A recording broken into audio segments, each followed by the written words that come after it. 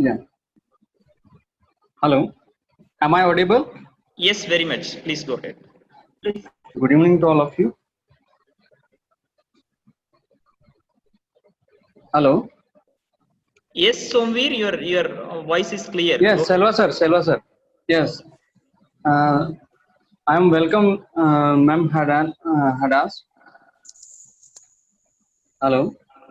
Yes, Yes, yes, hearing. Go ahead, Yeah. proceed. Welcome, Ma'am Hadas Memane, Professor Thank you. at Tel Aviv University, Israel. Is the head environmental engineering and faculty member of engineering Israel University. Ma'am is also head of the water tech laboratory. Professor Memane research focuses on development of novel technologies for treatment of contained water and wastewater for the conservation of biomass to biofuel, conversion to biomass to biofuels by integrating natural and induced photons, radicals, reactive species, nanoparticles, and advanced materials. Professor Memane current passion is to develop sustainable water technologies for developing countries and was recently sabbatical in India at IIT Madras to develop technologies for industrials and solid waste and wastewater and improve water quality in agriculture. So I am welcome Hadas ma'am. Thank you. Thank you very much. So I hope that you can hear me well. Just let me know. Yes, ma'am. Yes. Yes. You are audible. Okay, good. So I would like to talk a little bit about water innovation, about the interaction between climate change and water quality. Okay, Right. so Right. thank you. So when we think about water innovation, and this is a question that I ask myself many times, what does it mean to innovate in the area of water? So what does it mean? And if we look at the fourth industrial revolution, then actually in order to innovate in water, we really must bypass the traditional thought processes. Because currently we do have almost a solution for any water problem, water issue, water contaminant. So there's not like an issue in water quality that each professional in the water technology area could not find a solution. So the solutions exist. The application, the implementation, and all these are actually a gap.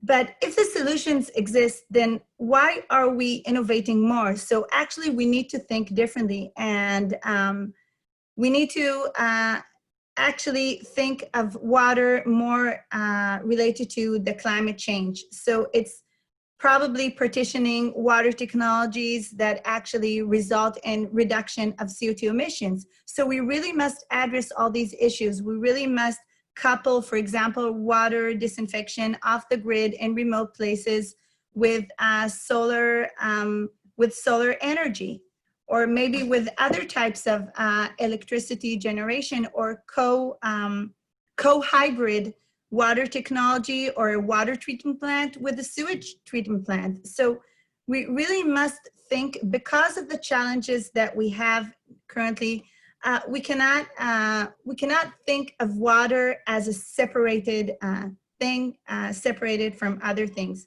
So when we look at I'm a scientist, I'm a professor, I'm in the university, and what we do is we have the option or the opportunity that we're very lucky to work on whatever we want.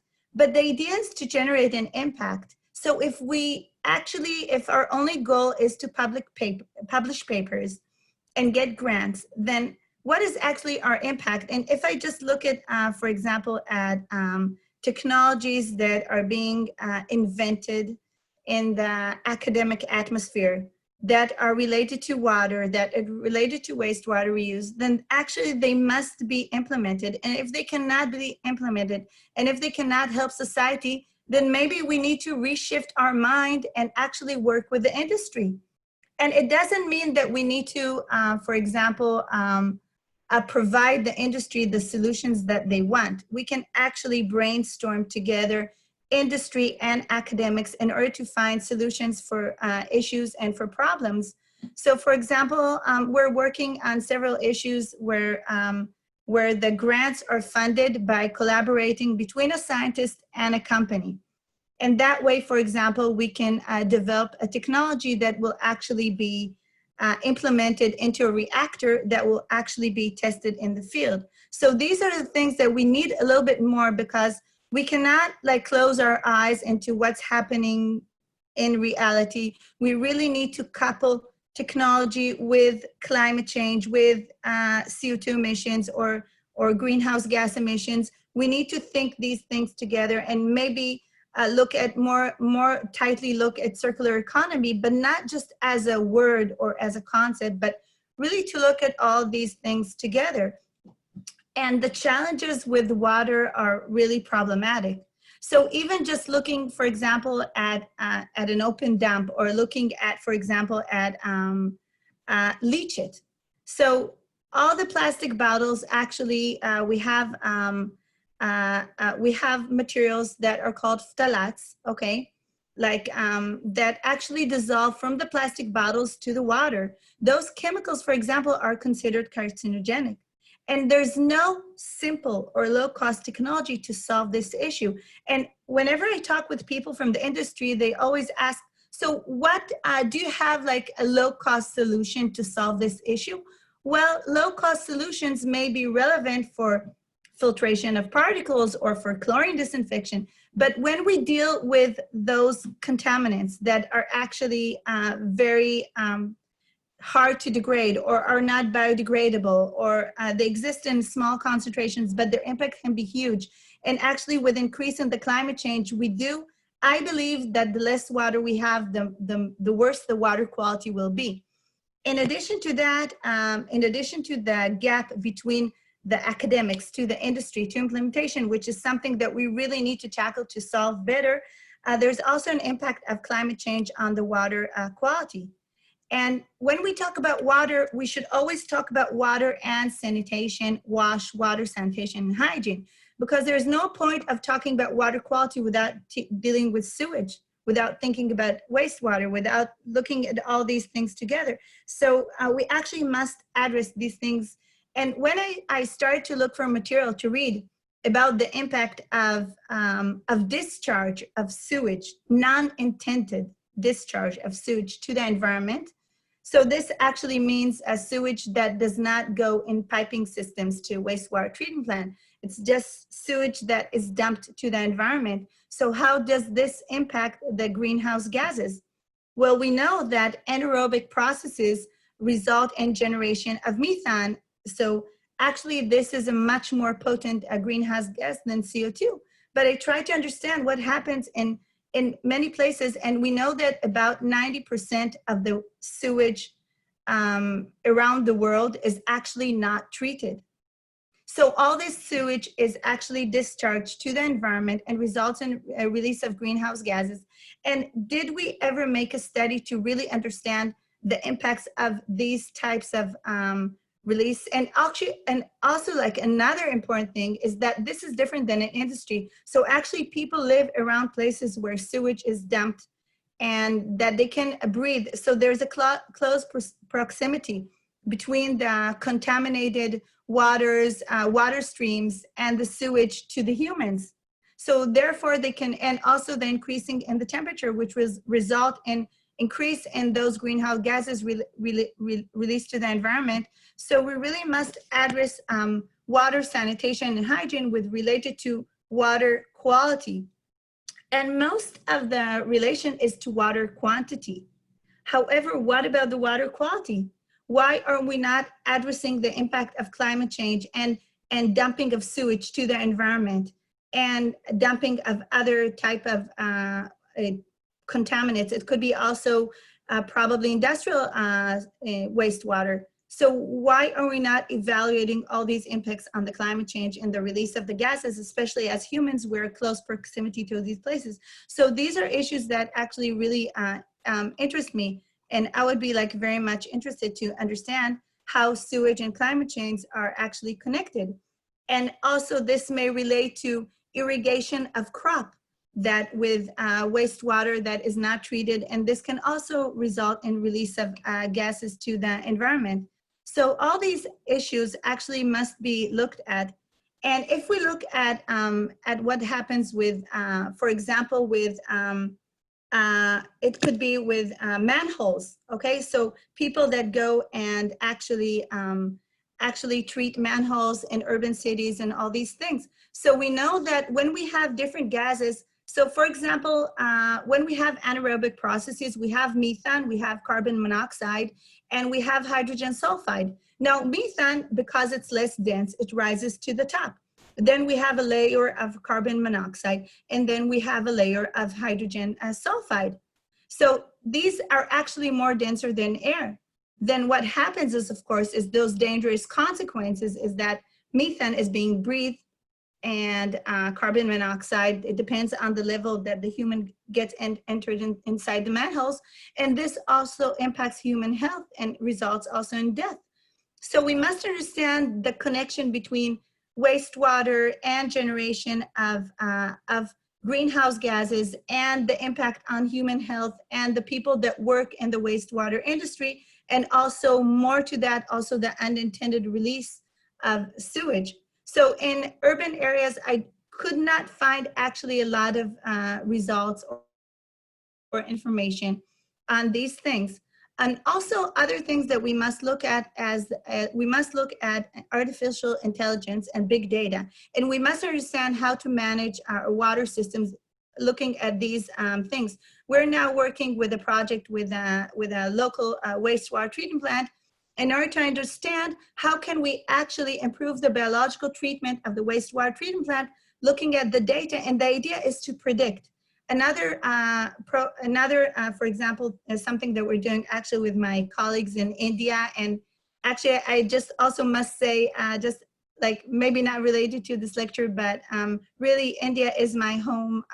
Now, since February, I did not visit India due to all this like COVID crisis, but my friends in India know that for me, it's my second home, and I really love this country. And just the issue of looking at the big data, looking at, not related, I'm going back to the issue of looking at big data, looking how to predict. So we're trying to do projects where we take water quality in different locations, and we're trying to see, for example, can we predict, due to all this strength of the data analysis, can we predict, for example, E. coli contamination? And if we can, maybe we can reduce the cost of water quality analysis. So these issues are actually the things that we must look at the fourth industrial revolution, looking at water innovation. And my request is the industry to talk with the scientists, because not all of us only care about publishing papers and about generating, I don't know, getting prizes. Like, I think most of the scientists that I know from the academics that work in the environmental areas, it could be water, climate, air pollution, all these things, really care about the environment, about making an impact. So I just want to end this talk by, if we can put our minds together, looking, and so you can look at the pictures behind me. This is a water drop, but it's also water network. So if we can think together, work together, I think that that will actually help us, I don't know, have better water management, and also address policy in a better way in order to look at not only water quantity, but also water quality in light of that climate change. So I think that's what I wanted to say. Thank you so much, ma'am. Thank you, ma'am. You have shown the hydro technologies and say water solution at every part. Green engineering, we should move to theoretical to practical aspect. This is the need of our. Thank you so much, Hadas ma'am. Thank you so much for your time. Welcome. Selva sir, Yes, over to you. yes. Thank you so much. Thank you, Hadas, for enlightening us from Israel, and we are also proud to say that India is the second home, which when you have told, I am really delighted. Thank you so much. Now we are going to the next country, that is Mexico. We have Chiara from Mexico. To introduce our speaker, Chiara, I invite Subhatra Rajendran. Yes, madam. Subhatra, madam, please go ahead and introduce. Thank you, Selva. Welcome, Madam Chiara. We are very proud and privileged to have you on our Environthon. She is from Mexico. A short profile about her. She is the executive chef and founder in the first organic market. Currently, she is her role is as executive chef in Don Pablo Gourmet. She is the founder of the first factory of dehydrated food in BCS, Mexico. She has 2 degrees in preserved food in the natural way. Currently, she is working with the farmers in the area of BCS, Mexico. She is also a owner of a sea salt mine producing salt flakes and the Cape Florida salt. She has served as a speaker at various universities on topics of food production and saving the environment. It's great to have you, Chiara. The dais is yours now. Thank you. Once again, Hi, welcome. everyone. Hi, everyone, and thank you so much for the invitation. And well, first of all, good morning, good afternoon for you. And well, I'm gonna try to do my best here with my Spanglish. So I'm very happy to be here and to be able to share with you this very important moment and topic because it's about what we are living. I'm very happy to be able to contribute and provide something with you. Thank you for the invitation, first of all, to Alatra and the organizers of this event. Well, my name is Chiara Avente. I was born here in La Paz, BCS, Mexico. I'm currently an executive chef of Don Pablo Gourmet and Sabores de Mexico. Well, you may think, what does a chef do in an event like this, right? The answer is so simple. Everything we do in our life always leads to one basic thing: food. I'll tell you a little bit about what I'm doing right now and how I started.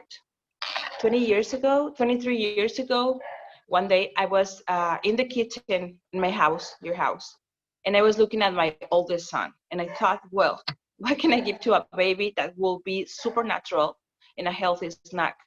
So I live in a city where, unfortunately, there are so many cases of cancer, which I was hearing right now to Ada, that she was talking about the water. Water here is a huge subject. Studies have shown that the reason, as I told you before, is the water and food. So I began to worry about what food or what I will give to my children.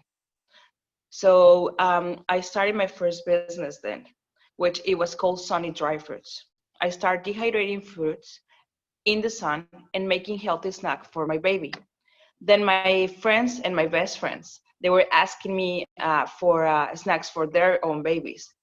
They were asking me for dry apples, kiwis, bananas. So it became to start to be interesting. For there, I began to investigate the farmers of the area of the South Lower California, and I realized that they were not exploiting the agricultural fields. Even then, there was still no sign of organic food. No one knew the world. At that time, we were talking about 1997, 1998. So everything was like, we were not talking about organic, we were talking about natural. So it wasn't trendy as it is today. And that simple, the organic thing was to continue with the virgin fuels without chemicals. All the time, the big supermarket chains like Walmart, we call them Lay in town, and Chedraui, which is another big supermarket like Walmart, didn't come here yet. So there was no industry in the city by then. And everything was more virgin and healthy. Years went by and the supermarket chains began to enter in Mexico. The food factories began to enter in Mexico, and therefore the industries. People began to get used to be buying products full of chemicals. packaged products, so they began to lose their ancient cuisine, and junk food came with that. I mean, in the schools, when kids were used to go before, we used to, as a mothers or as just local people, used to do like healthy snack and give it to them, right? Once at the supermarket came, the new generations started to buy like junk food, like papitas, we call them, snacks, but really bad snacks, sodas, packaged juice with full of sugar. So we thought, why we cannot do it like in a natural way, right? And start like doing everything as we used to do before.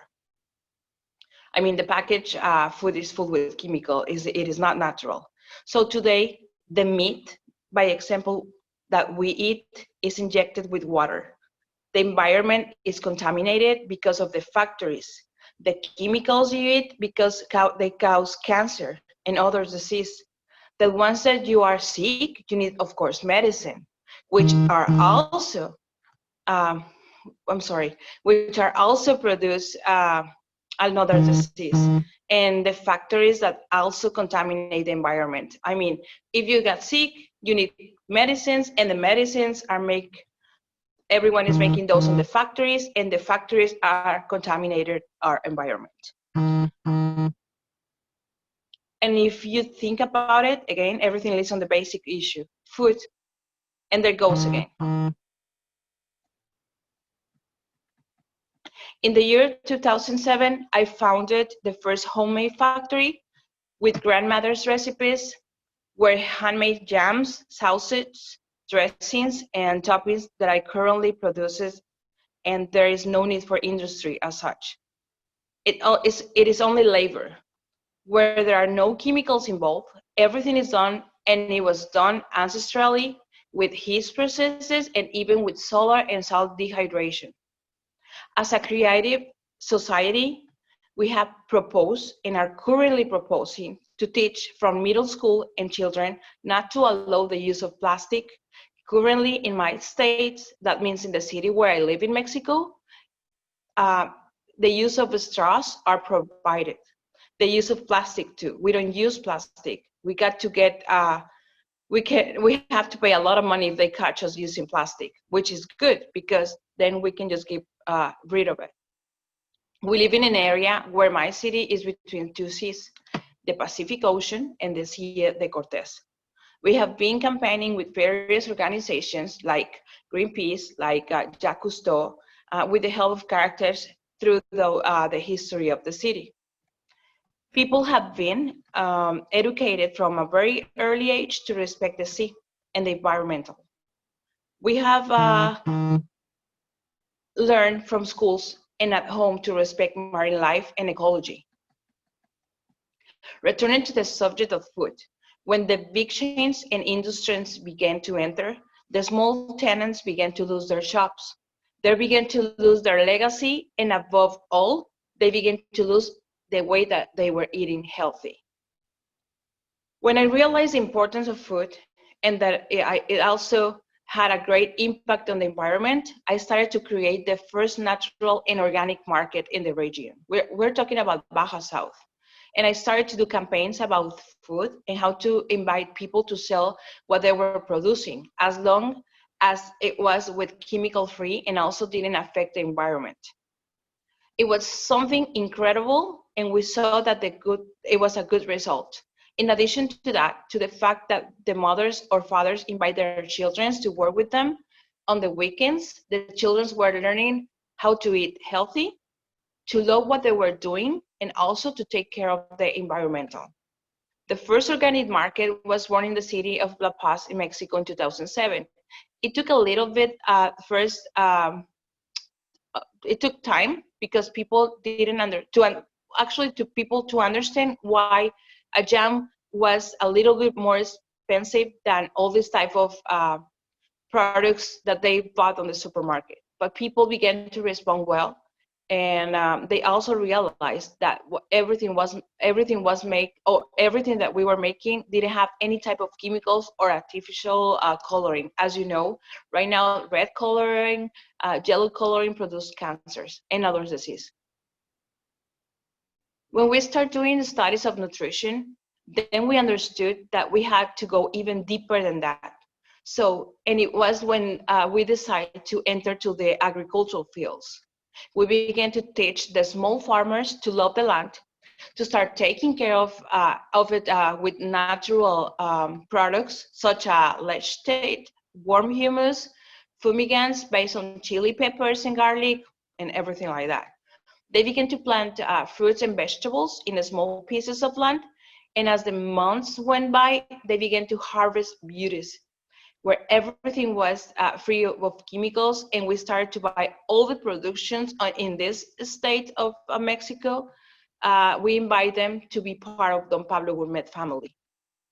Then we began to acquire the products and process them with the most natural way as possible and with the heat process. Everything, absolutely everything was handmade, and it is handmade. Today, we do not have anything. Today, actually, in this part of Mexico, we don't have industry as such. We don't put the environment in risk.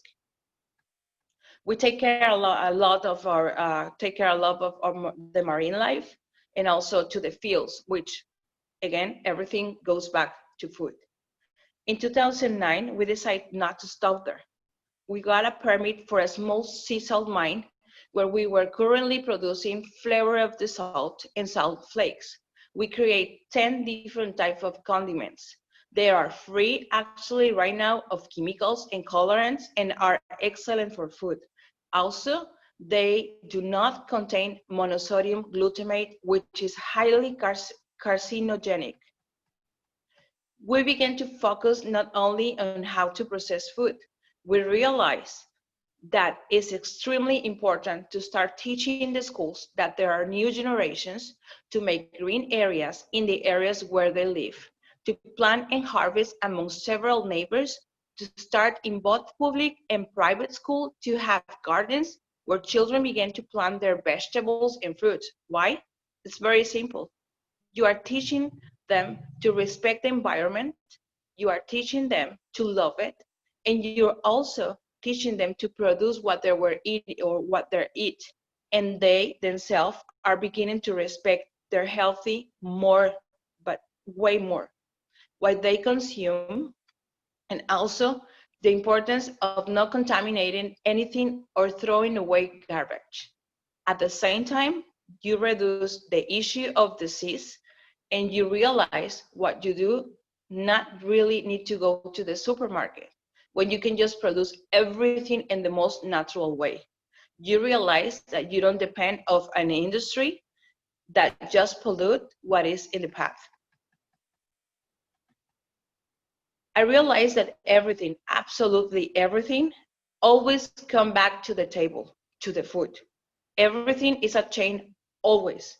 And you start to put a grain of sand in your house, then that little grain of sand between everyone will become something gigantic. For example, the use of straws here where I live has been a huge issue. Why?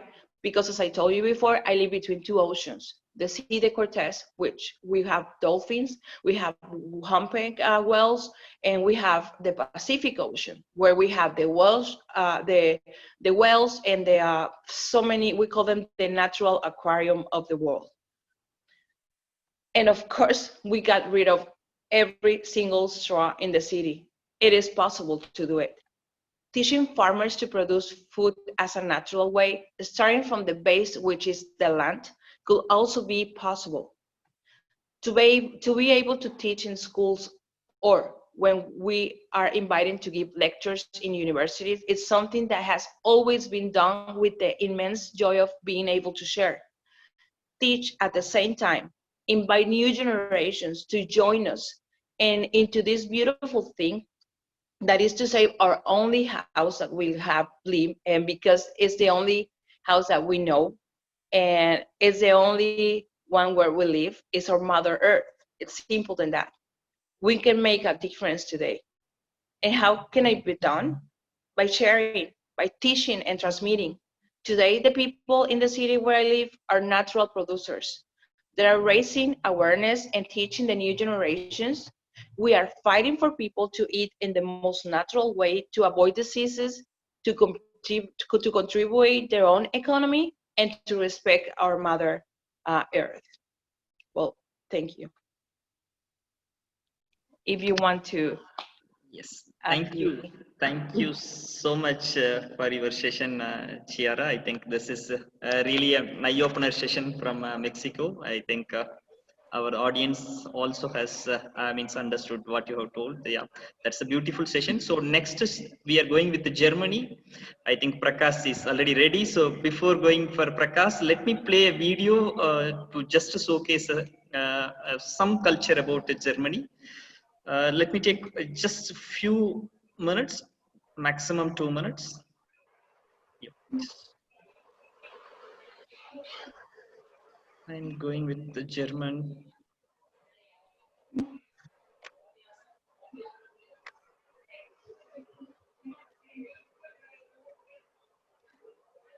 Bala, if you have, can you just play German video? Yeah, yeah, I have taken. Sorry, I will go ahead. I couldn't. Bala, that is Ukraine video. Anyway, I will play with the German video. That volume is also not there.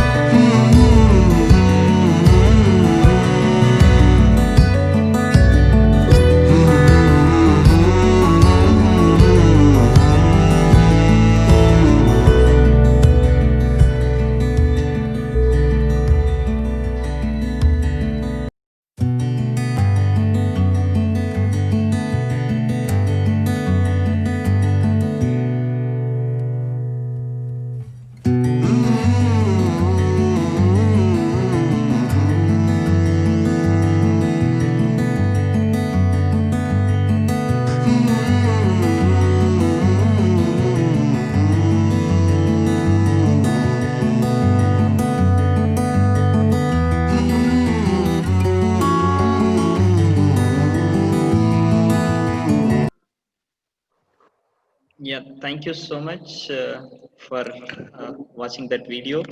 And now we invite Prakash, Assistant Executive Engineer TNEB, to introduce two speakers from Germany together. I think we have two different speakers from Germany, so I thought of inviting Prakash to introduce both of the speakers together. Yes, Prakash. Yes, sir. Thank you, Silva sir, for introducing myself. And the video was very beautiful. I am much proud about the Germany, where the video itself we can say all is green, right? So everything is green what we shown. So I'm much proud about the country and as well as the speaker. Let me introduce our speakers as well. First, in our speaker list we have David Kruger, that's from Germany. He's a teacher basically. A teacher of geography and music as well. The geography and as well music, the two different streams. It's he must have a skill on both. So it's a good. And at a high school in Hamburg, the topic he is going to cover is ecology and sustainability at a school in creative society. That is a topic he is going to speak. And as well as followed by him, we have another speaker as well, Alexander Mercy. And he is as a master in biochemistry from Balochistan State University, and the master's degree in life science informatics and Bonn University. Currently working as bioinformatician at Formher Institute in Germany. They're working in the field of neurodegenerative research. I am extremely happy to introduce the two speakers as well, and I am giving the stage to Mr. David first to speak and address our participants as well. David, we are eager to listen your speech, sir. Yeah, thank you very much. Can you hear me all? Okay. Yeah. Yes, sir, we can Yes, applaud very you. good. Yes, sir. Well, thank you very much for the impressive pictures from Germany. Really green, like my shirt. So I would like to say thank you, first of all, to the opportunity to talk here to you. And I would like to present the topic of ecology and sustainability with regard to school education. As you said, I'm a teacher.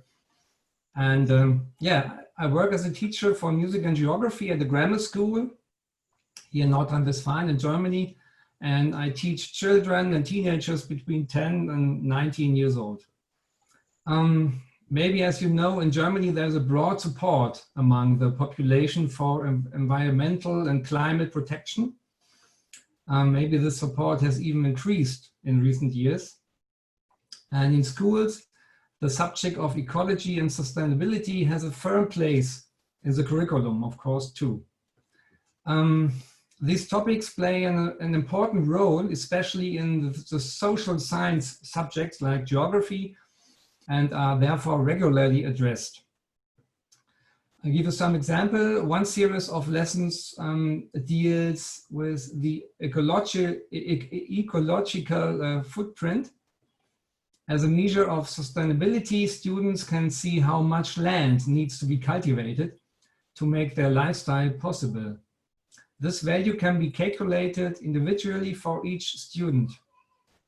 Another teaching example is the individual water footprint of each student, which shows how much water is needed to produce food.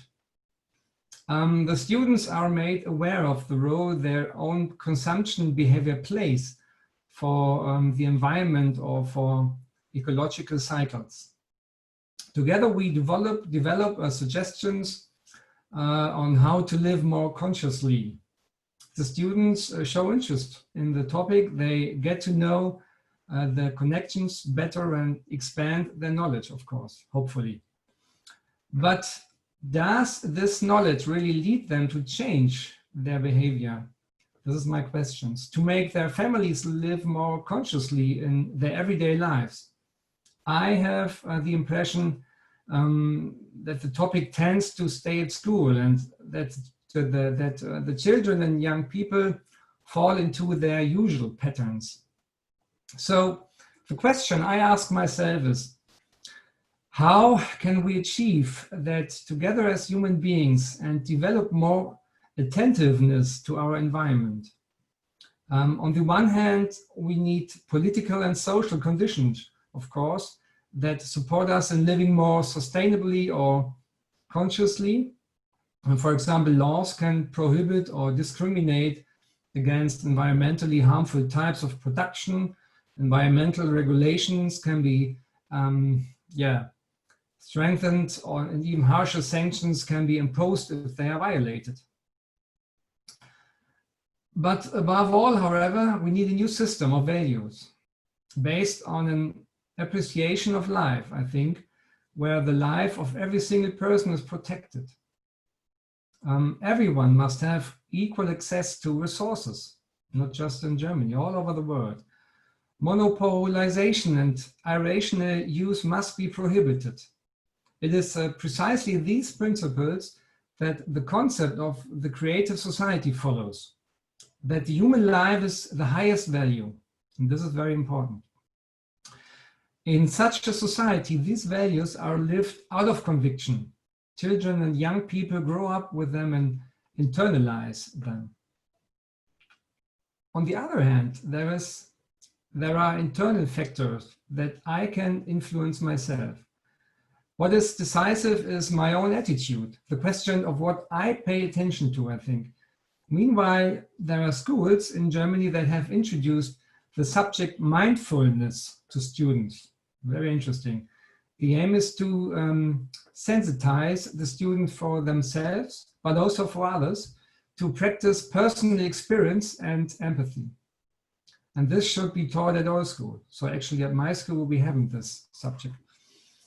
In my role as a teacher, I have to be honest with myself, first of all. What are my convictions? How consistently and consciously do I live? Above all, what is my motivation to talk about issues like ecology and sustainability? Do I want to point the moral finger at my students, tell them what to do? No, this is the wrong way. Students sense when I'm sincere and authentic.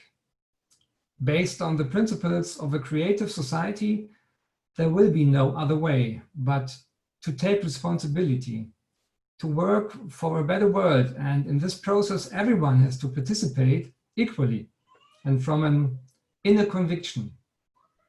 It is important that everyone is allowed to make their own decision, even students, of course. As a human being, I can therefore only ever report on my experiences, explain why it is important to me to talk about ecology and sustainability, especially according to which values I want to live. Why a creative society is for me the only real way out. What students do with it is their responsibility. And we should accept this.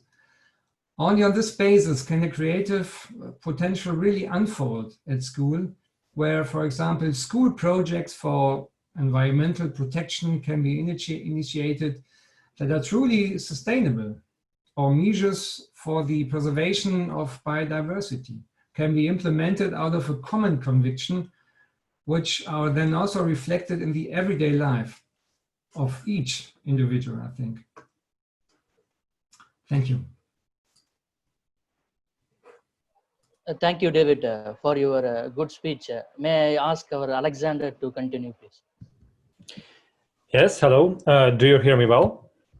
Yes, Alexander, go ahead. Yes, sir. Yes. Yeah. So in my talk, I will first describe the creative society actually as a fresh vision at common things and as a new worldview.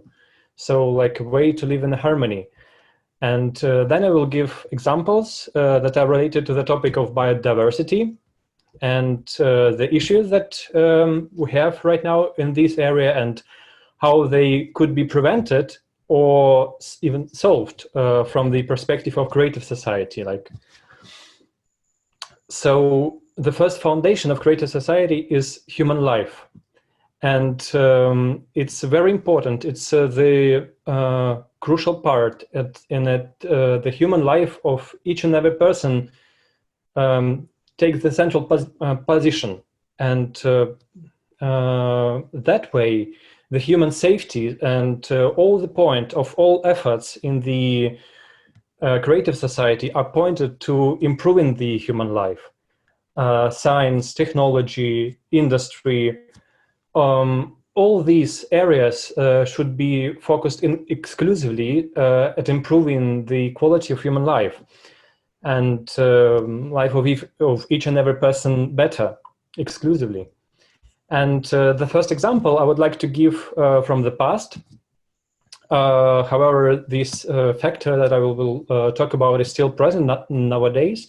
So I'm talking about DDT, or diphenyl trichloroethane. So it was synthesized in the end of the 19th century, and it was first used as insecticide in 1939.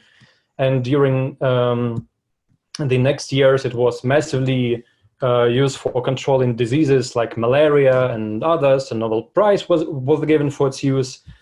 But then the humanity started realizing that it makes a really huge environmental impact, and also impact on human life. It has some hormone-like effects. Its subproduct acts like hormones, or it also suspected to cause cancer.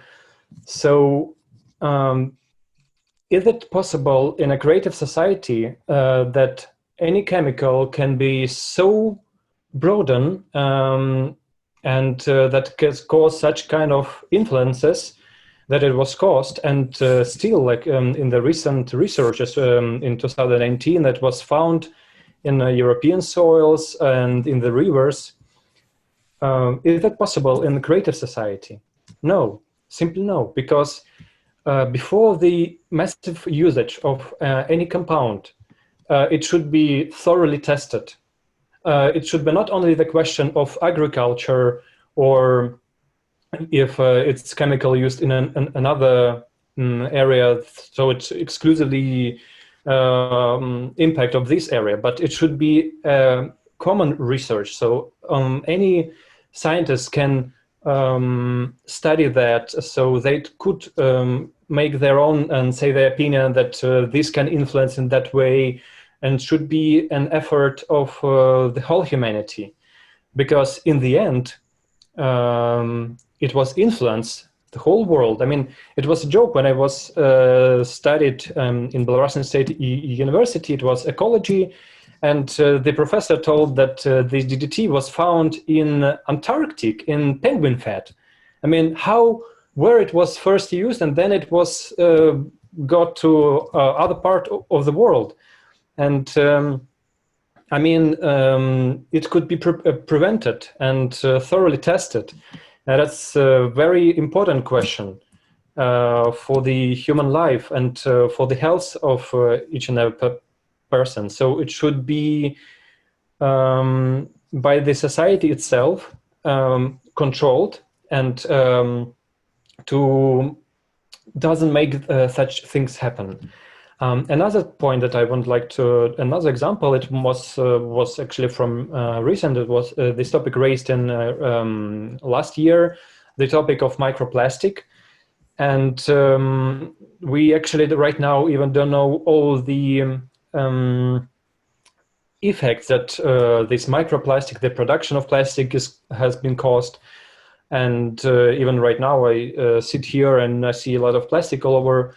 And in the creative society, we could find a way together to overcome these issues, like maybe to start thinking about alternative resources, or maybe another like better recycling, or raising the awareness of people that their actions so can influence other people's lives. And when the life stays in the center, you simply cannot just like throw away the bottle like in an appropriate place. So you will think about other people, because you will treat others as yourself. And I mean, all of these examples and all of these researches should, of course, be massively funded. But in the creative society, we can find ways, like when we put the life of a person in the center, we of course can find money and find fundings to really make a research before taking decisions. So, and another example that I would like to discuss is deforestation. And when you actually start thinking about that, right? So like we live on a planet Earth. There is no planet B, as was discussed by other speakers as well. So it's our home. And when we as a family take care of it, so it could not belong to any nation. So the forest is a commonwealth. So it's actually a very important, plays important role in the whole ecosystem, because when you start thinking how everything is interconnected, when you know, like all these forests, they give life to animals, and these animals, even small ants, plays a huge role in the whole ecosystem. That you also start thinking like how the beautiful is the planet Earth, and how is this life is unique. And of course, in creative society, deforestation could not happen because you need to plan maybe more or find another ways how to produce woods, or so it's not my topic of research. So like there should be specialists that can connect and in an interdisciplinary way solve the current issues. So there should be a platform where people can exchange their ideas, one platform for solving all the issues, for treating like fires and etc. So it should be, everything should be united and really as a one big family. So on this planet Earth. And for me, the creative society is a like as I said, as a new worldview. Like for me, it's like a glasses, you know, when you put the glasses and you start see things in true colors, how it should be and how it could be. And this feeling, I mean, when you start talking to other people, they really understand it, because that's the way how it should be. And now already a lot of people are connected, and you see back there a website, and we do interviews with other people all over the world. We talk about it and share this idea of creative society further for other people. Yeah, thank you so much for the opportunity to talk here. Thank you, Alexander, for your speech on microplastic as well. You rightly said that we have no planet Earth, other planet Earth other than our planet, so no B. So thank you very much from the Germany. We got a night insight from the Germany. So over to you, Silva sir. Thank you so much. I have to thank both the speakers, David and Alexander, for joining from Germany together to make a great presentation. Yeah, session has been well received. Thank you so much for joining. Yeah, next we are moving to Norway. So before going far, let me just play a video.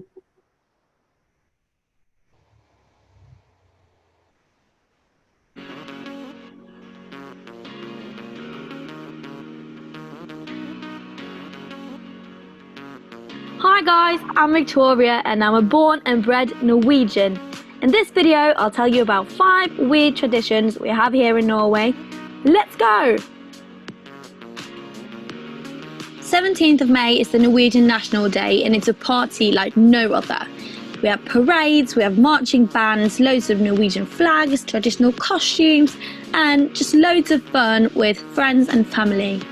We normally start the day with what we call a champagne breakfast with scrambled eggs and smoked salmon before we take the streets to wave our flags and shout hurrah!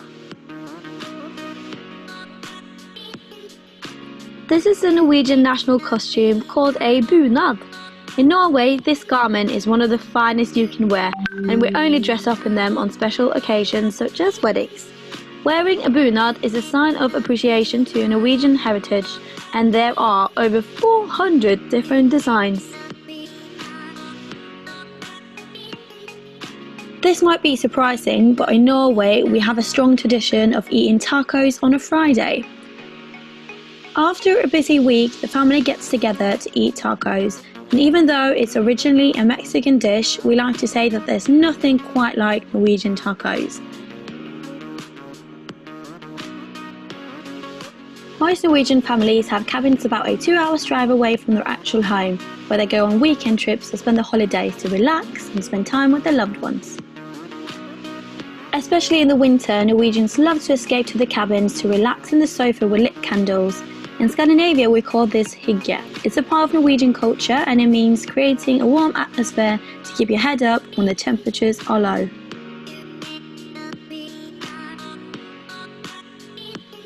Moving on to maybe the weirdest and most unique tradition, russetid. This is what it looks like when Norwegian teens celebrate that they're close to finishing upper secondary school. Even though they haven't finished their exams yet, their main focus for a whole month is dedicated to partying while wearing these blue overalls. They have their own buses, clothing, songs, and some teens actually spend around 6,000 British pounds on being russ. This has been me, Victoria. Yeah, thank you so much for watching another video, interesting video from Norway. So, I mean, when Bala has said this 20 countries, 20 speakers, really I am afraid because how to find out 20 speakers from 20 different countries. But I think we have exceeded 20 countries now. To introduce a speaker from Norway, I invite a speaker or a introducer from Singapore. Suren, can you just introduce from Selva, one announcement, I think we have crossed almost 13 hours. So I thank all the speakers and the organizers and the partners for making this wonderful day. So definitely, I think we'll move furthermore to achieve a big record. So thank you so much. Thank you so much for that information, Gokul. Now I invite Suren from Singapore to introduce our speaker from Norway. Suren? Oh, hi. Hi to everybody. This is Suren Kumar, and nice to meet you all through this group. And after seeing the video, I feel that I'm in Norway already. And let me introduce the next speaker, who is eminent speaker, Mr. Svein Young. Is the founder and CEO of the Beyonder, a green tech startup focusing on sustainable power storage solutions for industrial application. He brings over 25 years of broad experience, starting as mechanic and field engineer in oil and gas, which is our field actually, via international sales, marketing, BDM, and board member at Rieslink up to and through a successful exit to Schlumberger. He has been involved in a number of startups, making him a seasoned entrepreneur with a high level of efficiency and real-life execution. Svein holds a SCAN, MAC from BI Norwegian Business School, and a BSc in Mechatronics from the University of Agder. May I welcome you, sir? This is your Doug. Please carry on. And we welcome you for this nice presentation. Thank you. Thank you so much. And thank you, everybody, for this opportunity to give a speech and introduction to what we are doing here at Beyonder. As my title here says, we're looking at sustainable energy storage solution, and I'll try to give you a brief introduction of why we claim it is sustainable, and also try to tailor that a little bit into the well, sustainability is a wider scope of the biodiversity. So, but I'll just jump into it and continue. Let's see here. Here it comes. Yeah, so Beyonder is a company that was founded and that I founded 4.5 years ago, with the key focus of becoming a high-tech company, developing, producing, and implementing a totally new energy storage solutions. And we have seen that there are, well, lithium-ion batteries are very interesting technology, but there are rooms for improvements. And it's also clear that one size doesn't fit all. So we have to develop something that is more tailor-made for the industry, and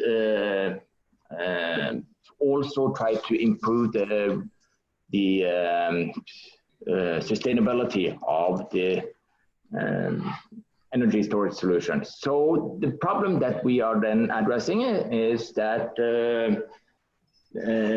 quite a lot of the materials that are being used in energy storage solutions are non-sustainables. And also it's quite a energy requiring industry, consuming and therefore emitting quite a lot of CO2 emissions during the production of battery cells. Also, we see that when we are now trying to introduce more renewable energy from predominantly wind and solar, that's quite fluctuating, which the current energy grid typically is not dimensioned for. Also, when we are on the consumer side, trying to electrify the industry and transport, we also see that this will introduce massive peaks on the grid, which could cause blackouts or severe challenges and actually be a limit. Finally, but not least, as I said, lithium-ion batteries are a fantastic technology, but for some industrial applications, it can have too long charge time, limited power, safety, and lifetime to actually be used as a means to allow for further electrification. And our solution then is we have developed a eco-friendly battery and also looking at using more sustainable materials. We're actually replacing one of the main ingredients with something that we have are producing ourselves. We are using local forest residues to convert into through a patented process and making world-class, high-quality activated carbon as the cathode material. And for the anode, we're using silicon, which is one of the second most available raw materials on the Earth's crust. So the solution that we are looking at is actually to take the best from two parts. We are making a hybrid energy storage solutions from a supercapacitor and from a lithium battery. So we're taking the high safety level, specific power, and long lifetime from the supercapacitor through the cathode, and combining that with the increased energy density and low self-discharge from a lithium-ion battery. In addition, we're also replacing the graphite with silicon materials, as mentioned. And one of the reasons for that is also that silicon has a higher energy density potential. But when it comes to sustainability, I just wanted to focus a bit more on mention that activated carbon, which is available, it's a big industrial material. We have then improved the production process through a patented production process. We are combining a few of the steps and thereby with something as sustainable and easily available as sawdust from the local pines and spruce, we can achieve the best-in-class activated carbon, which we also through this process can tailor-make the pore throat and pore throat distribution and really achieve a very, very high surface area, which allows for larger energy storage. This actually means that through the company, we now have 3 products that we are ready to scale up and commercialize. We have then a activated carbon that can be used for various applications. Currently, we are using it for energy storage as our main ingredients. We have also developed a supercapacitor as well as this hybrid, the lithium-ion capacitor. The activated carbon also have massive potential for other sustainable impacts. For instance, it's highly used for water purification, and with the increased performance and the ability to tailor-make the properties, we can improve this. We also see it being used in gas treatment, which means also pollution control. And not least, we see it has a very interesting potential when it comes to CO2, both for capture, transport, and into storage. Back to the energy storage, energy storage is a massive market, and actually it's the fastest growing industry now. Luckily, because we have to do some electrification and reduce the CO2 emission. And this technology will then be able to help out with stabilizing the grid, as mentioned. We can also use it for stationary energy storage and for charging infrastructure, allow for higher high-speed, large EV charge stations, as well as charging for more heavy vehicles, both buses, trucks, as well as ships and ferries. And we're also looking into putting batteries in larger industry areas to allow for further electrifications, for instance, harbors and stuff like that. Sustainability is crucial. We have to change the way we are doing industry and business now. And in Beyonder, we are proud that we actually are specifically through the technology we do and the way we run our business, are addressing 11 of the 17 UN Sustainable Development Goals. Looking a bit into that, I mentioned the raw materials where we are using this activated carbon that actually replaces then the use of nickel and cobalt.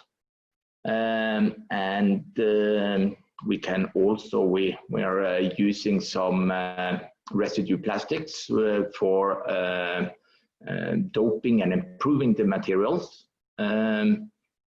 On to production, we are also very much focused on reducing the chemicals and replacing the solvents with more sustainable solvents, such as water. We are also, through numerous innovations, reducing the energy consumption and improving the performance of the cells. Being located close to the end users and using local raw materials and ingredients means that we reduce the distribution and the transport requirement. This technology also allows for it enables some further electrification, which means we can reduce the emission from more fossil fuels. And not least, we're very focused on the recyclability. And also with the longer life, it takes longer time before we actually have to run it through a recycling. So in summary,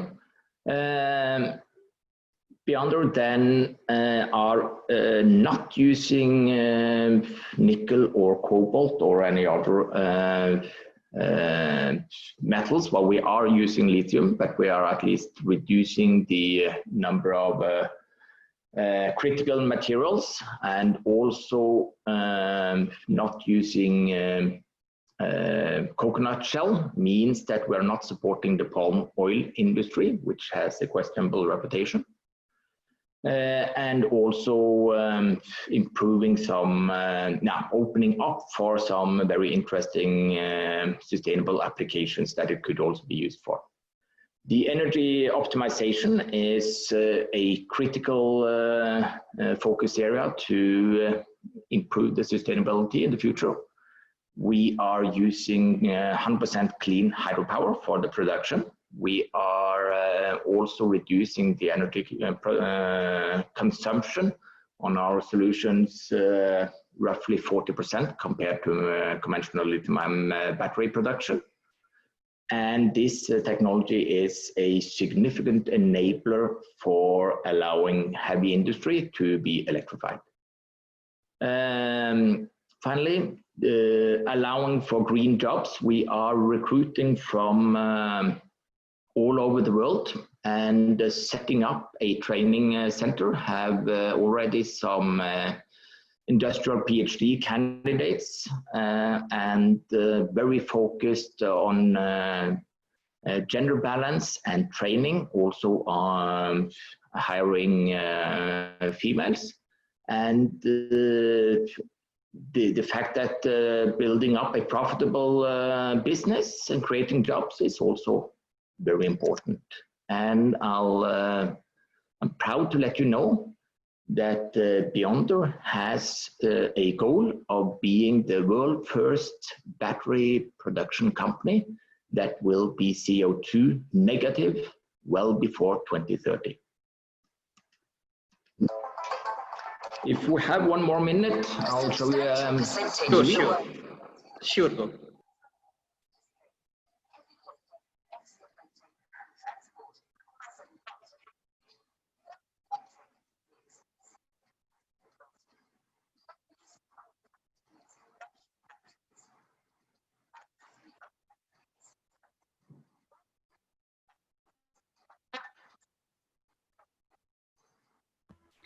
Shevin, the music is not audible.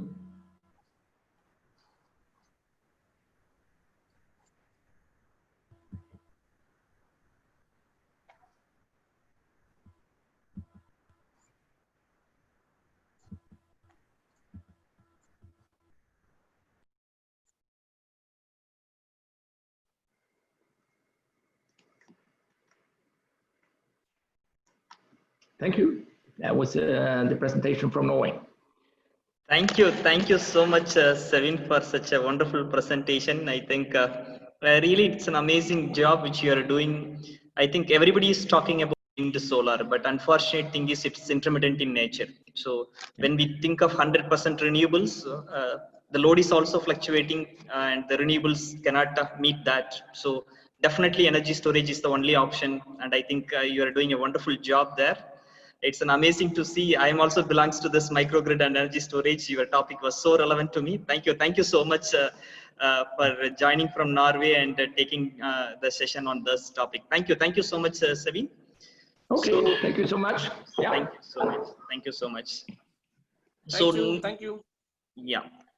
Next, we have another interesting event. We have few more peoples from overseas, but I am coming back to India to Waste to Wealth. We have Dr. Suresh Sitaraman. Sir, if you are available, probably you can take up the sessions and tell us how to create a wealth from waste. Yeah. Yes, sir. Also welcome our Deepak, who's from YM community of Coimbatore, and he's also a teammate of our Suresh sir, who has done lots of work along with Suresh sir and made this competition wonderful. So I think Suresh sir has not muted. Yeah, yes, sir. Yes. Thank you for the opportunity once again. right from the morning. Right now, we just traveled from India to Bhutan, Bhutan to Bangladesh, Bangladesh to Malaysia, Malaysia to then slowly we just entered into like Norway, Sweden. And I'm so tired, from right from the morning. We were traveling, and so I'm coming back to India, and then we have to just move to again US back. It's really very happy to travel all around the world within 15 hours. It's a great dream. No, and it has been, it is not true now. It is true now. At the outset, I'd like to register my wholehearted thanks for the every people, every members who has taken a very good initiative to take this kind of awareness to the society, not only to India, but to the globe. Yeah, I'm very happy to be a part of it. And I kindly register once again my wholehearted thanks. At the outset, I would like to invite my student friend. Actually, he's my student, and I will always used to call him as my friend because he is the pet student, and he is the first student of my batch, and he is a good alumni.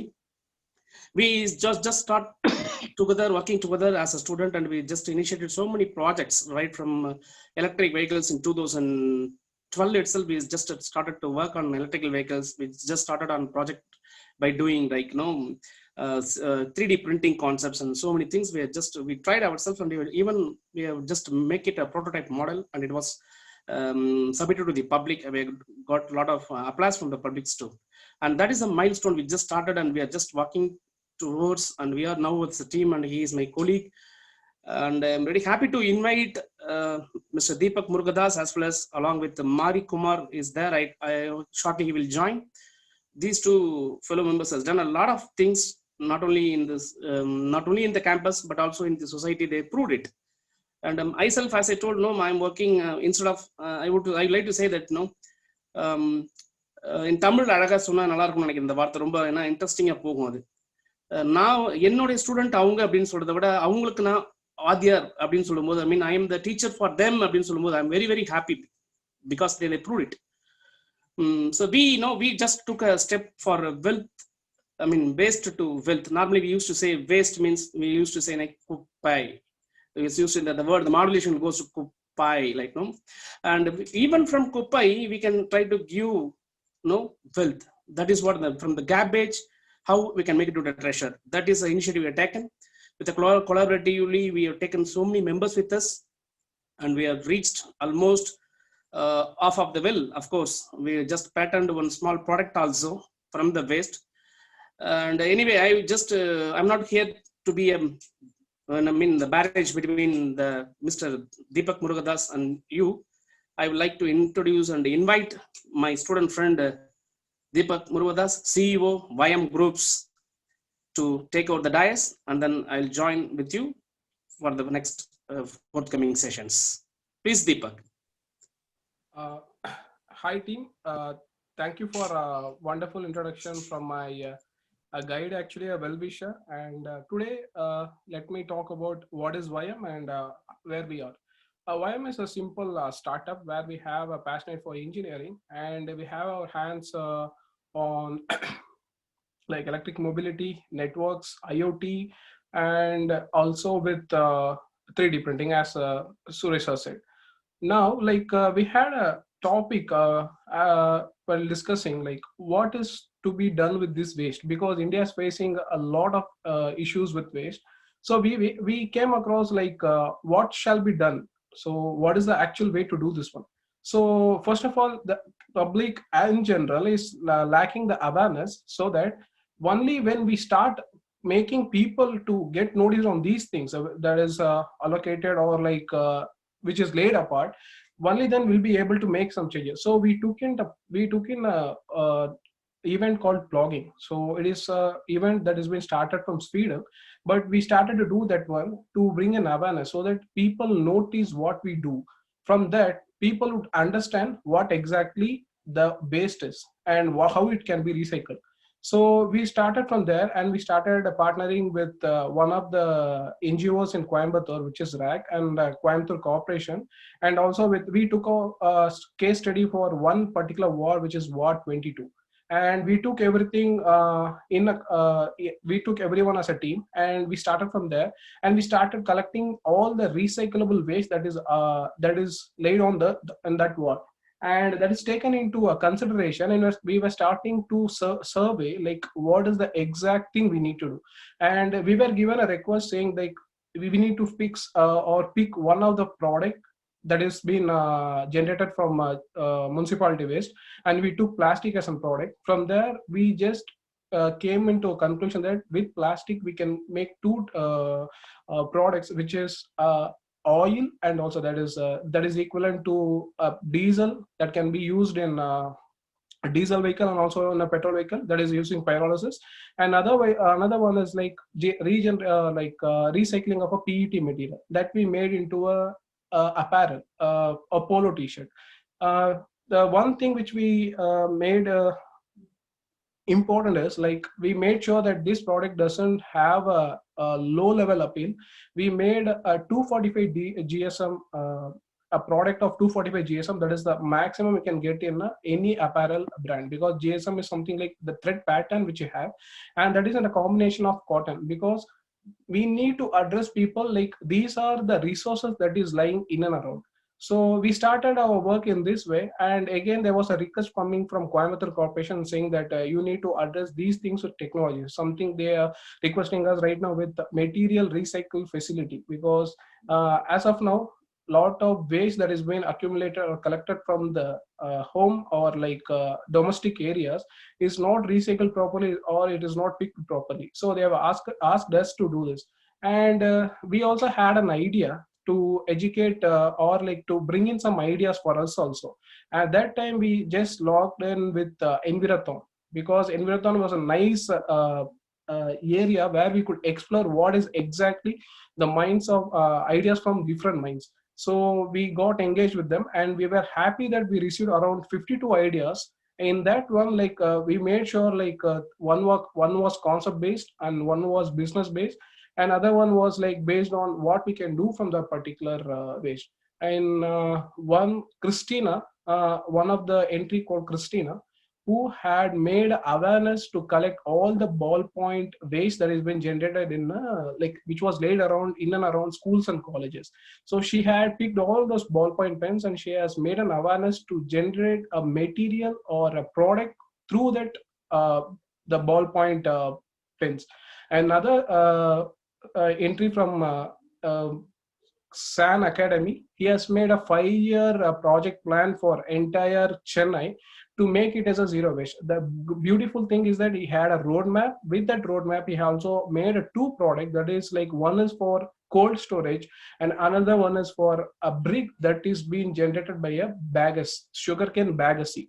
And the good part is that sugarcane bagasse has a good strength material compared to the normal clay bricks. So we were able to identify these ideas from the school itself. So we were thinking like we have a good good awareness among the students who notices all these things, and we have internet resources also to bring about all these ideas to him. And another entry from a PhD iTech from Coimbatore, majority of the construction waste is not noticed properly, and we just dump in the normal area.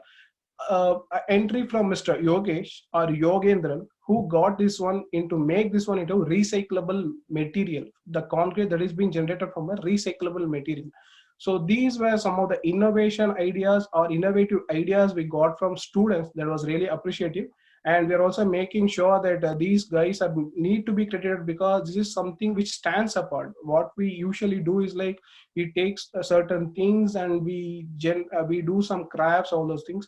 But in this case, it is completely into something called a product that is very important, because majority of the energy that goes in right now is being into developing a new product. So that can be 50% of those materials can be obtained from the recyclable product itself.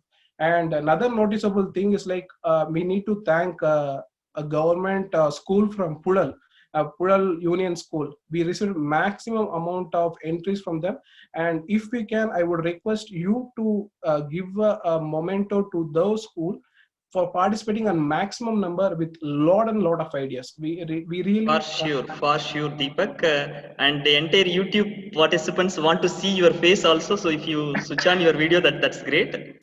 actually, like, I have an issue with my video. That's it. No Like, worries, no worries. Go ahead, go ahead, go ahead. Yeah, go. So actually, I'm thankful to Mr. Suresh and Mr. Balasubramaniam, Mr. Gokul, where I had an initial interaction with on my like for the past 2 or 3 weeks, where like it was a really eye-opening what do you say, a topic of discussion with all those people. Like, I'm really grateful and thankful to got introduced to those people. And also Mr. Orisa Balu sir, I'm not sure whether he is available on online. I'm a big fan of him, and I've been following all his works on YouTube. And I'm very happy that I'm just connecting to one of the brightest minds in the universe. So there are a lot of people, both young and eldest minds. I'm very happy, and I'm really proud that I'm connecting with brightest mind people. And we are also happy to get engaged with Environthon further. Thank you, Deepak. That was really very awesome. As I told in the initial itself, I am very happy to and proud to be your teacher, because instead of saying that you are my student, I am very proud to be your teacher. So Deepak and Marikmar was educated at the KIT Kalanjir Karnan Institute of Technology, and I myself is the tutor for them right from the beginning. And this is the one sample I want to highlight here. Show your video, students' videos. Yes, we'll go to the videos. I will request Selvakumar to play the videos so that to witness what the students has done and given to Environthon 2020.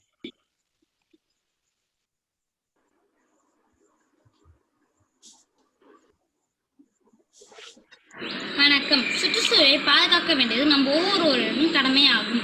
இன்று உலகை அச்சுறுத்தும் ஒரு கொடிய நோய் COVID-19. இதிலிருந்து நம்ம பாதுகாக்கல கைகளை அடிக்கடி கழுவுது, அது தொட்டு பண்ணாம இருக்கிறதுக்கு நம்ம என்ன பண்ணலாம்னு நான் யோசித்தேன். அது வந்து எங்கள் வீட்டில் இருக்க பழைய பொருட்களை வச்சு பண்ணணும்னு நான் முடிவாக இருந்தேன். அதுக்கப்புறம் பார்த்தீங்கன்னா நான் வந்து ஏன் நம்ம ஒரு ஹேண்ட் சானிடைசர் செய்யக்கூடாது அப்படின்னு யோசிச்ச போது தான் நான் இதை செஞ்சேன். இது வந்து அனைவருக்கும் பயனுள்ளதாக இருக்கும். அதாவது பார்த்தீங்கன்னா வேலைக்கு போகிற அப்பாவுக்கு, கடைக்கு போகிற அம்மாவுக்கு, அதுக்கப்புறம் வீட்டில் இருக்க ஸ்கூலுக்கு போகிற எங்களுக்கு, வீட்டில் இருக்க முதியோருக்கு எல்லாருக்குமே பயனாக இருக்கும். இந்த கொரோனா காலகட்டத்தில் பார்த்தீங்கன்னா கைகளால் தான் இந்த நோய் அதிகமாக பரவுது. இதை தவிர்க்கும் விதமாக நான் வந்து கால் டச் பண்ணி இதை செய்யலான்ட்டு எனக்கு வந்து ஐடியா வந்தது. அதனால தான் இதை வந்து கால் டச் பண்ணி செய்யலான்ட்டு நான் இது பண்ணேன். இந்த வாட்டர் கேன் பார்த்தீங்கன்னா ஒரு முறை யூஸ் பண்ணிட்டு நம்ம தூக்கி போடாமல் நான் வந்து ரீயூஸ் பண்ணியிருக்கேன். அதுக்கப்புறம் இந்த மரக்கட்டிங்லாம் பார்த்தீங்கன்னா வேலை செஞ்சுட்டு தூக்கி போட்டுருவாங்க. அந்த தூக்கி போகிற மரக்கட்டை தான் இதுவும். இது வந்து நான் வந்து ரீயூஸ் பண்ணியிருக்கேன். இதை பாருங்க, இதுதான் அது. இது வந்து எப்படி செய்யறதுன்னு பார்க்கலாமா? இதை பாருங்க, இந்த மாதிரி காலால் டச் பண்ணால் நம்ம கைகளை சுத்தம் செஞ்சுக்கலாம். இது வந்து எங்கள் வீட்டில் வந்து எங்கள் அப்பா வேலைக்கு போயிட்டு வந்தாலும், எங்கள் அம்மா வந்து கடைக்கு போயிட்டு வந்தாலும், நானே வந்து கடைக்கு போயிட்டு வந்தாலும் இதில் தான் நாங்கள் கைகளெல்லாம் சுத்தம் பண்ணுவோம். அதுக்கப்புறம் பார்த்தீங்கன்னா இந்த கொரோனாலாம் முடிச்சுட்ட பேர், ஸ்கூல்லாம் திறந்துட்ட பேர், நான் வந்து என்ன பண்ணேன், ஸ்கூலுக்கு போய் வைக்கலாம், ஒவ்வொரு கிளாஸ்க்கும் ஒவ்வொரு மாணவர்களாக செஞ்சு வைக்கலாம், நாங்களே யூஸ் பண்ணணும் அப்படின்ட்டு நான் வந்து ஒரு ஆசையாக இருக்குது. என்விரான்மெண்ட் 2020 என்னை ஃபைனலிஸ்ட்டுக்கு சேர்த்த எல்லாருக்கும் என்னோட மனமார்ந்த நன்றிகள். அதுக்கப்புறம் என்னை ஊக்குவிச்ச எங்கள் அப்பா, எங்கள் அம்மா, எங்கள் மாமா, அதுக்கப்புறம் என் ஹெட்மாஸ்டர், என்னோட டீச்சருக்கு என்னோட மிக மனமார்ந்த நன்றிகள். என் பேர் வந்து பரத். நான் வந்து பஞ்சாயத்து யூனியன் மிடில் ஸ்கூலில் ஏறேன். Stay home, stay safe. Okay, Selva, next video, Selva. So shall I go ahead with the videos? Next videos? Yes. You can proceed continuously. Yes, sir. Yes.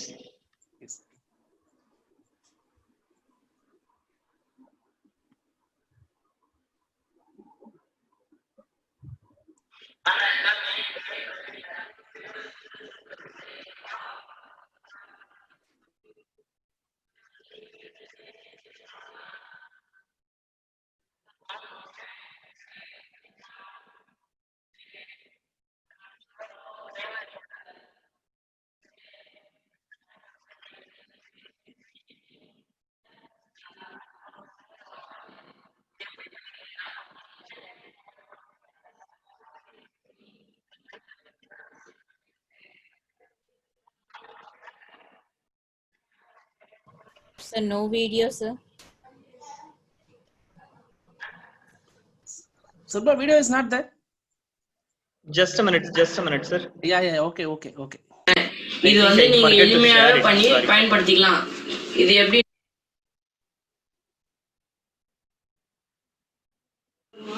வணக்கம், என் பெயர் பிரவீன். நான் PUMS புழல் ஸ்கூல்ல படிக்கிறேன். இப்போ நம்ம பார்க்க போறது வந்து லோ காஸ்ட் எமர்ஜென்சி ஃபியூல். இது வந்து நீங்க வீட்டில் இருக்கிற வேஸ்ட்டை வச்சே பண்ணலாம். இதுக்கு வந்து 3 வாட்டர் கேன், ஒரு பைப், அடுத்தது ஒரு கார்ட்போர்ட், அடுத்தது ஒரு டின் கேன். இது பண்றதுக்கு அவ்வளோ உங்களுக்கு டைம் எடுக்காது. இதை நீங்க எங்க வேணா வச்சு பண்ணலாம். இது வீட்டில் இருக்கிற வேஸ்ட்டை வச்சியே நீங்க இதை செய்யலாம். அதுக்கும் அவ்வளோ செலவும் ஆகாது. இது எப்படி பண்ணியிருக்கிறேன்னா, ஒரு டின் கேன்ல எடுத்து வாட்டர் போட்டு அது ஒரு ஸ்டவ் மாதிரி ரெடி பண்ணி இந்த பைப் எடுத்து நான் அதில் செட் பண்ணியிருக்கிறேன். அடுத்தது இந்த 3 வாட்டர் கேன்ல இது மேலே ஒரு மேலோட்டமாக இன்னொரு பைப் தண்ணி உள்ள வச்சிருக்கிறேன். இன்னொரு பைப் மேலோட்டமாகவும் இன்னொரு ஏர் பம்ப் பைப் வந்து தண்ணி உள்ள வச்சிருக்கிறேன். இன்னொரு பைப், அந்த பைப் அப்படியே நான் ஏர் பம்ப் பாட்டில் உள்ள செட் பண்ணியிருக்கேன். இது வந்து நீங்கள் எளிமையாகவே பண்ணி பயன்படுத்திக்கலாம். இது எப்படி நான் ஒர்க் பண்ணேன்னா, இப்போ நான் இதை புஷ் பண்ண ஏரும் பெட்ரோலும் கலந்து தண்ணியும் ஏர் பெட்ரோல் கலந்து 3 இங்கே ஒரு கேஸ் போல் வரும். அப்போ இது வந்து ஒரு ஸ்டவ் போல் அப்படியே க்ளீனாக இருக்கும். இதால் ஒரு ஆபத்து இல்லை உங்களுக்கு, பக்கத்தில் தண்ணி இருக்கிறதுனால. இது வந்து இப்போ வீட்டில் கேஸ் காலி ஆயிடுச்சுன்னா, நீங்கள் இப்போ ஒரு பால் வைக்கணுமோ இல்லை ஒரு சுடு தண்ணி வைக்கணும்னா இதை வச்சு எளிமையான முறையிலே நீங்கள் பயன்படுத்திக்கலாம். அந்த பாலும் சுடு தண்ணி கொதிக்கிற அளவுக்கு இதுக்கெல்லாம் பவர் இருக்குது.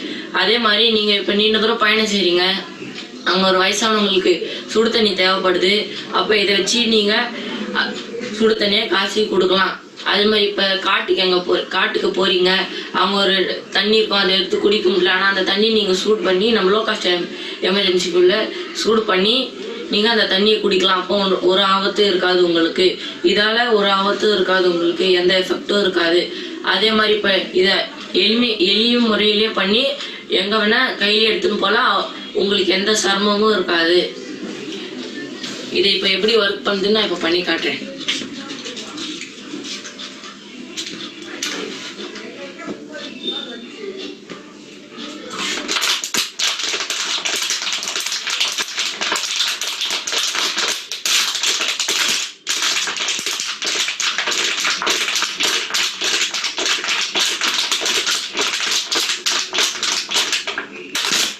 இப்படிதான் இது ஒர்க் பண்ணும். என்விரான் 2020 என்னை ஃபைனல் ரவுண்டில் செலெக்ஷன் பண்ணுறதுக்கோசம் நான் ரொம்ப சந்தோஷப்படுறேன். அதே மாதிரி என்னோட டீச்சர்ஸும் என்னோட பேரண்ட்ஸும் என்னை கைட் பண்ணுறதுனால அவங்களுக்கு என்னோட மனமார்ந்த நன்றியை தெரிவிச்சுக்கிறேன். இன்னும் ஃப்யூச்சரில் இந்த மாதிரி இன்னும் நிறையா பொருட்களை கண்டுபிடிக்கணும் என்னோட எண்ணம் நிறைவேறணும். என்னோட பேர் பி பிரவீன். நான் PUMS புழல் பஞ்சாயத்து போர்ட் ஸ்கூலில் படிக்கிறேன். புழல், சென்னை 66. நன்றி, வணக்கம். Sir, I am going with the third video, sir. Yes.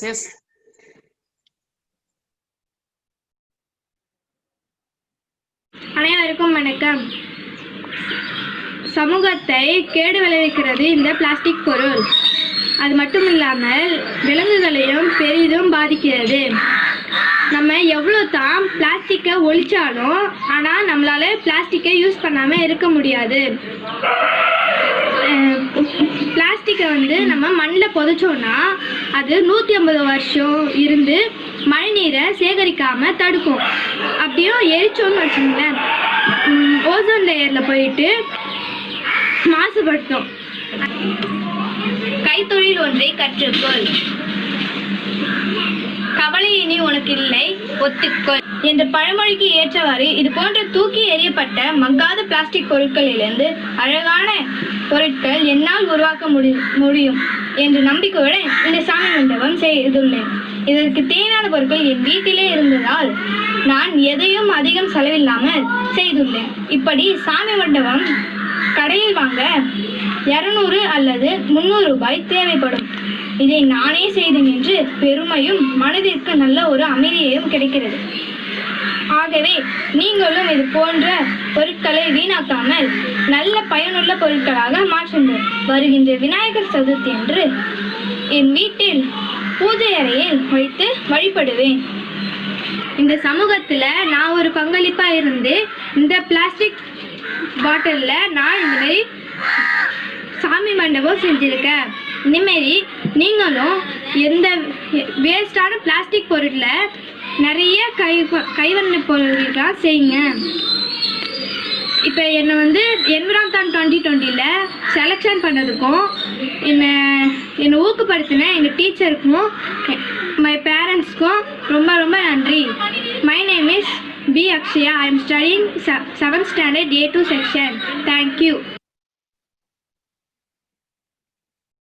There is another one, 4th one. Hi friends, I am Taruna Nair from Standard 2A, AKG Public School. Today I am going to talk about e-waste. What is e-waste and why we need to worry about it? See, if we throw a peel of a fruit into the soil, then it will decompose. But that's not the case with e-waste. What is e-waste? Electronic devices that are thrown out and not used anymore are called e-waste. Examples of e-waste are old mobile phone, computer, and television. If we throw out e-waste, then it will pollute our environment. So, how to reduce e-waste and what to do about it? Remember the 3 R's. Reuse, reduce, and recycle. Reuse whatever you have, reduce whatever you buy, and recycle whatever you can. Together we can make our earth a beautiful place to live. Thank you. Yeah, thank you so much. That kid, I think Taruna has participated almost in all the events. Hi everyone, This is the final of Waste to Wealth video. Yes, I'm going with that. Yoga Balaji from PhD Institute of Technology and Applied Research, Coimbatore. Actually நான் என்ன project பண்ணேன்னா green and sustainable concrete. அதாவது most of உங்களுக்கு எல்லாத்துக்கும் தெரிஞ்சிருக்கும் concrete அப்படின்னா cement, course aggregate and fine aggregate இது எல்லாத்தையும் மிக்ஸ் பண்ணி ஒரு சரியான விகிதத்தில் நம்ம பில்டிங் யூஸ் பண்ணுற ஒரு பொருள் தான் கான்க்ரீட். என்ன இந்த ப்ராஜெக்ட் பண்ண தூண்டினது ஒரு 3 விஷயம் சொல்கிறத விட நம்ம சமூகத்திற்கு ஏற்ற சமூகத்தை பாதிக்கக்கூடிய ஒரு ப்ராப்ளம், அதாவது 3 ப்ராப்ளம். இந்த ப்ராப்ளம் தான் இந்த ப்ராஜெக்ட் பண்ண தோணுச்சு. அதில் நம்பர் 1 வந்து இப்போ ரீசெண்டாக நம்ம பேசிகிட்டு இருக்கிற இந்த global warming and climate change, இந்த 2 விஷயம்தான். இதுக்கு இந்த global warming and climate change இதுக்கு கான்க்ரீட் வந்து 5 to 8% வந்து கான்ட்ரிபியூட் பண்ணுது. ஏன் அப்படின்னா அதில் வந்து நம்ம சிமெண்ட் மிக்ஸ் பண்ணுறோம். சிமெண்ட் வந்து ஹை அமௌண்ட் ஆஃப் CO2 வந்து வெளியே விடும். ஸோ அப்படி விடும்போது ஆட்டோமேட்டிக்காக நமக்கு வந்து குளோபல் வார்மிங் கிளைமேட் சேஞ்ச் ஏற்படுது. இது முதல் விஷயம். 2வது விஷயம் ஆற்று மணல் திருட்டு. அதாவது இதில் உள்ள ஃபைன் அக்ரிகேட்காக ஆற்றுலேருந்து மணல் திருடிட்டே வராங்க. இதனால மண்ணரிப்பு ஏற்படுது. அது மட்டும் இல்லாமல் நம்மளோட இயற்கை வளங்கள் வந்து சுரண்டப்படுது. 3வது நம்ம வந்து வேஸ்ட், அதாவது solid waste. World bank report படி ஒரு மனிதன் சராசரியாக ஒரு நாளைக்கு 1.5 கிலோகிராம் வேஸ்ட்டை வந்து வேஸ்ட் பண்ணுறான். ஸோ அப்போ நான் என்ன திங்க் பண்ணேன்னா இந்த வேஸ்ட்டை வந்து எப்படி ஒரு சிமெண்ட்டாவோ இல்லை ஃபைன் அக்ரிகேட்டாவோ யூஸ் பண்ணி குளோபல் வார்மிங்கை தடுக்கலாம், இல்லைன்னா அந்த மண்ணரிப்பை தடுக்கலாம் அப்படின்ற ஒரு திங்கிங் தான் இந்த ப்ராஜெக்டோடைய ஒரு தொடக்கம் அப்படின்னு நம்ம சொல்லலாம். அதுக்கு வந்து நிறைய வகையான வேஸ்ட்டை வந்து நாங்கள் கலெக்ட் பண்ணோம். லைக் இண்டஸ்ட்ரியல் வேஸ்ட்டுன்னு பார்த்துக்கிட்டிங்கன்னா ஸ்டீல் ஸ்லாகு, ஃபர்னஸ் ஸ்லாகு, குவாரி டஸ்ட்டு, அந்த மாதிரி வேஸ்ட்டு. அக்ரிகல்ச்சர் வேஸ்ட்டுன்னா எக்கு மேலே இருக்க அந்த ஓடு, அதை வந்து பவுடராக மாற்றி அதை கான்க்ரீட்டில் வந்து சிமெண்ட்டாக யூஸ் பண்ணியிருக்கிறோம். அது இல்லாமல் கிரவுண்ட் நட்டு, அந்த மாதிரி அக்ரிகல்ச்சர் வேஸ்ட்டு. அது இல்லாமல் ஆல்ரெடி எக்ஸிஸ்டிங்காக உள்ள ஒரு பில்டிங்கையோ ஒரு ஸ்ட்ரக்சரையோ இடித்து டெமான்ஸ்ட்ரேட் பண்ணும்போது அங்கே ஒரு கான்க்ரீட் வேஸ்ட்டோ பிரிக் வேஸ்ட்டோ உண்டாகும். அதையும் எடுத்து நாங்கள் அந்த கான்க்ரீட்டில் மிக்ஸ் பண்ணியிருக்கிறோம். அந்த மாதிரி பில்டிங் வேஸ்ட்டு. 4வது வந்து நானோ பார்ட்டிகல்ஸுங்கிறது உங்களுக்கு சயின்ஸ் படித்தவங்களுக்கு மோஸ்ட்டாக தெரியும். சின்ன இருக்கக்கூடிய இந்த துகள்கள், அதை வச்சு நாங்கள் என்ன பண்ணியிருக்கோம்னா இந்த கான்க்ரீட்டோடைய டியூரபிலிட்டியை இன்க்ரீஸ் பண்ணியிருக்கோம். 5வது வந்து பார்த்தீங்கன்னா பாக்டீரியாஸ் எதுக்கு யூஸ் பண்ணியிருக்கோம் அப்படின்னா இதனுடைய ஸ்ட்ரென்த்தை வந்து இன்னும் கெயின் பண்ணுறதுக்காக. அதாவது இப்போ ஒரு கிராக் விழுந்தது, பில்டிங்கில் விழுந்ததுன்னா இந்த பாக்டீரியாஸ் போய் இந்த கிராக்ல விழுந்துட்டு அந்த கிராக் வந்து ஆட்டோமேட்டிக்காக வந்து அதுவே ஹீல் ஆகிடும். ஸோ அந்த மாதிரியும் பண்ணியிருக்கிறோம். இந்த 5 விஷயம் தான், இந்த 5 டிஃப்ரெண்ட் டைப்ஸ் ஆஃப் வேஸ்ட்டை நாங்கள் கான்க்ரீட்டில் யூஸ் பண்ணியிருக்கிறோம். அதுக்கு நாங்கள் பண்ணது ஃபஸ்ட்டு வேஸ்ட்டை கலெக்ட் பண்ணோம்.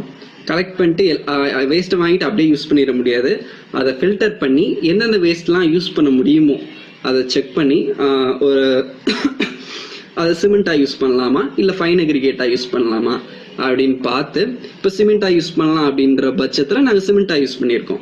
ஃபைன் அக்ரிகேட்டாக யூஸ் பண்ணலான்ற பட்சத்தில் ஃபைன் அக்ரிகேட்டாக யூஸ் பண்ணியிருக்கோம். யூஸ் பண்ணி ஒரு கான்க்ரீட் கியூப் மாதிரி செஞ்சு நாங்கள் அதை டெஸ்டிங்கும் பண்ணோம். டெஸ்ட் பண்ண அந்த டெஸ்ட் ரிசல்ட்ல இருந்து எங்களுக்கு தெரிஞ்சது என்னென்னா, நார்மல் கான்க்ரீட் அச்சீவ் பண்ணுற ஸ்ட்ரென்த்தை எங்களுடைய இந்த வேஸ்ட் ப்ராடக்ட்லேருந்து செஞ்ச கான்க்ரீட் வந்து 90 to 95% வரை அச்சீவ் பண்ணுச்சு. ஸோ இதை இப்போதைக்கு நாங்கள் என்ன பிளான் பண்ணியிருக்கோம்னா, இதை எப்படி பில்டிங்க்கு இதை வச்சு எப்படி பில்டிங் பண்ணுறது அப்படின்ற அடுத்த கட்டத்துக்கு நாங்கள் கொண்டு போகிறோம். ஸோ எங்களோட ப்ராஜெக்டை இங்கே கொண்டு வந்து இங்கே பேச வச்ச ஐஜென் குரூப்புக்கு ரொம்ப தேங்க்ஸ். பீப்புள், நீங்களும் வேர்ல்ட் ரெக்கார்ட் பண்ணணும்னு நினைக்கிறீங்களா? 15 hours marathon Environthon 2020. I am ready. Are you? Yeah, thank you so much, Ramesh. Suresh sir, you can take up the session. Yes, Selvakumar, thank you for that one. This is the way that we have selected 7 different category of students.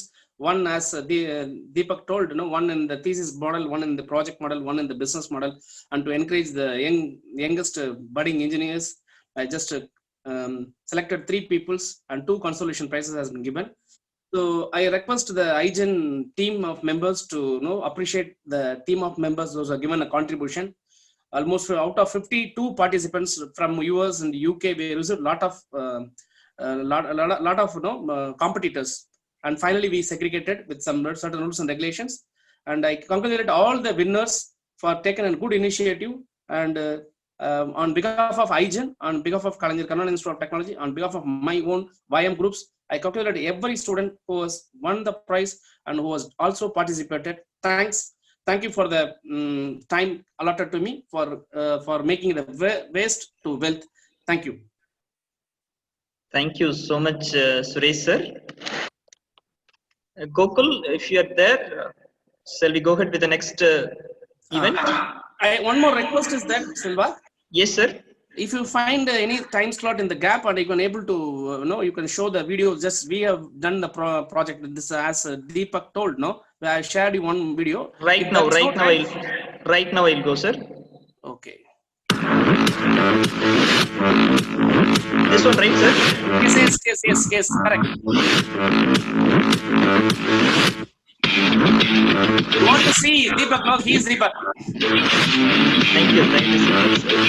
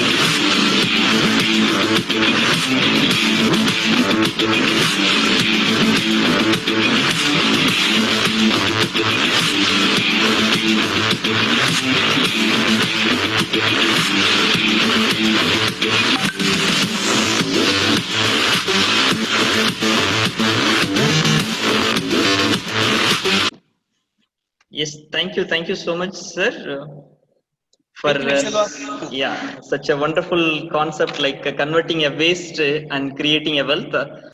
Yes, Gokul, if we are ready with the next speakers, we can go ahead. Or if you find time and I can share, if there is time, then one PPT has done just 5 slides. You can just go through that slide also.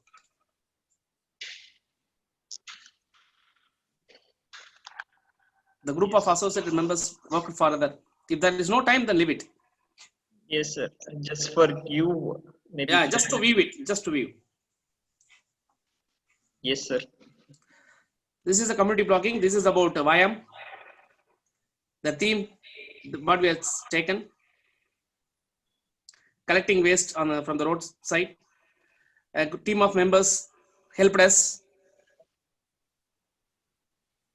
RAC and Coimbatore Corporation, and they requested us to do a research and project on that. And we developed a project called Stipe 7, as Deepak told, a usable product. It was patented. And this is our mission. Yes, sir. Thank you so much, sir. Thank you. Thank you. Yes, Gokul. Yeah, Selva, I think, okay. We are just waiting for our Kameshwar Ranki to join. Maybe by another 2 minutes, he'll be joining it. Before that, I think I should thank our Alata TV. So they are our global partners from Ukraine TV. I think they have supported almost, I think, 4 to 5 international speakers. A special thanks goes to Alata TV along with the Smiles for a Million, because I think many of the speakers, they could be able to bring it up. Also, the yesterday ORG, Ajay Mittal, so who has also given lots of international speaker. So for both of them, I think from IGEN Environthon as well as organizing secretary, I thank both of them. So I hope, I think maybe by another 6 minutes, we are going to cross our Asia record of book in Ajathon, what we have done it. So maybe I think 21 hours, our president IGEN has invited all of them for a small celebrations, what we have made it today. Again, the sessions will be continuing up. With that, I think we almost, I think from the morning till now, I think from 7 o'clock we started.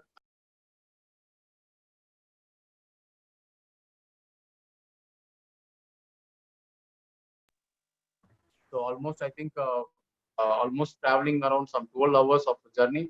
So definitely with the IGEN and Varun Aditya Foundation, along with the 10 partners. So continuously we had lots of sessions, including our 2020 global speakers, 5 awakening sessions. One more session is pending. One panel discussion is completed.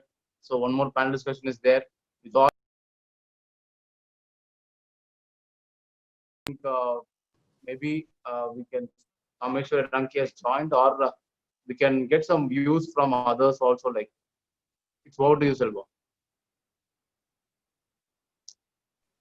Yeah, sorry, Gokul, I was in another call.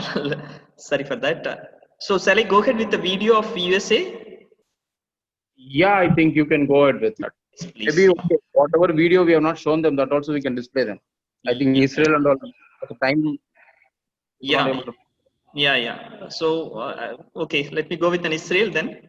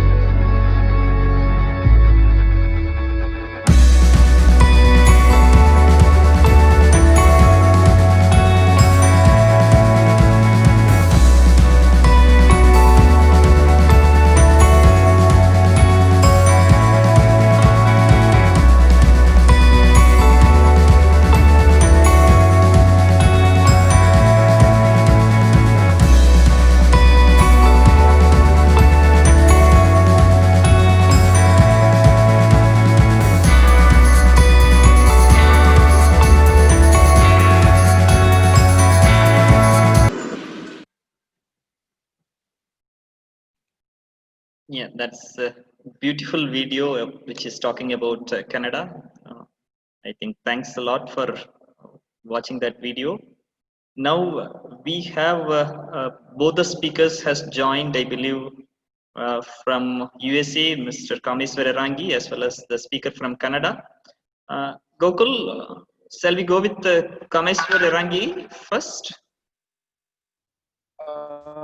Or Kannada speaker? Okay, anything is okay. Okay, I think Nimra is ready, I believe. I think we can go with Canada. Yes, to introduce a speaker from Canada, I invite Professor Somveer. Professor Somveer, can you introduce our speaker? No, it's not Somveer, Professor Manish. Okay, Professor Manish. Yeah, please, Professor Manish, can you go ahead? Yeah, please. Yeah, warm namaste from India and warm greetings from India. Hello, Nimara, and hello, all of you. And this is a matter of great privilege for me. And I'm Professor Manish Kumar from University of Delhi. I think you all are getting my voice. Hello? Yes, very well, Manish. Yeah, you are audible. Yeah, thank you, Shubhadra ma'am. So yeah, I'm Professor Manish Kumar, and it's a matter of great privilege for me, and I'm feeling very proud to be the part of this great and historical event, and which we are going to be the historical, the part of this great journey, and I'm very much delighted, and I'm saying congratulations to all of you with this great success. And today the attempt which we are going for, I think it's not attempt, it's a mission to save our mother earth. So I welcome all of you, especially our guest Nimara, and I'm happy that I'm the part of Alatra International Movement. And Alatra International Movement basically talks about oneness of the society, talks about human life, human security, human freedom. So we have 8 fundamental principles by which we can achieve best creative world in coming time. So this was my brief introduction of my Alatra International Movement. So Nimara, you are a great scholar, you are a great activist from Canada, and this is a matter of great privilege that Nimara Kohan, she's an environmentalist scientist of Canada and co-author of the world's first code of professional conduct of legislature inspired by the public trust doctrine. The code commits politicians to make evidence-based decisions. She has worked with World Wildlife Federation, the World Bank, International Union for the Conservation of Nature, and other non-profits and think tanks. Nimara regularly speaks at events on climate change and is active in Yango and UN major group of children and youth. Her research policy and science background led her to start her own consulting practice working at the nexus of science and policy and the governance of emerging technologies. As the founder of Pakistan Sustainability Network, she has led campaigns that have set legal precedents. Nimara has designed pioneer research on the impact of climate change and rural livelihoods and advised governments on adaptation. As a Canadian youth delegate to COP21, she worked closely with diverse stakeholders for a more ambitious Paris Agreement. Nimara has been involved with organizing school strikes in Pakistan and has organized and spoken at various grassroots protests and events in Canada as well. Nimara was also invited to participate on the intersection between technology and environmental solution at the meeting of the annual champions, that is Summer Davos, by the World Economic Forum and the annual meeting of the World Economic Forum at Davos. Nimara has advised the Chinese government on renewable energy pilot project in South Asia. Across 6 countries, she has started giving training to youth on sustainability education under the My Lord education scheme. So on the behalf of IGN, I welcome you, Nimara to this great platform, and we all are very eager and we are ready to listen you, your thoughts, your perspective, what you are doing in such a young age. So God bless you, and I welcome once again to this mega event. Namaste. Please say your ideas and say your perspective on this great juncture. Thank you once again. Thank you for having me. Currently, I'm based in New York City, and you gave a little bit of an introduction already. So I just want to give a little bit more background about the work that I'm doing. And essentially, I started my, I guess, journey in, connecting people to nature and sustainability and environment, growing up, in Pakistan. And I started working in the waste sort of management sector with an organization called Waste Busters. And it's an organization that essentially collects waste and monetizes it. And the way that they do that is by collecting compost and household waste, separating the organics from the other waste, and then selling that compost to companies that need it, and as an agricultural supply. So I hope everyone can hear me. Can you hear me? Very well, very well. Yes. Please. Yes. So it's essentially where I started from, in very much in similar to the context of India. And when I was working there, I was very inspired by this organization in India called Indian Youth Climate Network. And there wasn't any, is anyone here, have you heard of this organization, Indian Youth Climate Network? So I basically was very inspired by them because they were engaging very young people in international climate policy at the United Nations level, this similar to the Paris Agreement under the UNFCCC framework. These talks have been happening, and this is before the Paris Agreement. This is about 10 years ago. And they were engaging youth in India at a very grassroots level, but we didn't have any such organization in Pakistan. So I contacted them, and they helped me establish, something similar that would engage young people in these policy issues, climate policy issues. As you know, in South Asia, most of the population is very young, and they are affected the most by climate change, and they are the future generations that will have to deal with the impacts of climate change. So I feel very passionate about engaging youth with climate change issues and having a voice, having engagement with these issues, and being able to tell legislators and politicians and UN bodies about how they should structure their policy that takes into account youth engagement. So I've been working with YOUNGO, which is the United Nations climate constituency for young people under 35. And we have played a really big role in pushing very ambitious targets for the Paris Agreement. So I moved to Canada about 7-8 years ago, and I've been working in the Canadian context as well. So I would urge all of you whichever area that you work in, whether it's waste management or urbanization, youth are very affected by these issues very directly, much more than other communities. So I would really encourage you, whether it's on your board or whether it's to start a youth program, to engage more youth in your decision-making process. But I'll just give you a little bit of a background in the organization that I started in Pakistan and what I did, and then I'll move to Canada just very briefly. Yeah, please. Just let me get my presentation. Does anyone have any questions so far about what I have talked about? Okay.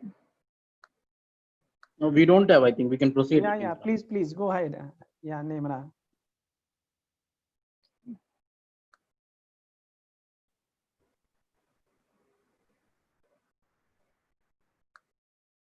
Yeah, you please continue. Yes, I'm just putting my presentation up. Sorry, Yeah, it's please. taking a little while.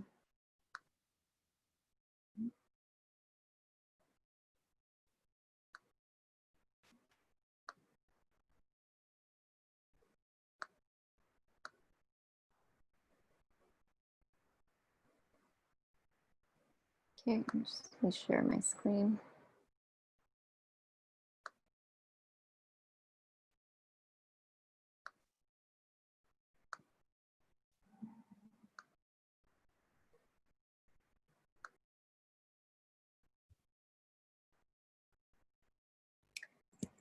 So I don't know if you can you see my screen? Sorry, it's a little stuck right now, but essentially this was our vision. Our vision was to see a thriving environmental community in Pakistan. And we tried to bring a more grassroots perspective, because a lot of nonprofits and NGOs that work in that sector, you know, they're not engaging people at the very front lines who are affected the most by issues of like urbanization, biodiversity loss, waste management, waste issues, etc. So we try to bring a more grassroots perspective. I'm sorry, I'm having some trouble. Just give me a moment.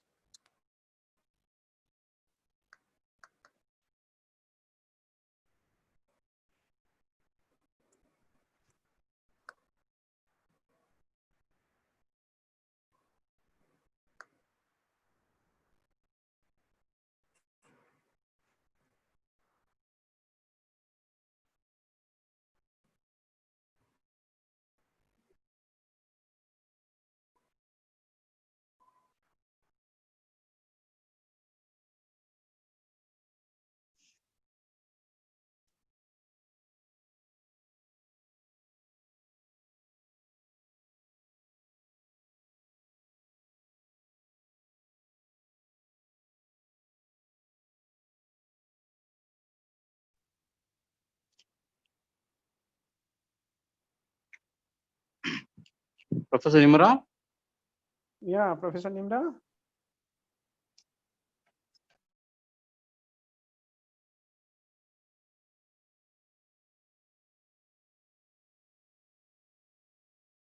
I think there is some network issue.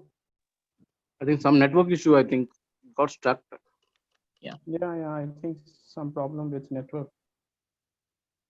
So meanwhile, I think Silva, you can put US video. Yes, please. So that once he joins, he can talk, and we need not to put US video again for our commission. Yeah. Sure. Just give me a second. I'll go ahead with US video.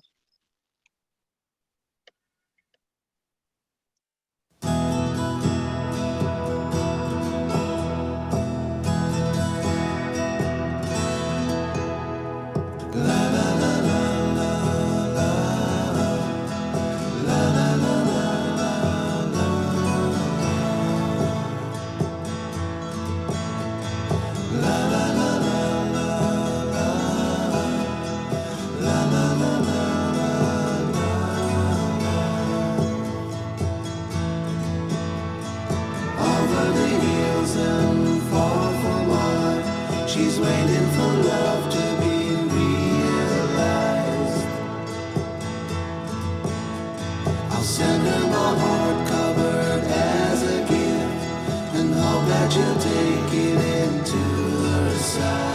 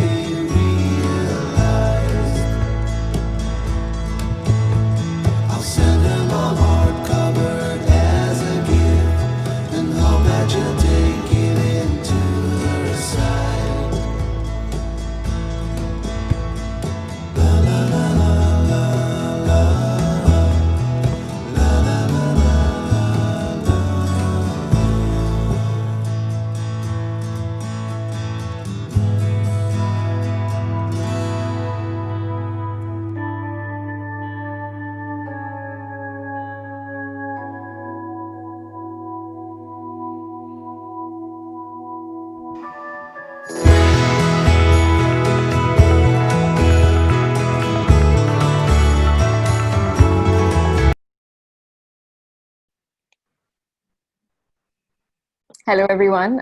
Apologies, I had an internet issue. I just came back on. So I'll continue. No problem. Yeah, please. I'll continue the presentation.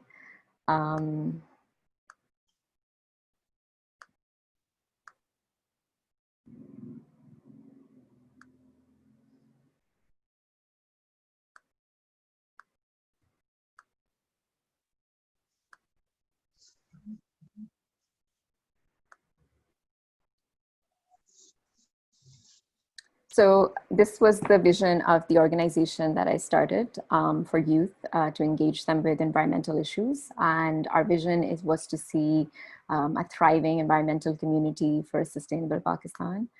And we basically, the way that we do this is to raise awareness about sustainability, and we create a platform that allows different experts in different environmental issues, various organizations, and students, youth, young people, and the public to take action for the environment.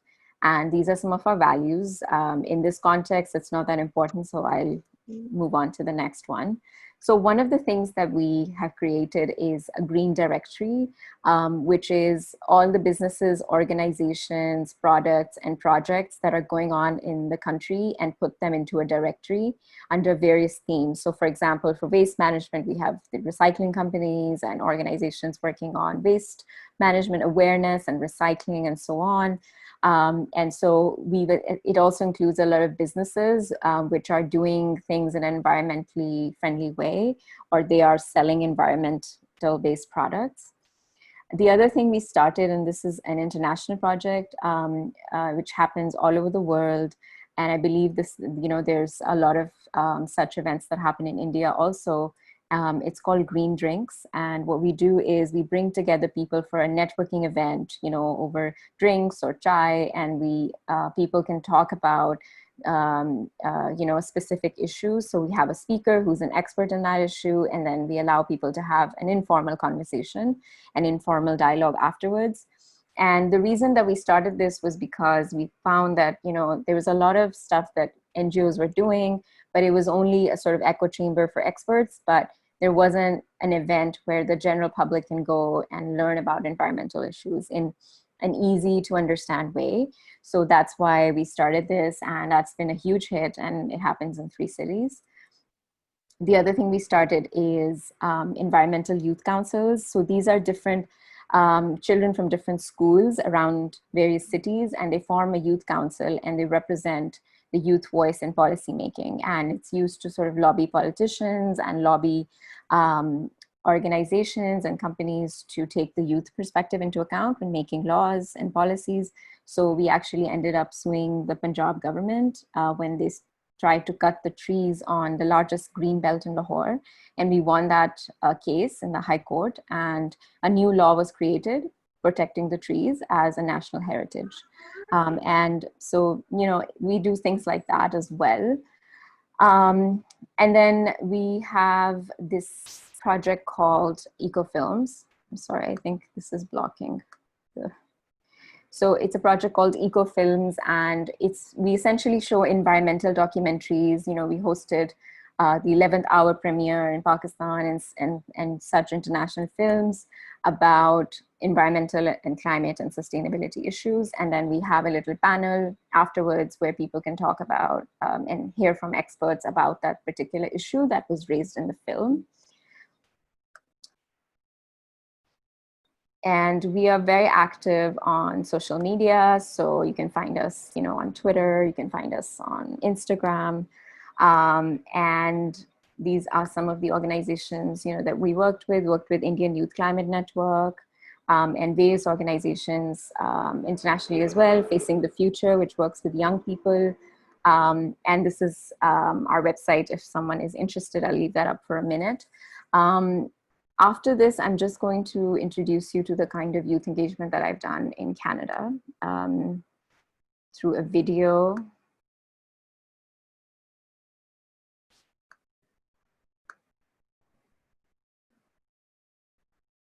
And if you can't hear it, so please feel free to send me a message, and I'll see if I can fix that.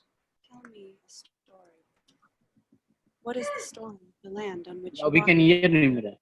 what will happen to the land after all Yeah, your yeah. Tell me a We story, are hearing you. Yeah. but not in words alone. Tell me by acting. This year, we are the Canadian Youth Delegation. We are a team of 18 young people from Canada. We're headed to Paris this December for the United Nations climate negotiations, COP21. For 21 years, the UN has been assembling world leaders to negotiate and sign international agreements to reduce emissions in an attempt to address the climate crisis.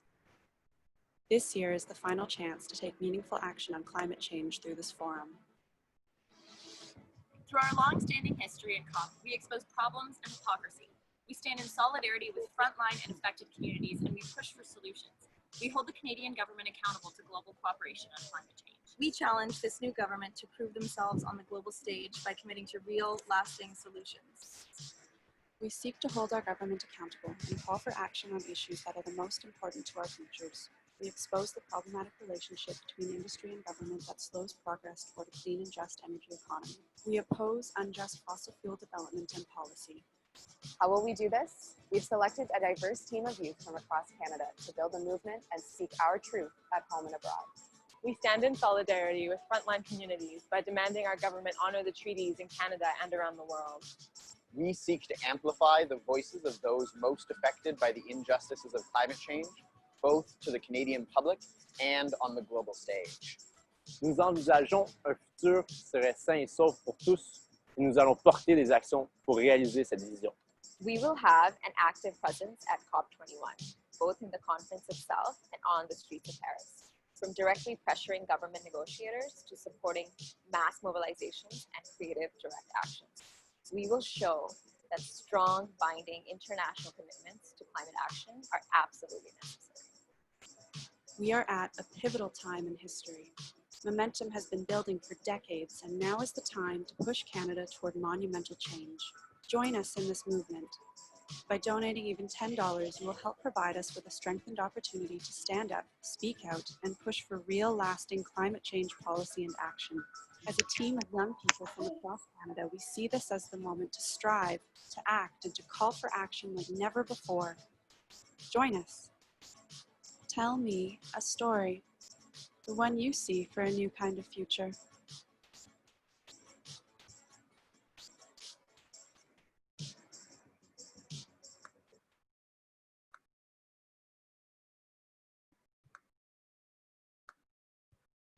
So that was a video that we sort of made to make the public aware of our. What was that? Very great initiative. Yeah, nice video. Thank you. So that was just before we went to the talks in Paris for COP21 where the Paris Agreement was signed. And one of the things that we were really advocating for that is the difference between 2C and 1.5C, because even in that 0.5 degrees, there's a huge difference in the kind of planet that we'll have. And we had a lot of opposition also from Canadian government and also from oil companies and other such those who are in power, and we pushed forward and we got a lot of the things that we're trying to get in the Paris Agreement, because that year Canada was a facilitating country at the UN, so they had a lot of power in where the Paris Agreement, what direction that it would take. So we managed to get human rights in there, especially rights of Indigenous people, which is very important for our movement. Because as you know, when it comes to biodiversity, which is your theme, most of the world's forests, most of the ancient forests in the world, old growth forests, are under Indigenous control, from the Amazon, across South Asia, even in North America. And it is Indigenous people who are protecting, most of the forests of the world and most of the biodiversity. So it's really important that for us that we bring forward the Indigenous perspective of these communities. So, we lobbied the government. We were there in Paris, and we were very successful in trying to, get a more ambitious agreement. And, we worked with youth delegations from all over the world, especially those that are most affected. And of course, in in South Asia, certainly, if you look at in Bangladesh, we look at Pakistan, we look at India, we are some of the most affected countries. And in the future, we're going to face a lot of crises because of climate change. So, we try to coordinate with the delegations of these countries in trying to bring forward their perspective, because Canada had a lot of power in negotiating power at COP21. So that was, the work continues, and it's 5 years on after the Paris Agreement. And, we continue to sort of lobby the Canadian government, because what happens in this context is that Canada, United States, Australia, and European countries have spent they've been developed for longer. They've had their industrial revolutions and such.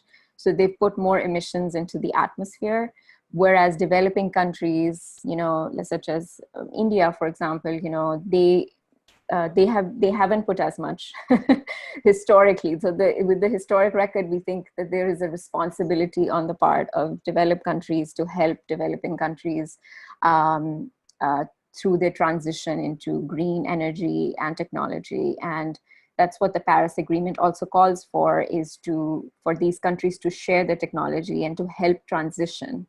And so that's something that we advocate for, is more responsibility and financial help also from US and Canada and Australia and these countries that have high carbon footprint. So that's where we push. Can we conclude it, Nimera? Yeah. What was that? Yeah, can we conclude it? I think next speaker is waiting.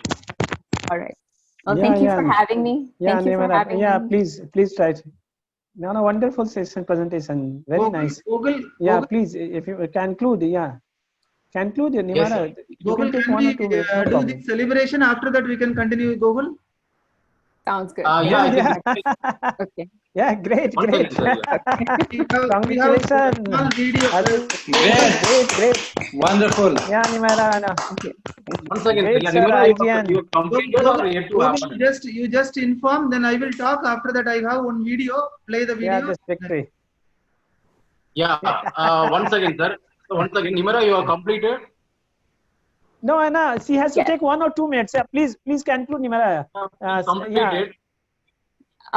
So I wasn't sure, there's obviously a lot that we can share. So I just wanted to give an idea of the kind of work I'm doing. If you want more information, you can feel free to message me. I can leave my details here. And I can also, there's also some really good youth organizations I think most people here are from India, and I can connect you because whatever work you do, I would just encourage you to involve youth in those initiatives, because that's something I found in my work is very powerful.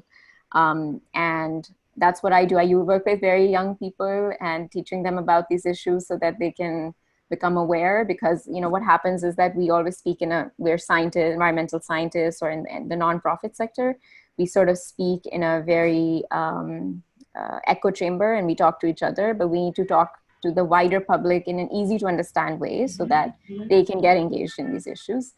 So I'll hand over to the next speaker. Thank you so much for having me, and congratulations for making it to the record. Yeah. Congratulations. Thank you.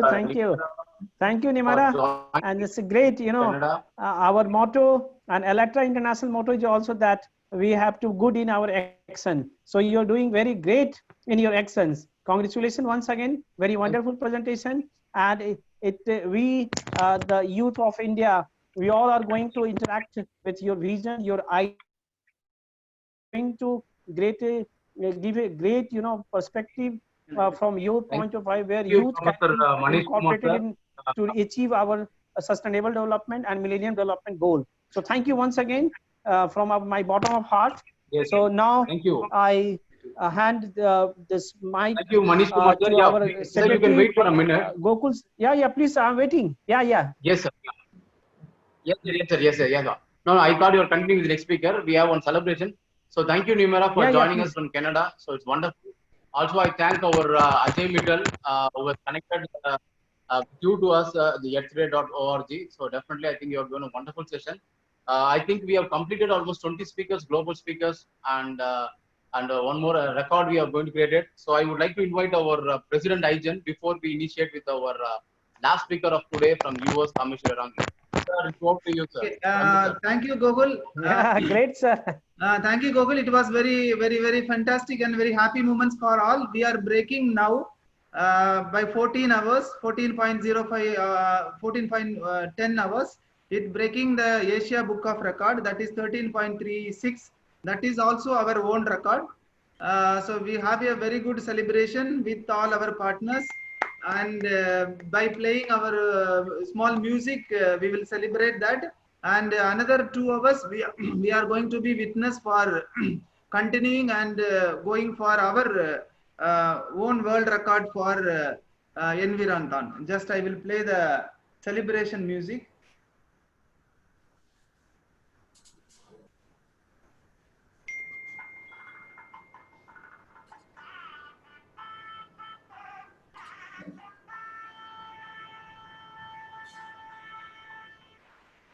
Music audio. Selva, music is not coming, huh? It's slow, sir. It's coming, but it's slow. Volume is low, sir.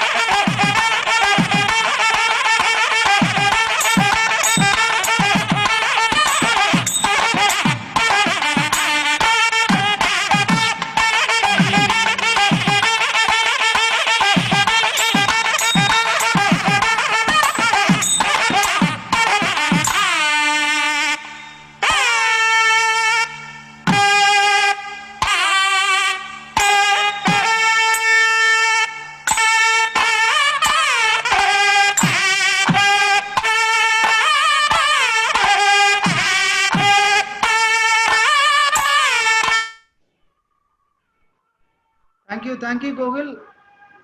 Continue with the program. Yes, so, thank you so much, sir, for this. I think so. We are setting up a new record.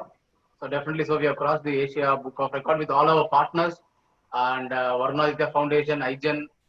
So I thank all of them from the morning till now. So I think we are getting into the last international speaker, who is almost our close friend, our Kameshwar Rangi from USA has joined us.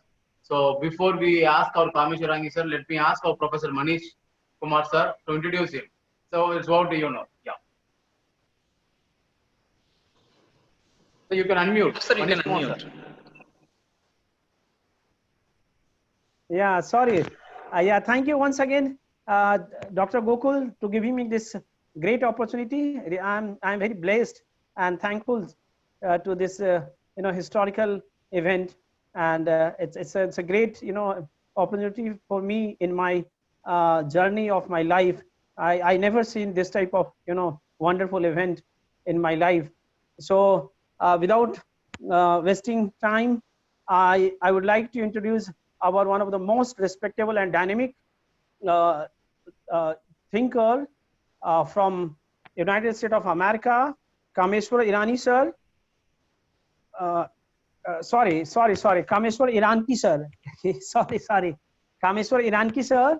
Sir is a serial entrepreneur and founder of CEO of Silicon Valley based innovation IP management company, Bajra Soft, promoting disruptive technology, innovation, fast tracking IP, commercialization, co-creating global innovation hubs and accelerating innovations from lab to market. Respected Kameshwar is also founder and chairman of Innovative SL Protic Digital Healthcare and Strategic Investor. Mentor is multiple disruptive startups as a global innovations and IP commercialization expert. He has not only transformed several enterprises and universities, but also designed and set up 54 graduate MS program courses for universities globally and offering 350 plus certificate programs in innovation, IP management and technology, commercialization work. Kameshwar sir works globally with Fortune 500 companies and is involved in over 850 startups across the globe from Silicon Valley to UK to Dubai to India. Kameshwar sir has received Entrepreneur of the Year 2019 from Indo-American Foundation. Kameshwar sir is pioneering architect of e-learning and has transformed how education is delivered online. What we are doing today, other than classrooms. Kameshwar sir also architected e-banking and transformed banks to internet. Kameshwar sir is now transforming the reactive sick healthcare and proactive preventive care enabled to IoT point of care health devices delivering digital health, remote patient care, monitoring, digital therapeutics, and real-world evidence-based care. In addition to global speaking, Kameshwar sir has been featured and published in over 500 different magazines, articles, and the industry publication. Kameshwar sir holds MS in Electronic Commerce and MS in E-Business System and Technological point of view. He is a very renowned professor, we can say, of Golden Gate University, San Francisco, and lives at present in Silicon Valley, USA. So this brief introduction, I would like to welcome our respected Kameshwar sir. So dear sir, you are most welcome from India and greetings from all across the world. So you're welcome, dear sir.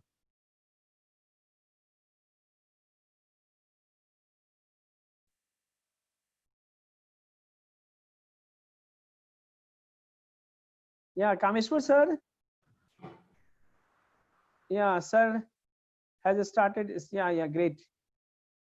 Hear me. This is Kameshwar here. Hello. Yeah, sir. Yes, Please sir. continue, sir. You are Yeah, audible, sir. you're audible, Yeah. sir. Audible. Can you guys see my screen as well? I'm Yeah. sharing my screen Yeah, Yes, can you yes, make sir. this a full screen? So on the it will be- digital health.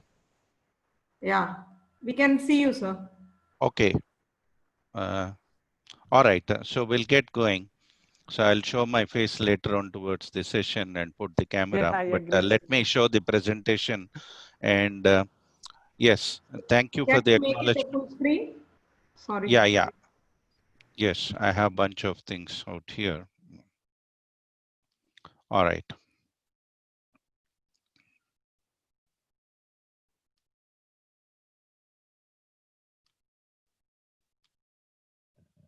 All right, guys. Okay, today I wanted to take it in a new dimension for you guys. So I've been speaking on different topics, and today I chose to deliver it in the healthcare space. I don't know how many of you are aware, but everybody needs good health and good education. That said, healthcare also is one of those important chapters where there are many people who are exposed to a lot of what do you say, the chemicals or the volatile organic compounds, etc. So I'm going to address two particular problems today, how we are impacting the environment with respect to the healthcare. That said, let's get started with the first problem, and we have ample time for the discussion as well. Since it's thought-provoking, it's very simple what you see every day around you, but consciously or unconsciously, you just pass it on, saying that, oh, it's not a problem, you just accepted it. One of the biggest problem today is the pandemic of blood glucose. Universally, well, there are over 350 million people that was reported last year, and it is stemming almost to 700 million globally. And even in India, if you see, there are well over 70 million people that are suffering from blood glucose, and almost more than 36 million are chronic diabetic people in India right now as of last year. And primarily to check their blood glucose level and take insulin, etc. What are they doing? They are relying on the one touch test essentially, and some of them go for quarterly annual checkups, and then they take 2 wheels of blood. As you see, this is all bio-based. What you are accruing, for example, at home, they get this accumeter type of thing and do the one-touch testing. What does this result in? Anything. So now you see, so this has resulted in a huge bio waste where you use so many strips, and considering average one person, they do the pinprick, one drop, put it on the strip, or maybe the strip is wasted, one more, they try it out at least 5-6 times a day, multiplied by 365 days. So on an average, you have 10 fingers and about 1500 pricks per year, which is very, very costly even to bleed yourself or the particular individual. So not only this is personally very taxing, but now you have a whole new dimension of problem of the bio waste that guys are generating, knowingly or unknowingly. So much of the bio waste is making into the baskets each day, just not hospitals and diagnostic centers, but even the individual homes. So now you can see on an average how many millions of strips are being tested each day and thrown out into the dustbins. And this is the bio waste that's being generated, and all because of our lifestyle problems. That's the bottom line. So there is an adverse effect with respect to the bio waste because the pins have to be safely disposed. You can't reuse them because they're detrimental to health. And number two, you have even the other problems of the bio waste, in the sense the collection of blood, the blood strip, somebody having some issues in the blood, or just not blood glucose. All these are advanced problems that are going to create adverse impacts into the environments. So the, I hope you got the perspective of how deep this problem is and how pandemic this problem is going to be. In the sense, this is only the starting point, and progressively as the health deteriorates for millions of people, everybody is following in the same bandwagon. Is it viable in the long run? Certainly not. Then what are you doing? Nothing. It's business as usual, right?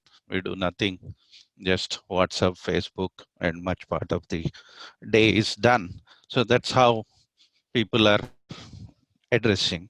But at Proactive Digital Health, we have taken a different approach. How about creating now new path with innovative or disruptive technologies where we can sunset all these strips?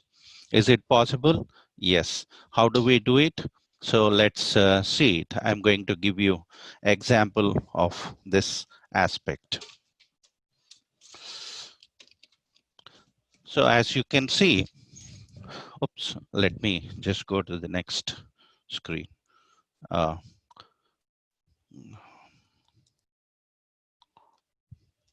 Yep. So here is an example. The middle one, as you can see, the forefinger is put into that. I'll show you the other picture as well in the next screen. The top right, you see the steel gray object. That is basically the non-invasive sensor-driven blood glucose. So no blood is extracted now. Thanks, it's sunsetted its history. So all you need to do is put the finger there, and in matter of about 20 seconds to 45 seconds, based on the timing you have set, so you can eventually get to the test and identify, yes, what's my sugar level. And I'm showing you the output interfaces that, for example, this was basically the timeline at which it was taken. And then it shows normally about 5.6, 5.5, which is normal, in the normal range. So now you see And here was one of the Director General of Police, India IPS officer, who was testing these devices. And it's a chronic problem universally. And just giving as an example use case. And now coming and understanding about the problem and the potential opportunity. Now, as I see some of my friends in this session would know it, every problem I do see an opportunity there. And likewise, even this acute diabetic problem is a huge business opportunity to address this. So it makes sense, but what are you trying to do is not the money sense, but the kind of pain what any individual is going through, pricking their fingers each day, almost average 4 to 5 times or even 6 to 8 times based on the chronic situation. And then or rest of the life. It's something very tough to deal with. So how to help our dear ones with alleviating that pain of the pricks and taking out the blood itself. And even in the hospitals, even when one drop is needed, they take 2 wheels of blood and then do the testing, and the test results come after 4 hours, 6 hours. Totally unacceptable. Now you could do that spot on instantly. And this is a problem dimension in India, though it was a year old. I thought I'll put the numbers to give you a perspective and the cost, what it has on the economy as well. Just this disease alone, with over now close to 100 million people and still growing, the nemesis is on. And globally, this is only bound to increase because of the lifestyle choices and the lifestyle, poor lifestyle management, so to put it. And the cost was over 34 billion, and even in US it was 110 billion last year, and still ballooning it up. And if you see, the almost every state or union territory is contributing to this pandemic problem. So you have Haryana, Chandigarh to Punjab, Tamil Nadu, Andhra Pradesh, Maharashtra, Gujarat, etc., where almost millions of people are there. And so it's spanning across the country, so to put it. So now, how do we mitigate? Here was one of the devices that we created, very, very simple, and in 45 seconds, everything is done. You can use as many times as the day. And it's a beautiful solution because it relieves the people of all the pinpricks and the bio waste. So when the young guys, the college guys who are there, students, graduates, this is again just a simple success story that demonstrates, yes, if you think differently, anything is possible. Kalamji used to say, dream, meaning, or even he used to say, what is fail? So fail is first step to basically in learning, so no big deal. So but you can think and act, and now this will result into such path breaking products and universally acceptable. It's FDA approved, gone through all the regulations, for example, and even in Europe too. So now the global launch is happening. So now you see, it's a global success story that we are getting through and putting there as well. So guys, you guys can continue. So yeah, so moving on, sorry, this is, yeah.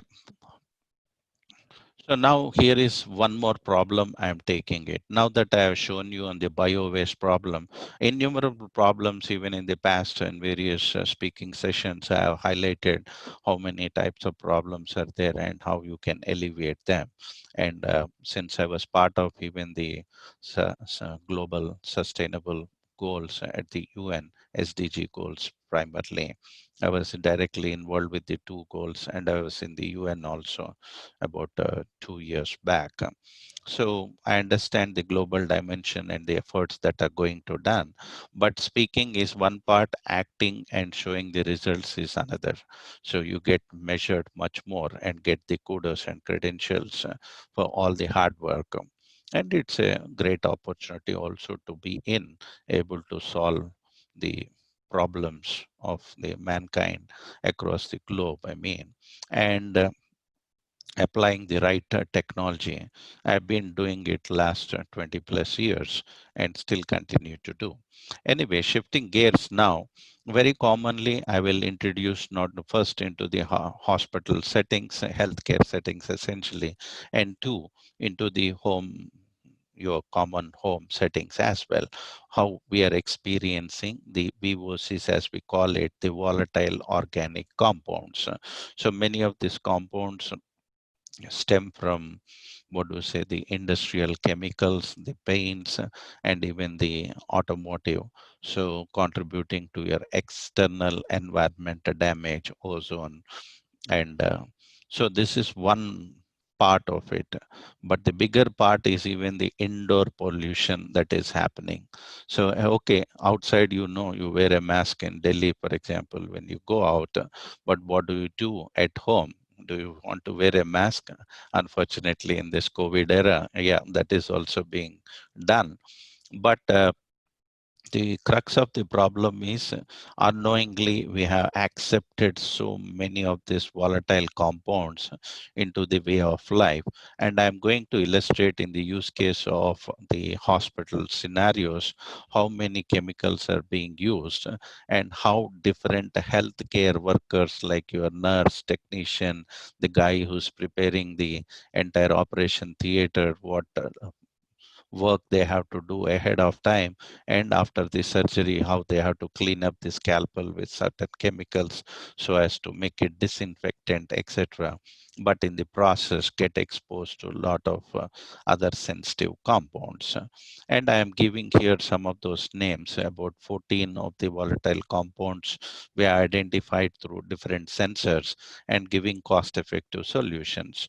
So in hospital, for example, the health department people or the environment clearance people can now use our solution as a service and quickly check, is the hospital up to standard, or are they exposing the healthcare workers to certain chemicals as per the rule book and the regulation? Yeah, you got to follow, but are you walking your talk? That's the crux. And where is the technology to verify it?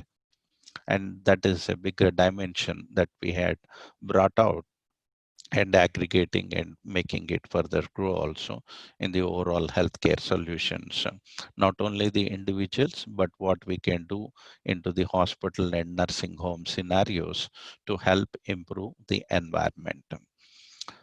And these are must-have things. You can't, so any of the surgical knife, for example, has to be treated and cleaned and then put back into use later, and you can't take a chance anywhere there. And there are one-time use that you have to safely dispose also. So as you see, I'm doing now inward engineering, where even in the human body, right from microbiomes, there are over 4 billion microbiomes on each human body.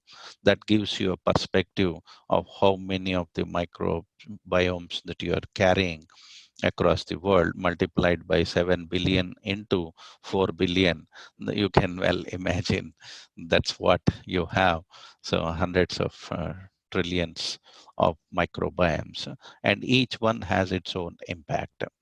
So have you have to worry perpetually? Short answer is no, but you can go about to address some of the key elements so that 80 to 90% of the issues can be taken care of. So as I have listed here, not to read it, acetone to benzene, your alcohol is another volatile compound that is there for you to handle. And of course, everybody, not everybody in the sense, I apologize, but many of them globally consume and deal with the downstream impact. So let me get to this. So now, what is the impact of getting the exposure? I'll give you 2-3 use cases, and many common elements are the eyes getting burnt, in the sense there is irritation to the eyes and nose, and most of the Delhi people would have experienced in their outdoor as well, and is applicable to indoor. And because of that, asthma patients tend to impact very badly. In US, the asthma is a bigger problem, and hence it makes sense to address these problems head on. and the shortness of breath that is a result of that activity, and fatigue, nausea, etc.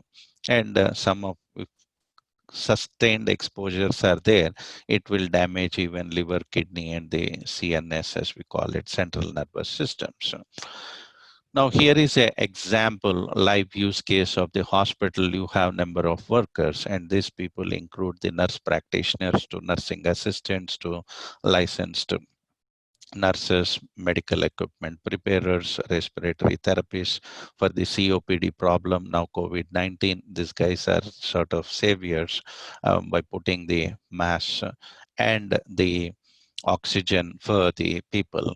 And likewise, if you see, it's personal to mobile sampling that we do in the environment on one side, and for the test on the individuals if they had exposure to certain chemicals. Definitely they do, but is it over sustained time, and is it impacting their health? So constant monitoring and checking them would ensure to nip it in the bud and make sure they are not getting any chronic lifestyle based problem, because compounding will be the lifestyle based problem. But work wise, it is the responsibility to ensure safe workplaces, and checking that is going to be the key aspect. Now, as you see, toluene is the highest exposure is there with respect to the CLTs. So who are the CLTs? The clinical lab technicians. What you take it for granted, now you see the clinical lab technicians are themselves doing hundreds and thousands of tests over the year, and constantly they are being exposed to this organic compound called the toluene, and then you got to deal with that. Likewise, moving ahead, if you see, now this is basically as you measure in hospital settings, the stipulated standard, it was one of the hospital, not to name them here, it was 16 times higher than the normal acceptable limit. Usually you call it ppm, parts per million, etc. That's a simple thing you can illustrate or correlate with, and then identify, is it in the acceptable range or it is going beyond. And you need a lot of technology to do this, and that too cost effectively, so that every hospital has this kind of equipment, and they can ensure the safety in their workplace for the healthcare workers. So now Limoline, again, I'm going in to illustrate the specificity of the problem, and the medical appliance technicians, since they are exposed to these things, we need to be watchful. So we have done extensive mapping, but this gives you a peek into the window, how different people, you just go for the care and come back, but behind the scene, what is happening, how to upkeep that, it's not only charging, but upkeeping. Why? The hospital-based infections are also a source for a lot of diseases. I'll not get into the details, but it helps you to put a clean, good environment where you're paying hundreds or thousands of dollars or lakhs of rupees each day. And if I'm going to just illustrate acetone, ethanol, and then you have toluene and exciplene, and basically a whole bunch of other chemical organic compounds like the chloroform. So, and then anesthesia is used, different chemicals are used there. And though it is declared as, what do you say, um, biohazard or biosafety, and very safe disposal mechanisms for that, even for the use, you got to be taking certain regulatory compliances as well, just FYI. So a lot of people seeking admission. I'm doing the admin job, sorry for that. So now, as you see in the example, here is anesthesia. Everybody knows this is used in all the hospitals before surgery.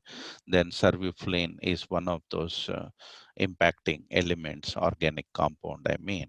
And then you have the registered nurses working through in those settings, because prior to the doctor coming, they have to arrange and make everything okay, and initially work with the anesthesia and look at their BP, etc., and then give the right dosage of anesthesia to make it numb enough, and then do the procedure or the surgery, as you call it.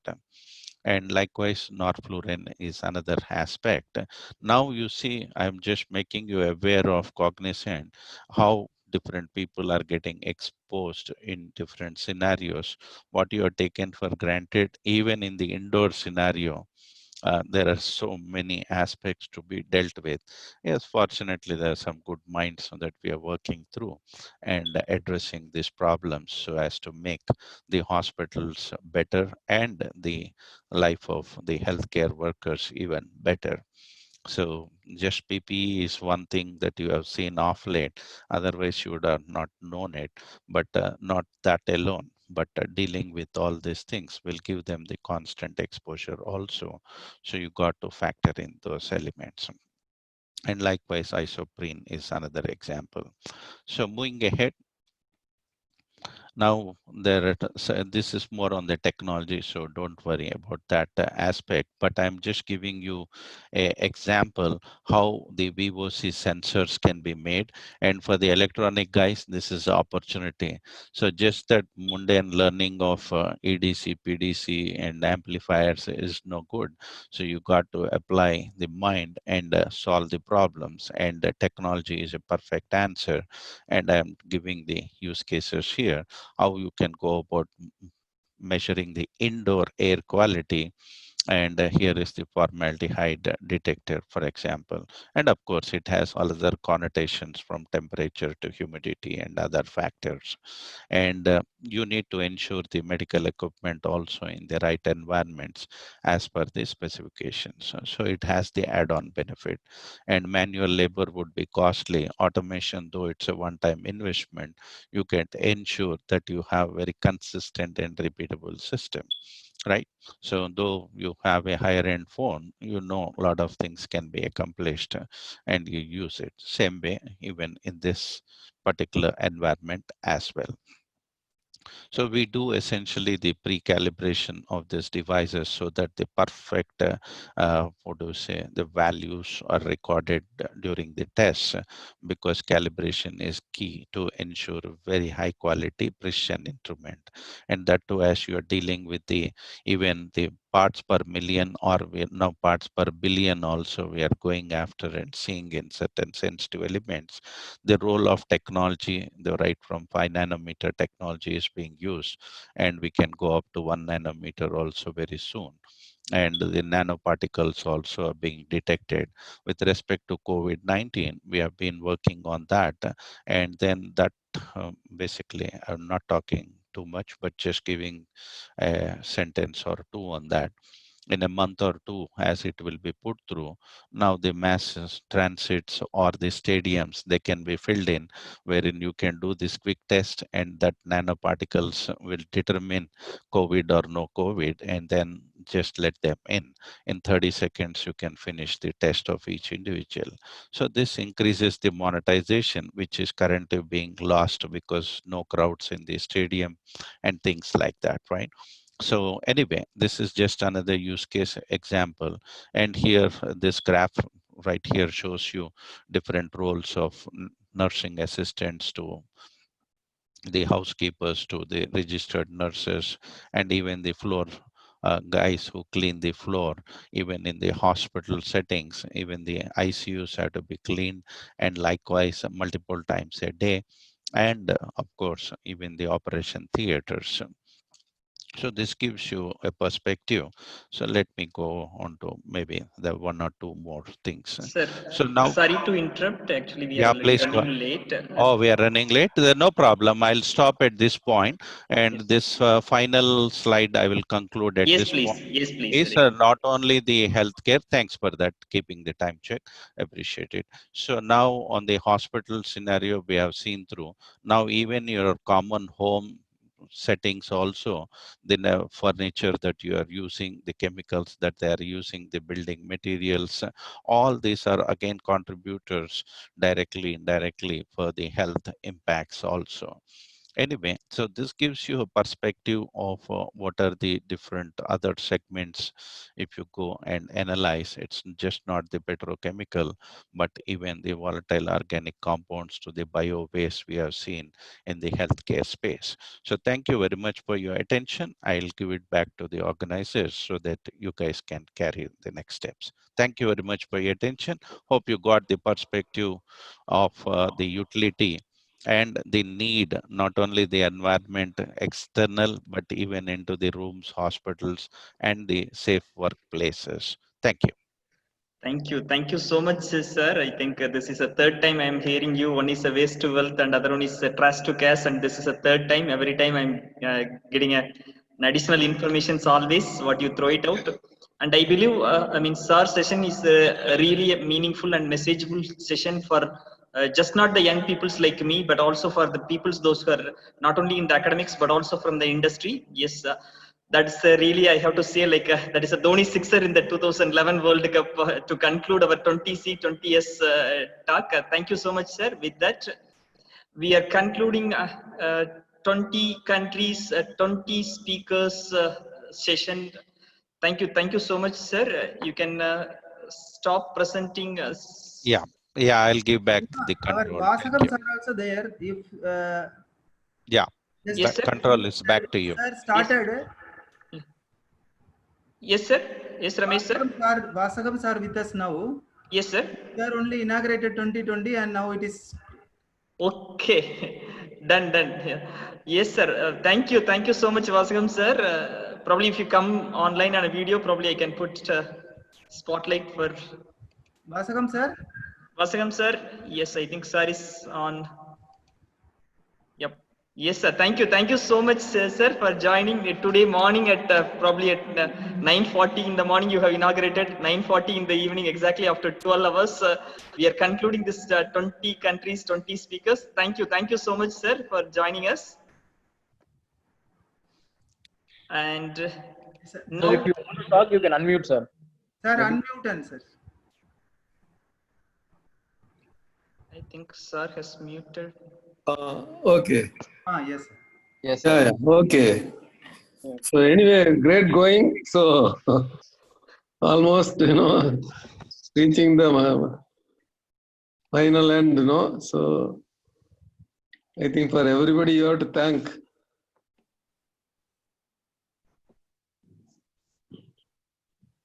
Yes, sir. With your wishes, I believe, this is just not the only event. There are upcoming events like Nobel Laureate is there. So we have success is a journey, and I think with all your blessings, we will definitely, climbing the rock, mountains. Thank you so much, sir. Now, with that, I'm going to the next interesting event, the final awakening session. We had 4 awakening sessions from the morning. So this is the last and final awakening session. The speaker is well known to the world, Sri Va Manikandan. I take pride to introduce him directly. I thought of introducing him by means of 2 ways. I think I have put him a spotlight so that everybody can see. Yes, thank you so much, Manikandan sir, for joining. He has completed his BE Electrical from SONA and then Masters in Mechatronics from VIT. And he's an all-rounder. He is a writer, he's a blogger, he's also written some stories for movies. He's a data scientist, he's a founder of Nisaptam Trust. And if I want to talk individual perspectives of him, then probably I will take the entire session for him. So I don't want to do that. But I thought of playing a video, but I don't want to play a video just to share what he has. This is the website which he has, Nisaptam Trust. And I think today morning, Pandirajan sir has talked about this Miyawaki, some kind of Adarvanam, that is man-made dens for us. That's what Pandirajan sir also has mentioned in the today's morning session. And it's very apt that we have an eminent speaker. I thought of playing this video only, but anyway, I will share the link for all others to watch. I don't want to stand in between the audience and the eminent speaker. Yes, Manikandan sir, session is yours. Please enlighten us with what's the greatest achievement which you have done with man-made dense forests, which is also called in Tamil as Adarvanam. Thank you so much. Thank you, Silva. Good evening, everyone. Is my voice audible and clear? Yes, sir. Perfectly. Okay, fine.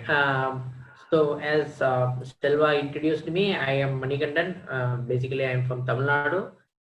Currently, I am working as an IT consultant, and we are running a Nisartham Trust for past 2-3 years. We are doing medical supports and the educational supports, and we are doing some village development kind of activities. So as part of that, we have developed one man-made forest in one village. So that's basic about me.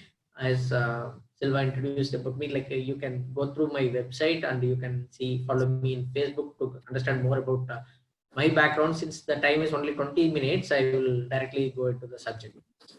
Let me share the PowerPoint presentation so it will be easy for. Can I share? Yes, please. Already you can share, sir. You already co-host. You can share. Yeah. It's coming up. It's coming. Okay. Yes, you can go to slide mode. Yes, slideshow mode, and you can present. Yes. Okay. So basically, I am from Erode. It's a southernmost part of India under the western district of Tamil Nadu. So here we have developed this forest. So how this journey started, like I would like to show the first slide. It was 2 years back. You understand, like you got to know what is this. So this is one pond. It was long. It was an old one, but nobody touched it. So you can see the goats are on the pond. So you can figure out, like this is the road. You can see the left side is the road, and you can see the depth of the pond. So there is nothing, like it's almost like a plain land.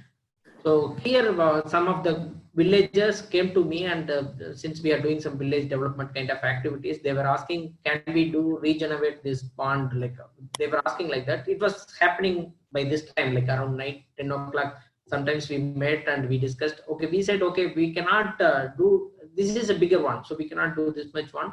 Probably we can take some 100 or 200 trucks of mud from this one. So okay, for that we don't know how much the budget will cost, and we don't know how to get the source. But 200 or 300 loads of trucks of mud, if we take it from there, you will be able to make a little bit depth of this pond. So what we did, okay, we will do that one. So one good day we have started this. We have bought some JCB and we have got some tracks and to take the mud from the out of that pond. So what happened, you know, like there are around that places, there are farmers, they wanted this mud. So they were asking, they were ready to pay the money. So if you pay for each truck, they were giving some 300 rupees, 400 rupees for each truck. So what we did, okay, 100 rupees, you give it to this JCP, and another 200 rupees, you give it to the truck holders. So because they need to pay the diesel and they need to, so that happened. So after that, we didn't pay we didn't spend even a single money. So everything like was done by this truck and the JCB. You got what I'm trying to say? Yes, sir. Yes. Okay, fine. So after that, the JCP took the mud from that pond, and they will get 100 rupees, and the truck guy will get some 200 or 300, whatever he is getting, and he will take the mud from that pond and they will give it to the farmers across the village. So that happened. So we were able to take around 20,000 of truck loads of mud. So it became very deeper, and it was like this. In another way, within some 10 to 15 days, we were able to achieve this one. So we were increased the JCBs and we were increasing the tractors, and it became like this. So this was the final one. So we were able to achieve this one. So this happened within 10 to 15 days, and we don't want to stop it at this moment. So we have done good thing for this pond. So what next we can do? So we were trying. We went to some nearby places there where there was one NGO, and they have done one man-made forest. So as Silva rightly introduced, the man-made forest is basically it started in Japan. That is called Miyawaki method. In Miyawaki, there is a scientist or biological person who his name is Miyawaki. So why they were doing is, it was a kind of dense forest since there are a lot of tsunamis happening in the Japan coastal area. So they were built the forest. It's a artificial forest. So that will be able to stop the tsunami. That it will be, that forest will be able to control some of the tsunamis negative effects. So that's why they called it as Miyawaki method. In our region, somebody has tried it. So what we were thinking, okay, we will do the same Miyawaki method near to this pond.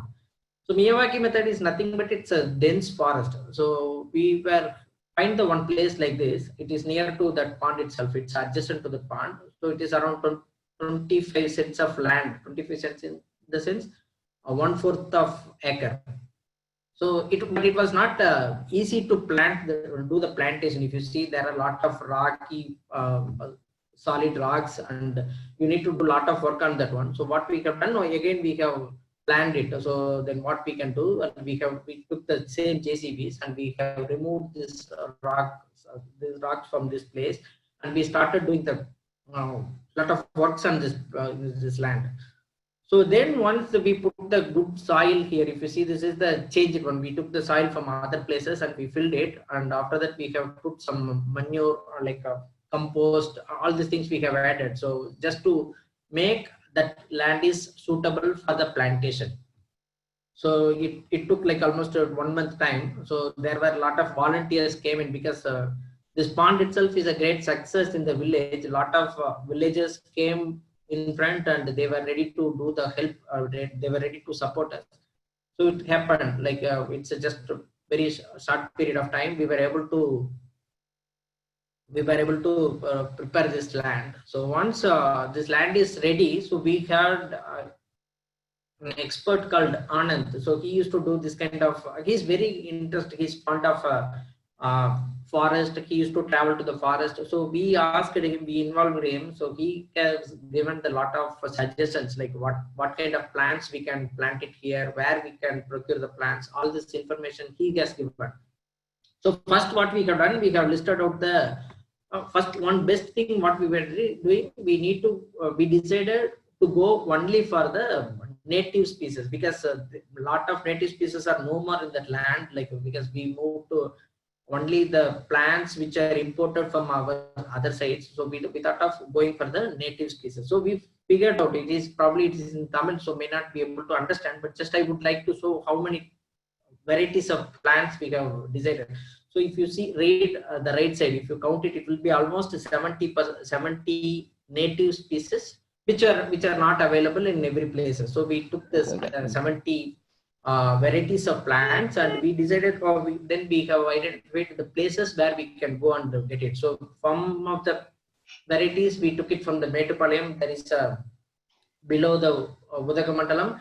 So from where we have taken some around 30 varieties, and for another some 20 to 30 varieties we went to Marakanam. It's near to Pondicherry. From there is one nursery. There we have collected around 20 varieties of the plants, and like this we went to Dindikal to collect another 10 to 15 varieties of the plants. So altogether we were able to collect around 2,000 plants of 17 different varieties for that land I have shown. It is just 25 cents of land, but we were planning to plant around 2,000 plants in that saplings in that land.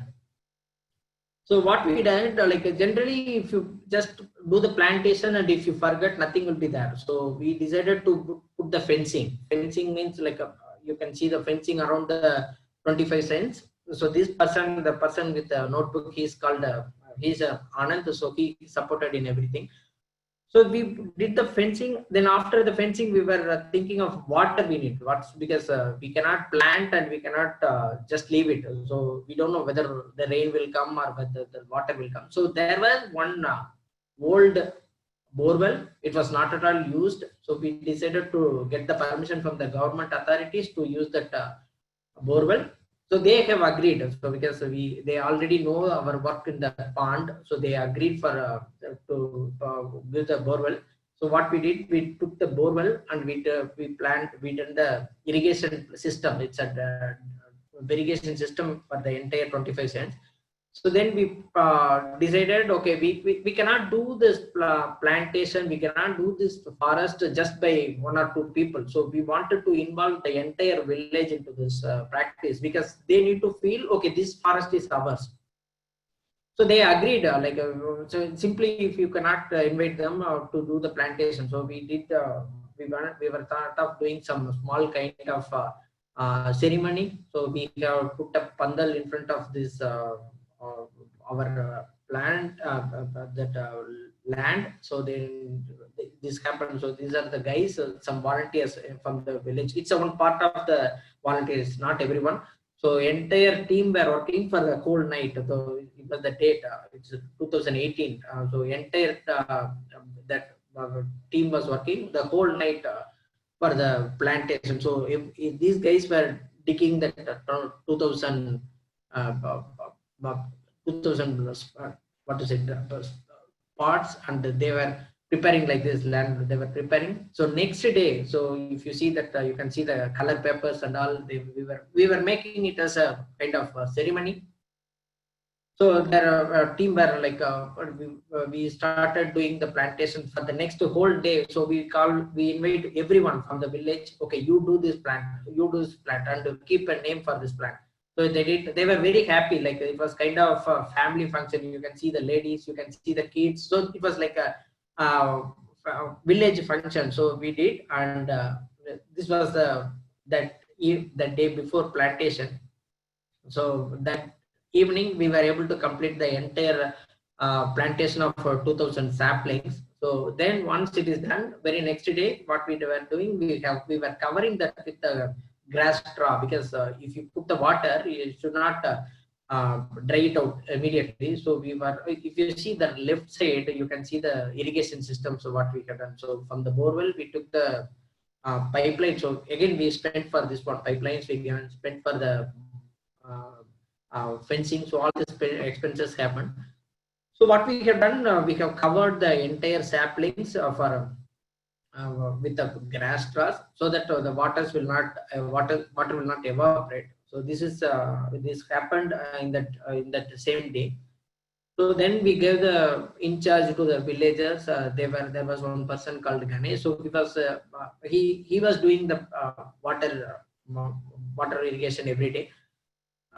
So it was the final look. So and we were just wanted to experiment. We planted some plants outside also, but it was not there, as I mentioned earlier. If you don't cover the plants, it will not stay for long because of goats or a cow. Like it's a the village background, right? So that's what with the fencing it will be covered. So this was the look with a proper fencing, proper irrigation system. There are 2000 plants in that region. So it was another, after 2-3 months, you can see the growth of the plants. So then after 1 year, you can see the growth. So this is the growth. This was like last year. So if you go now, you will not be able to enter the forest itself. So basic concept of this Miyawaki method is you should not be able to, any human being or animal should not be able to enter it. Only the person, only birds can stay here. So within 6 months or 8 months, if you go there, you will be able to see the peacocks. Peacocks were laying the eggs, and like small insects were there, snakes were there. It was kind of biodiversity, as you rightly mentioned in the title itself. So it was giving the opportunity for the birds, and it is giving an opportunity for the insects to live in. There is no disturbance from the human being. There is no disturbance from the animals. So it's like a kind of paradise for the birds. And again, you are having every varieties which is no more in many of the places. You can see the lot of varieties in that in this forest. So the birds are coming and they are picking up the seeds, and this is spreading across the village. So that is happening. So this is you can see the density of this forest. So now you can compare the land which was there like 2 years back, and you can see the land now currently now. So this is the kind of density you can see. It's almost a forest. So you cannot enter. Even now we will not be able to enter. So we had learned a lot of lessons here. So the first one is we were when we selecting the different kind of species, we were thought of okay, this is a land, dry land. So we need to go only for the species which can stay in the dry land. So we have selected the plants like that. But what happened now? That pond is not at all drying out. So we have done this pond like 2.5 years back. Till now, we don't see any there is not. It never become dry. It's always the water level is there. And during the rainy season like this, the water level is coming up, and this water is coming into the forest. So since these plants are mainly dry land plants, so these some of the plants were like not able to withstand. So we have lost around 300 to 400 plants. So some 10 varieties are not able to withstand that water conditions. So around other than that 10 varieties, we are able to maintain that 60 varieties of the plants. Almost 1,500 to 1,800 plants are growing up very well. So this is the Miyawaki method, the forest we were able to create in the Erode district. The village name is called Potupullambalayam. It's in Erode district. It's a small village. So that's all from my side. So if you have any questions, I will be able to answer it. So everyone, I would like to invite you, if at all possible, just to visit the place, to have a look, and just to have a look of this forest. Yeah, thank you so much, Manikandan sir, for your really an insightful session. I think Manikandan sir is also means inviting the participants to visit. If you want to visit, yeah, you can contact him. As I told, sir, with your permission, I will just go back again to your website and probably just play a short video which you have in your. Yeah. Sure. So I think I couldn't share the link of this website in the YouTube channel. So those who have missed it, so this is the website, nisabdam.com, which you can watch. Nisabdam, that is opposite to Sabdam in Tamil, that says silence. I think he's a silent achiever of means many things. This is one thing which he has talked about. These are all the events which he is continuously talking about, this event which he has written. And these are all some celebrations as he has pointed out in this video. And finally, this is the video of 1 year celebration which they have. Anyway, I'm not going to play the complete video. They had it on 9/6/2019. That is the first year anniversary. That means they have already completed second year anniversary as well. So yeah, this is what you can see. They are celebrating their first year success of this method. I think they, as rightly pointed out by Manikandan sir, they have learned quite a lot of rich experience through implementing this means Adarvanam, or in Tamil it's called as Adarvanam. In English, if you equally translate it, it is a man-made dense forest. That is proving like exactly the topic of what we have, like biodiversity. Thank you so much, Manikandan sir, for joining and enlightening us with what you have done. And we wish you all the best for doing much more things in the days to come. And we definitely from IGEN, we are also supporting for biodiversity, sustainable development, everything. So we definitely stand behind you as and when we, get a chance. Thank you for this very good opportunity. Just to, at least I were able to look back what we have done. I'm really feeling very happy about that, and thanks for your work and thanks for your initiative. Let us work together for the betterment. Sure, sir. For upcoming events also, we will definitely invite you. So I expect a huge support from your end to more towards greener and cleaner world in a sustainable way. Thank you so much, sir. We will do. Thank you. Yes, now we are moving to another interesting event. Yeah, of course, we are running short of time. But anyway, we have a panel discussion. That panel discussion is going to be moderated by Subhatra Rajendran, trustee Varun Aditya Foundation, also a partner of this event. Now, without any further introduction, I will straight away hand over the session to Subhatra madam. Selva, one announcement, Selva. Yes, please, sir. For the participants, there will be another 2 feedback form. Yes. One is 11 o'clock, and one new form we introduced now. Those who are watching till end, they will be receiving a special appreciation certificate.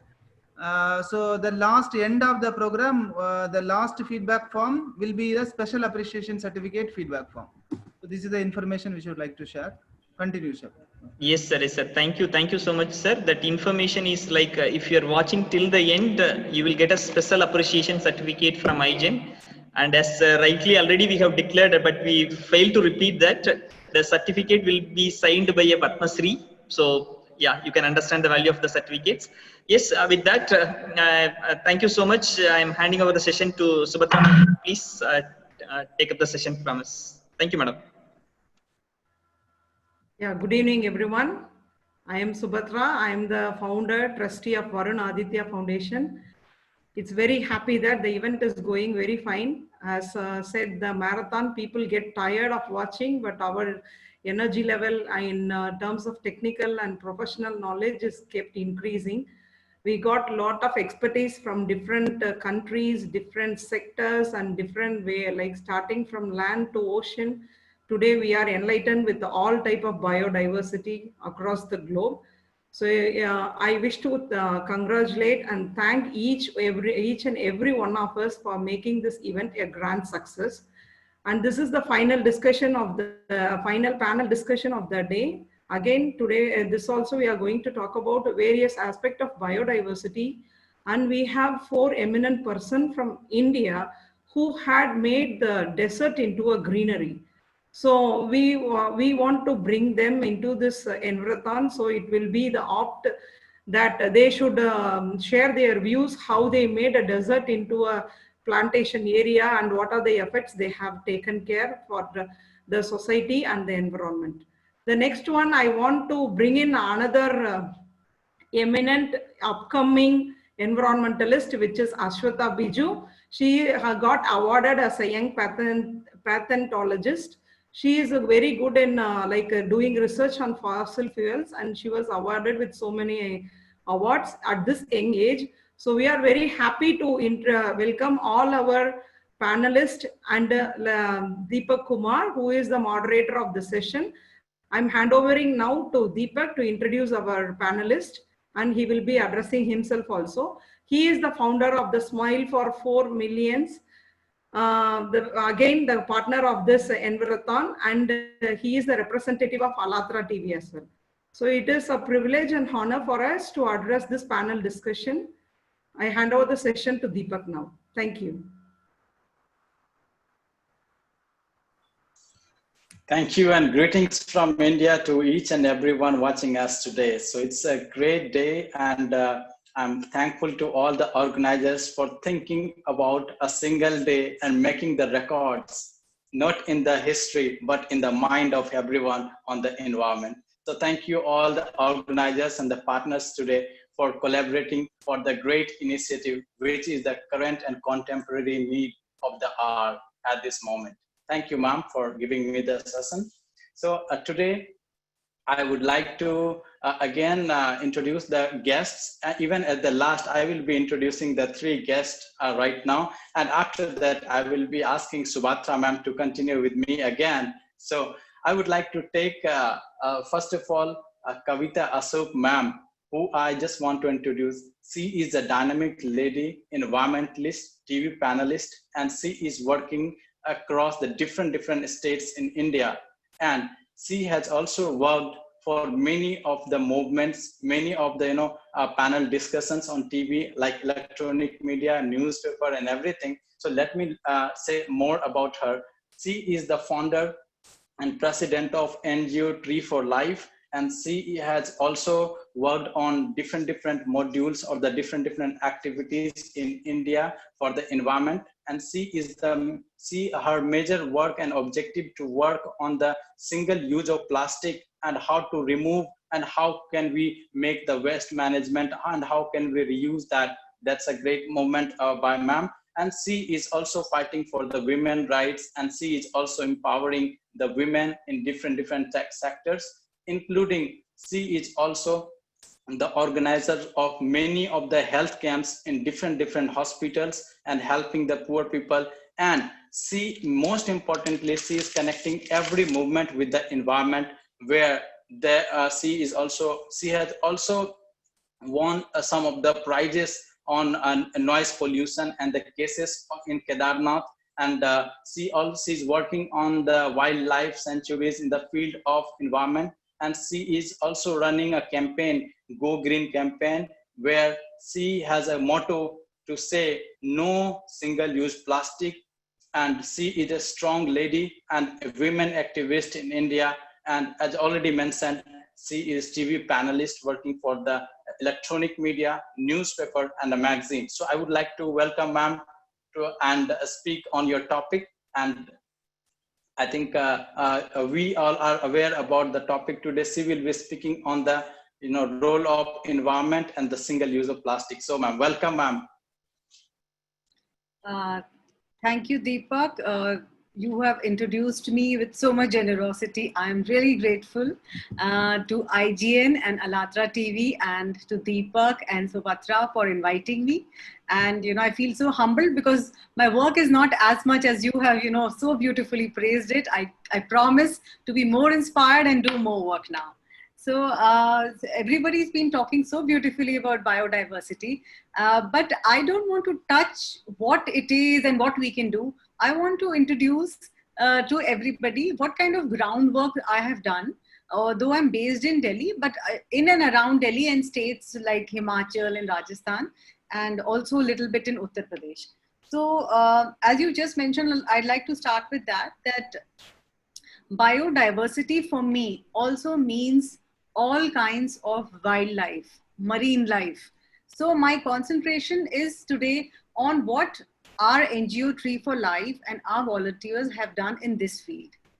So 2-3 years back, we filed a PIL with the NGT because there was a lot of, there was a noise pollution case which was happening in the wildlife of Kedarnath, the Kedarnath sanctuary.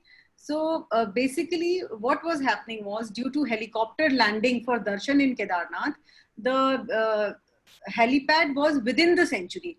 So actually, if you see, this was this has been happening for years and years when the Congress government was, ruling the ruling party in Uttarakhand. But the surprising part is that nobody paid any attention that how can you have helicopters landing inside a wildlife sanctuary? So for people who are environmentalists, it was a big challenge. So I, with a lawyer, environmental lawyer, we thought that let's pick this up because it's a big issue and nobody's paying attention to it, So we filed a case and within 2 years, 3 years, I think maximum, we won the case. So, the government gave new directives, the DGCA gave new directives for curbing the noise pollution. There was a check on the helicopter landing. And now there has been a ropeway has been sanctioned. So a lot of work has been done. So what I want to say here is that, even if I'm going to talk about the power of a single citizen. So if a single citizen can, Subhatra, let's not think that only big organization, that only Bill Gates can move something like this. No, I've seen myself when I started out with this project, I was just thinking, oh, I'm a single person, but I said, no, I have the will and I have the determination. Let me file and see, there must be something happening. And within 2-3 years, we won the case, it was so beautiful. It was like a big victory for us and it encouraged me more and more, to take up bigger challenges and do more work. So this, I think biodiversity also means thinking about flora, fauna, the animals.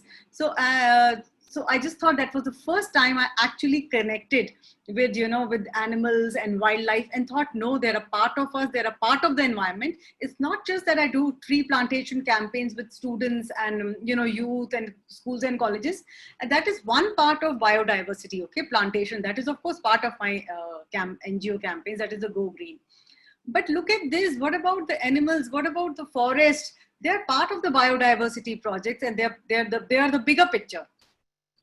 So another thing I want to mention is that because we spoke of the, wildlife, so there are, of course, India has so many beautiful organizations now which are taking care of it, like the Wildlife Conservation, Wetland Rules, Wildlife Crime Bureau. So there is a lot of environmental justice and protection. So I really wanted to touch here that there is a lot of environmental justice. People have to understand, they have to take the initiative and they have to have the courage to step forward and say that this is a challenge and this is affecting the country and it's people. So move ahead, and if you feel, if you're a nature lover at heart, please come forward. Everyone can be participating in saving and conserving the biodiversity of this planet. Of course, because I've been working on health with a lot of hospitals, and I connect human life to, the wildlife and climate change and everything. So I think that in the health camps, as one of the speakers, I think Dr. Mr. Kameshwar Iraqi, I was listening to his presentation. He mentioned, how health and environment are related. So I also started working with, various hospitals and organizing health camps. What was I addressing there? People thought, you're an environment activist. What are you doing in health? People did not understand that air pollution in cities like Delhi, Calcutta, Kanpur, Bangalore, they are so immense that of course for 4 months, our health is affected by the air pollution. So we were organizing health camps, also keeping our numbers and data to see what is the effect of air pollution on the health of the people. So that was also a study that we conducted, and we do it every year. Every year, Deepak, we do this survey, we do these hospital, camps, and we have data. So that just shows us that what environmental hazards and blunders that man is creating with urbanization. What are we doing to ourselves? What are we doing to our health and our planet?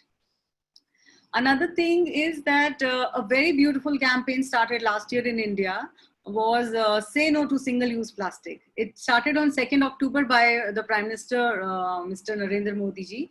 And our NGO also got very interested in doing something about it. So we created a campaign which is still running, which says, Say No to Single-Use Plastic. So we got a lot of cloth bags printed, with the logo of our NGO. We went to slums, we went to youth centers, to colleges, to, BPL families, and we started talking one-on-one, giving them bags. It is a very difficult project. See, if you do work on ground level, it is another experience totally. Just talking somewhere in a seminar is another thing, but first you'll have to have ground experience to share what you have done. So we have this beautiful experience of talking to people one-on-one and telling them that please skip using the plastic bags, use the cloth bag instead. Because if you see that even the environment theme for 2018 was Say No to Single-Use Plastic and ban using plastic things. So that in continuity is still going on. And one of my favorite campaign today is Say No to Single-Use Plastic.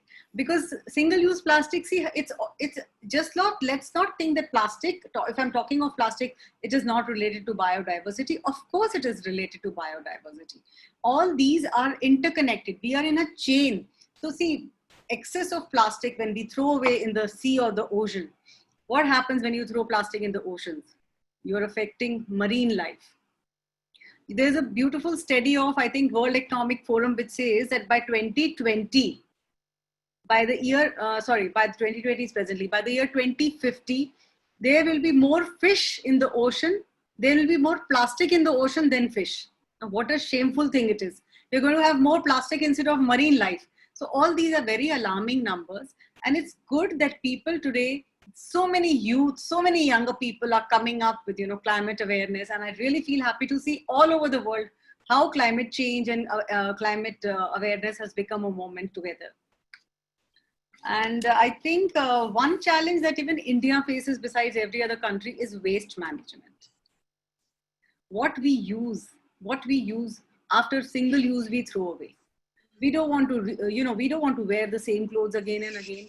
We don't know how to recycle. We don't know how to reuse. We want new things. We want to throw away whatever is not working. We don't want to repair. So we have to, the mindset of people on this planet Earth has to change. We have to learn to recycle, to reuse, and the courage to say no to excess things we don't need. So I think waste management is a big challenge for us. And we need more waste management, more machinery to recycle in India, because recently China has said no to us. That in a very simple form, I want to say this: that don't send your garbage to us. We are not going to recycle it for you. So that's very interesting. Now it's everything is on our head. We have to see with government policies what can be done to do to take care of waste management, and how we can set up units so that waste can be recycled and managed within the country. So I think these are very little small things which I wanted to share, and also in simple ways how our NGO is working actively in India and doing things about it. So anything, Subhatra, you want to give me a feedback or Deepak on this? Maybe Thank you on the very much. second round, we want you to share on the experience of women empowerment activities. Oh, wow, beautiful. Okay, so and we are like privileged and very inspiring the work what you have what you are doing now. Yes, it is true. Like every individual now, we are forced to have a responsibility to protect our environment. The corona has taught us a very good lesson, and this is a chance then God and nature is giving us to protect every species in the world. Thank you so much. Thank you, Subhatra. I just because you asked me, I'd like to share a small thing that I've been working in the field of women rights for like 12 years now, with of course, my environment work. And I've been associated with some of the big cases in the country for, molestation and rapes and so many other things. I want to say one thing, that my concentration has always been on the well-being of women more than anything else. So I work on women's health. All the health camps that I organize, I am concentrating and asking women, and we are doing a lot of advertisement, like a flyer, hand to hand. See, all the work I do groundwork. I believe in going on the ground, standing with the people, standing with the volunteers, and making the campaign successful, even if it takes us 15 days of preparation on the ground with the people, in the slums and BPL families and everything.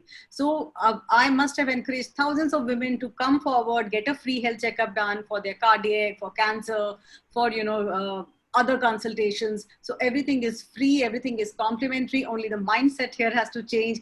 Every woman has to feel from inside that if I'm healthy, I will take care of my family better. First, woman strong, woman healthy, then family strong, family healthy, whole planet strong, planet healthy. Thank you. Well said, ma'am, and it is very true. And I wish to highlight here, as you pointed out, not only the plastic, if the thing goes like this, we will have more gloves and masks in the ocean, I guess, very soon. Absolutely. So we have to educate each and everybody how to dispose the mask and gloves after use. Thank you so much, ma'am. It was very inspiring to have you on the panel today. Thank you so much. Deepak, and I look forward to working more with you, Alatra TV, and also with more international speakers next time, once again, at IGEN. Thank you. Thank you, Thank you. Thank you. I would like to say the final comments for you is like, we are not paperless, but even you have crossed the paperless world. Whatever the work you did on the ground, that is what you are known for. Thank you so much for joining. All right. Thank you, Deepak. Okay. So next, I would like to take this opportunity on behalf of IGEN, and the topic is biodiversity. So the pond men of India, the youngest pond men of India, working in the northern part of India, and he has recovered more than 2,000 of pond and the wetlands and river islands. So it's incredible. We should welcome with a huge applause. And very important, I would like to take the topic, the role of wetlands, pond and rivers in balancing the Earth's ecosystem and its biodiversity. So I would like to speak very less about him because we have many things to speak about him, but so I would like to say he is also the founder of Social Action for Forest and Environment Safe, and he has worked for he's working since 2010. It's been 10 years working on the project of SAFE, and he's also working with the government, and he's also helping the government. And the most important thing, he has involved thousands of volunteers from North India. Now they all are the young minds. They are the future of India and the world, because they are caring a lot for the wetlands. They are caring a lot for the water conservation and awareness. Very important. He has involved in so many multi-environmental activities, especially working for the homes, and his purpose is to work on the water resources. And as we know that every single drop is important, and Vikrant Tongar is the one of the youngest person in India who has conserved and become the benchmark in the history of young India. Welcome, sir. Welcome you all. and Tongat sir will be speaking somehow in Hindi because he's comfortable in that. Sorry and apologize on behalf of him, but you are most welcome. Your words are very important. Welcome, sir. Thank you, my dear friend Deepak, and good evening, everybody. Namaskar, everybody. Thanks for this opportunity, friends. And this is very late time in India, so I would like to take very less time to speak on my topic. So we are actively working on environmental issues, and we are working on a ground level. So because we cannot achieve the whole idea of environmental justice without fighting on a ground. So with this thought, for environmental justice, we are working on different environmental issues, including wetland related issues, water body related issues. So we are rejuvenating water bodies, wetlands. So mainly in the national capital region. So I am Delhi based. I'm Delhi NCR based. So we are based in Greater Noida. So we have some opportunity to work for protection of wetland in this particular area. Because if we talk about Delhi, if we talk about Gurgaon, if we talk about some other cities in Delhi NCR, the mostly cities are wetland free nowadays. Mostly cities are water body free. So there is no water bodies. There is no natural water bodies, I mean. So we are actively working on a water bodies in a Noida, Greater Noida. So my topic is very limited to wetland and biodiversity and role of wetlands for development of biodiversity. So I would like to say one thing. We cannot assume good biodiversity without wetlands, without water bodies. So work for wetland it means we are working for development of biodiversity. And fortunately, we have a good biodiversity in India. So we are very rich by the we have good biodiversity. So it means we have to work for protection of this wildlife accordingly. So if we talk about the wetlands, so in the Indian scenario, the 4.7% area geographical area of India is wetland. So this is also a big challenge for government of India and local governments to protect this part of this geographical part of India as a wetland, because we have around 90% population of the world. Because we are a very big country, we have a 4% water resources of world, but population is very high. So we have some land constraints also, because we have a limited land. If we compare to other countries, China and US, the population of US is around 30 crore, but the area is very bigger. If we talk about the India, we have 19% population of the world, but we have only very limited land area. So we have 4.7% the total area of the wetland is 4.7% of India's geographical area. So if we protect this area, we should protect this area as a wetland, but it is very difficult in the Indian scenario, because the mostly wetland are encroached. The mostly wetlands are converted in the high-rise buildings, converted for different purpose, for shopping mall purpose, for universities construction, because the population is very high. Mostly if we talk about the city areas, so wetlands are depleting day by day. So if we will lose wetlands, if we will lose water bodies, so we will lose biodiversity. And without biodiversity, human cannot exist on this earth. The earth is beautiful. If we talk about the mother nature, the mother nature is because of biodiversity, and we are the same like animals. We don't have any special status on earth. We have to understand this thing.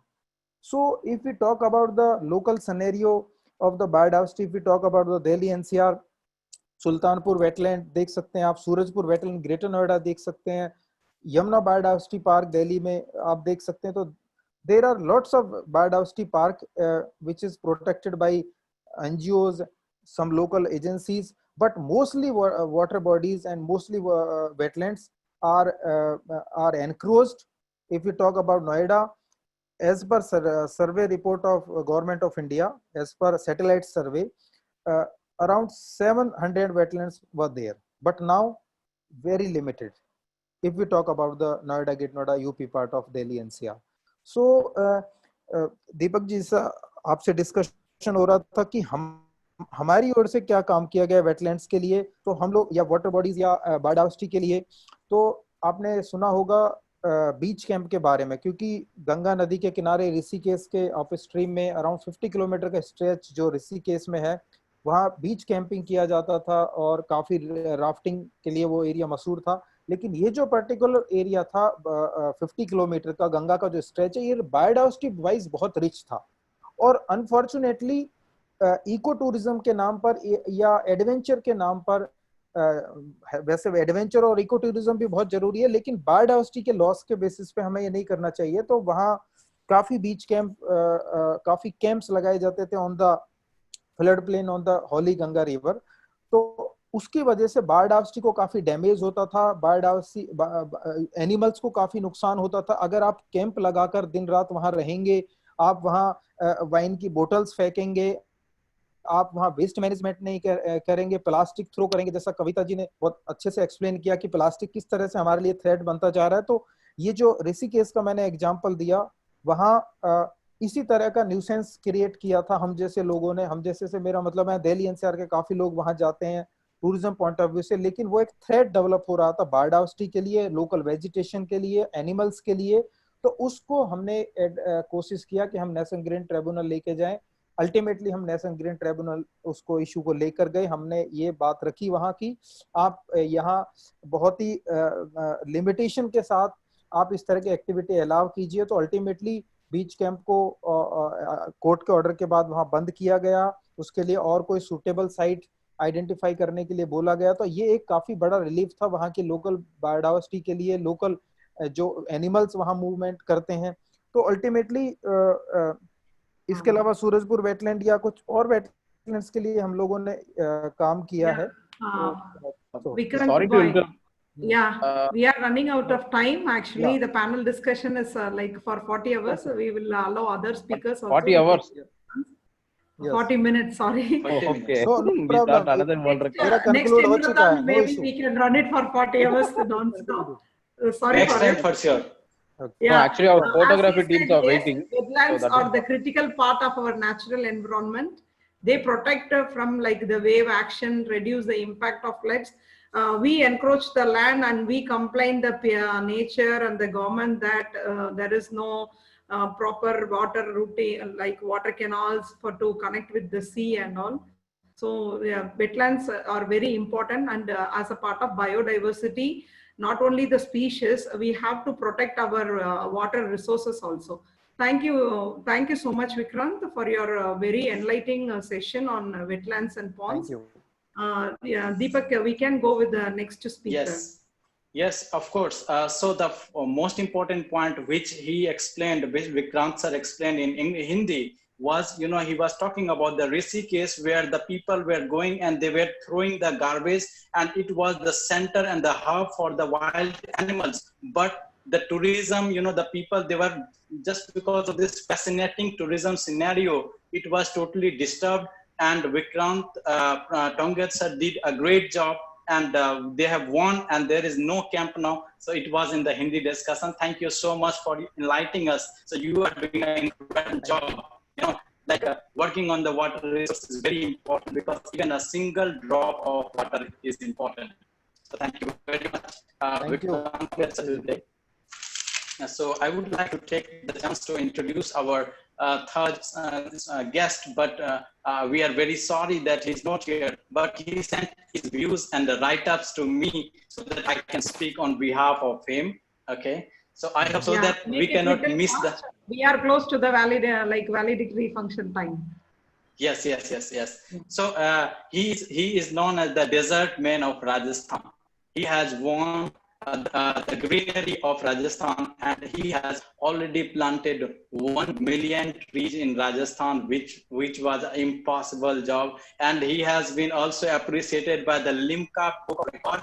So Professor Syam Sundar Jani is now, but let me speak about him. He is also known as the desert man of Rajasthan and president. He has been awarded by the President of India in the field of environment activities. He has planted more than 1 million saplings for the women empowerment. So what this event I gladly invite our participants.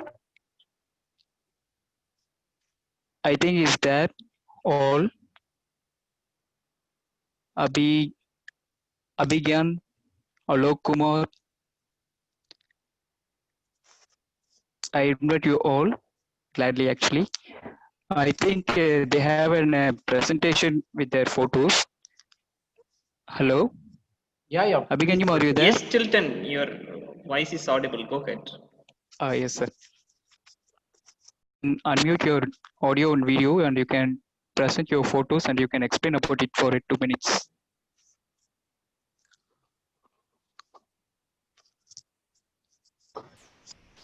Can you give me a minute?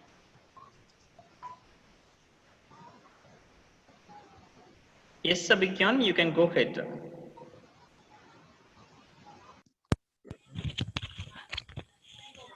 Sir, can you give me a minute? Yeah, please. Sir, I need to search for my photo. Actually, it's in a file, sir. I need to search for it. Okay, until then Harshal will share it, I think so. Harshal, are Okay, you sir. there, Harshal? Yeah. Okay, sir. Yeah, you take a screen.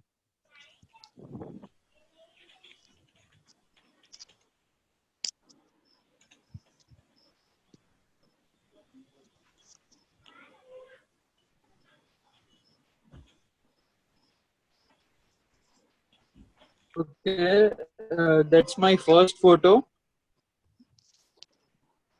in the macro section. Hello. Yeah, Harshal, we can hear you. You can explain about your photo. Yeah, so this photo was taken in Kurg in the plantation of orange and pepper. So once I was roaming in this plantation, barefooted, just to connect to the electrical energy of the earth and to get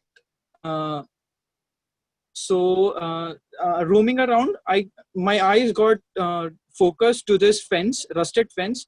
So what I observed was really beautiful and scary at the same time. So for humankind, the tree was overriding the fence. The atmosphere almost took away its strength, and now now it's a roadways for ants. So after this, I realized the boundaries we human create for all the temptation of owning a piece of land is all waste. Cause one day we are gonna decompose in the same land we fought for. So use the resources wisely, cause we are the children of nature, nor we own it. So I would like to present my second image. Yeah.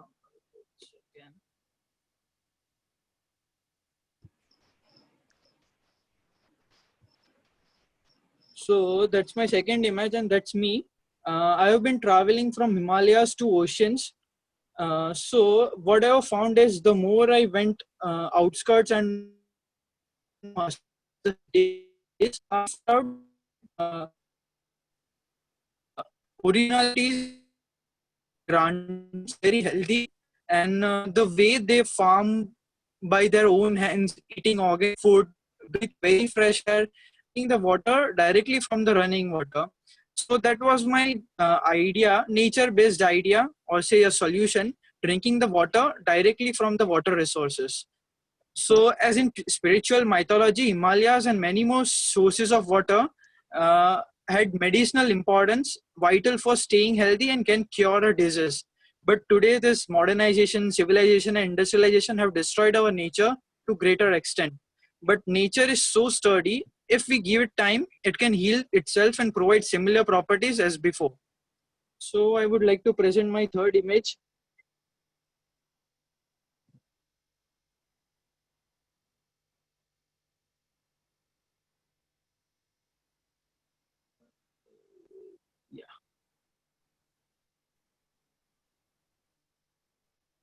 So that's my third image. It says like human impact under the theme human impact. So, but humans being always humans, maybe it's spiritual place, a water resource, mountain, beaches, nature trail, we spoil and spill it with our garbage over converting blissful to a trash. So that's a place I go every Guru Purnima, Girnar, the divine hill in Junagadh, Gujarat. We need to climb 10,000 steps to reach the temple. The view from the Junagadh city from top is just wondering. Besides which is the Gir forest consisting of most beautiful floras and faunas. The tourism increases, that exponentially increases the waste. And that's my last image I will like to present, not taking much more time.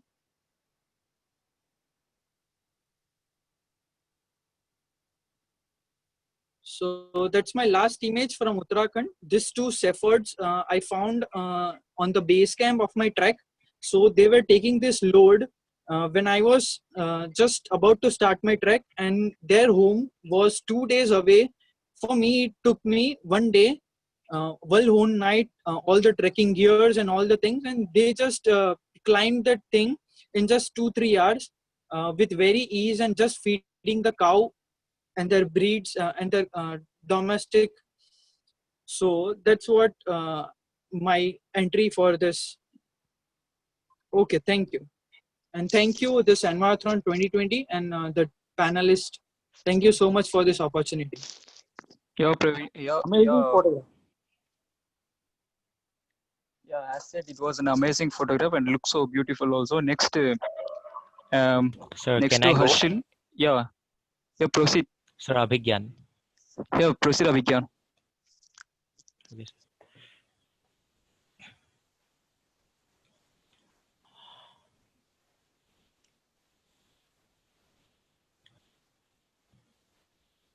Sir, is the picture coming?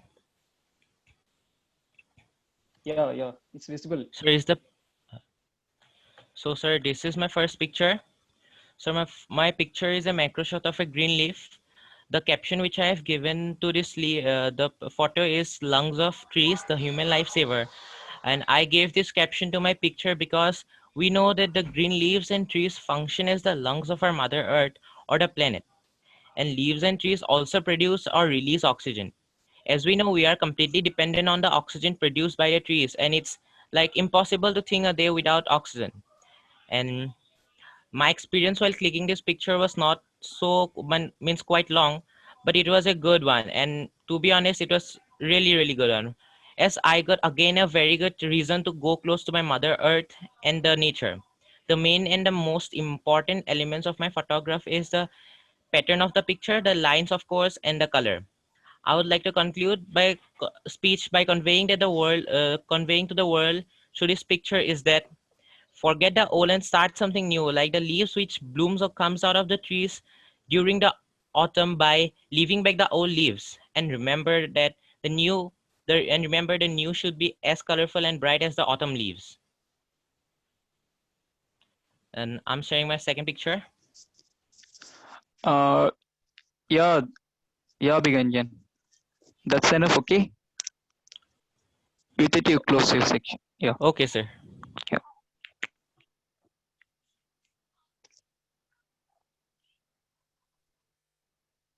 Sir.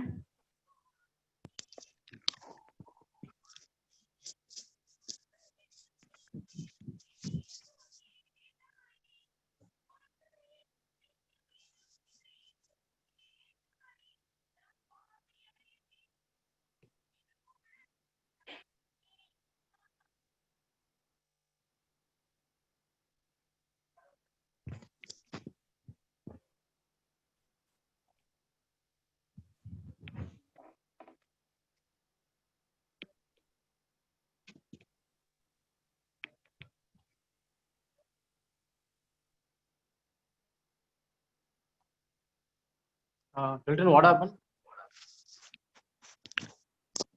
Biganjan, are you there?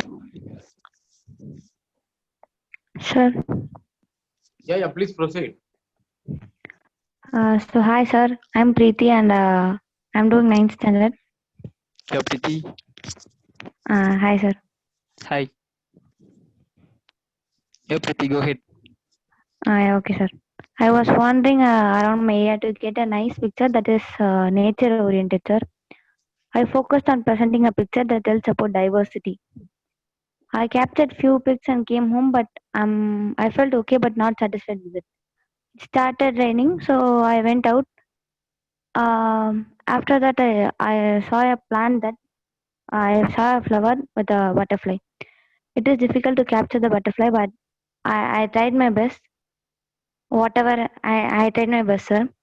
And I know the power of a single wish. After all, invisible and inventable, like a butterfly. The beats its wings in one corner of globe, and with that single action changes the weather half all across the world, sir. And I'm so happy to join in this, sir. And thank you. Yeah, Preeti. Nice presentation. I think next is Lokesh is there, I think so. Lokesh, are you ready there? Sir, ready, sir. Am I audible? Yeah, it's audible. You can proceed now. Just a minute. You can present your masterpiece photo alone, okay? Yes, sir. Yeah, okay, proceed. Just a minute, sir. Just a minute.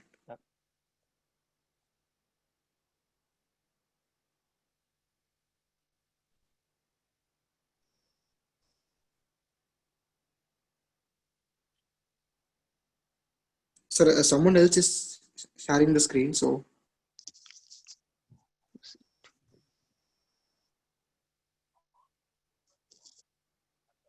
Yes, Lokesh, you can share now. Ah, sir. It's coming, yeah. Visible, sir? Yes. Yeah. Yes. Okay. This was my photograph.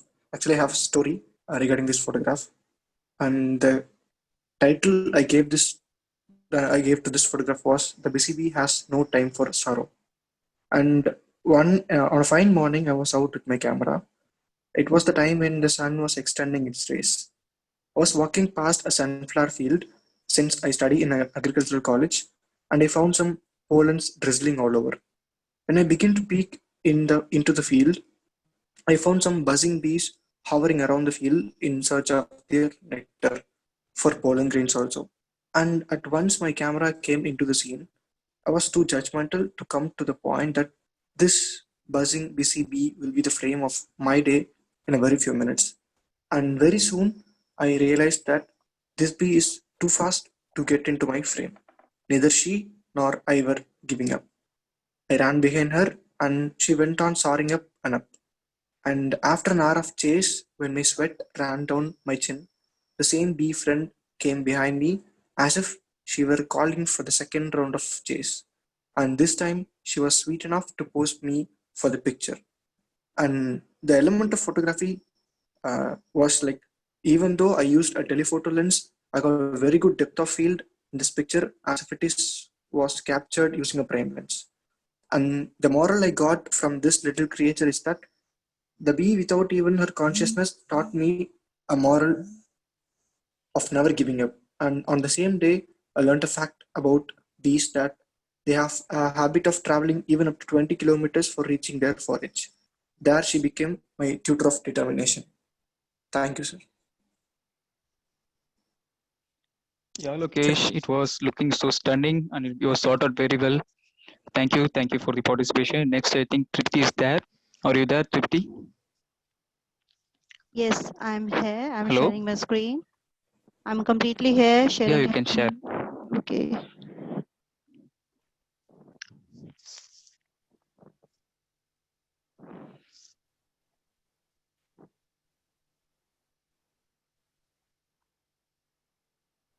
Is it visible to everyone? Yeah, it's visible. Is the picture visible to everyone?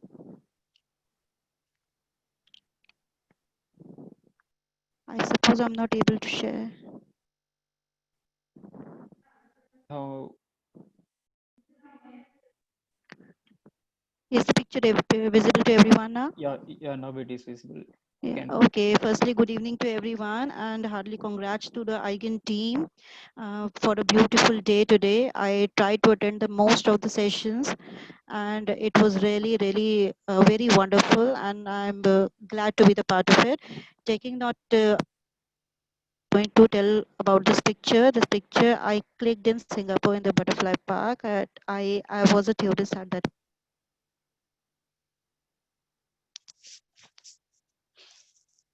This picture something, it actually stole my heart away when I saw that these small creatures were being fed up so nicely with such fresh fruits and everything, and the same creatures are being played about with many people and were killed by many people when we find them on the grounds during rainy season. So that's why that was the thing which touched my heart, and I clicked this picture. So the tagline which I've given to this picture is feed life and life will feed you. I would like to say that we are blessed to exist on earth along with the companion nature. Nature, which is endless, completes us. But what we are doing, exploiting it, harming it to end it. Mind it, if nature ends, life too will end. Nature can exist without humans, but humans cannot live without it. My message for mankind, don't exploit, but explore it. Science says every action has an equal and opposite reaction. But I say, my friend, here, a small action can give back big reactions. So, mind your actions. Every life, may it be minute or huge, is essential to complete the chain of the ecosystem. Feed every life, nurture it, cheer their presence, and let them live on their own, but don't own them. Thank you so much, and congrats to the complete team. Thank you, ma'am. Yeah, ma'am. Yes, Let's sir. see how many are there. So one more is there, sir. Okay. It's Alok Kumar. Yeah, Alok Kumar, you can present. Are you there? Yes, sir. Yes, sir. Yeah. After that, Pavin Krishnamurthy is there. That's it, sir. Two more members is there. Yeah.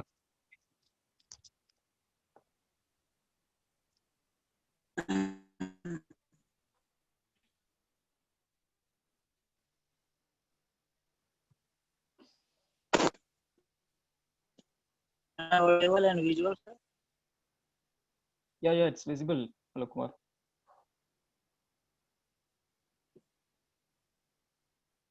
Sir, my photography is this, and this is mother's love. Actually, nature is also our mother, and this shows the mother love. We all are son of this beautiful nature, and that's why always feel the biodiversity. This picture was taken in Bodh. This is situated in Bihar, the place of enlightenment. So when I'm traveling and always feeling the nature, what is saying, and always take and capture the moment that is very beautiful. So this location and view is very attracting to me for capturing, and I didn't take any rest and capture this picture.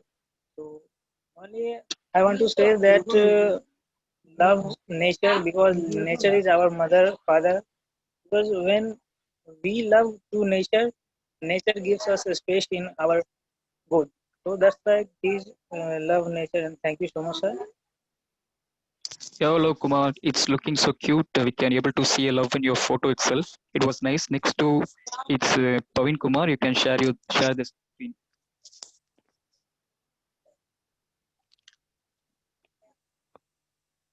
Pavin Krishnamurthy, are you there?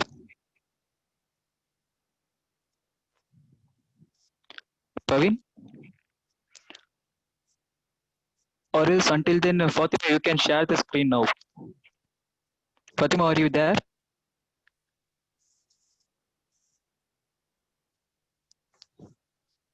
Hello?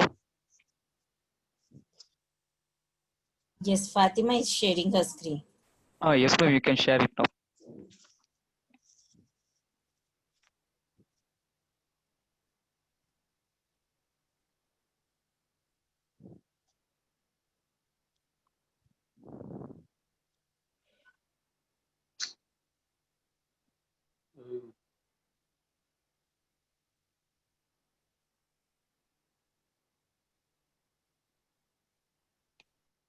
Tilton is coming everywhere.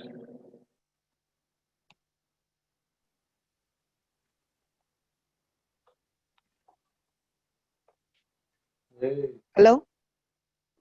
Yes, ma'am, we can hear you, ma'am. You can share, ma'am. Can you see my picture? Yeah, ma'am, it's visible. You can. Yeah, so Yeah. this picture I have taken after the like heavy rain at the night, and then in morning when I saw, like it was such a mesmerizing effect it was having on me. So it was so beautiful that I really wanted to take a picture, being a photographic person. So in this picture, when you see only few drops of water is there, and that itself shows us how mesmerizing it is.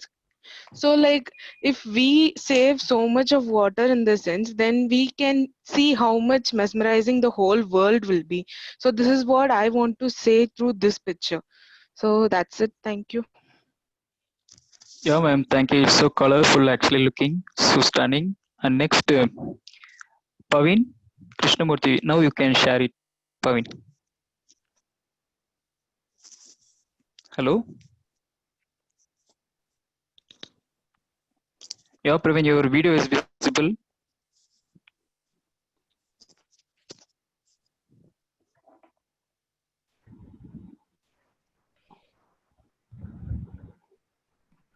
Good evening, everyone. This week I was taken in my college, while landing in my college, I took this week. I was walking in my college. I noticed the insects, the ants were playing, sharing its food. Then I realized it has its own life. Yeah, the beauty of this nature is that even the small insect has its own heart, brain, stomach, digestive system, everything like humans. But they are more in number than humans and doing many good things for our environment.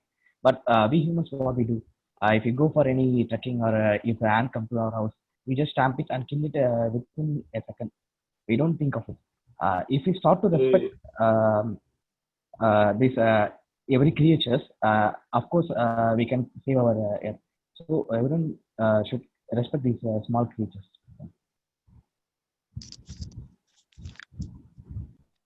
Yeah, Praveen. After seeing your photo only, we come to know that even ants too love each other. Like that, likewise, the picture was saying to us. It's so wonderful. I think all the nominees of the photography competitions were share the screen. I think so. Anyone else is there? You're done. We can close. Sir, yes, sir. Yes, sir. We We're can already close 30 it, sir. minutes running. Okay, Yeah. sir. Okay, sir. I understand. Yeah, you can carry out, sir. No, you can conclude. You can conclude. Yeah.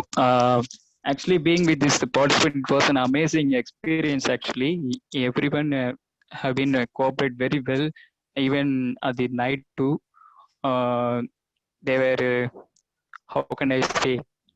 Actually, with the photo, I can able to know so many things. Even though now we have seen an ants to, I even after seeing an Pavin picture, I come to know that even ants to have a love with each other like that. Yeah. It was the picture what was saying, and then and each and every picture was so amazing. And some of the participants have been shared their photos in our group also. It was looking so stunning actually. So many. How can I say?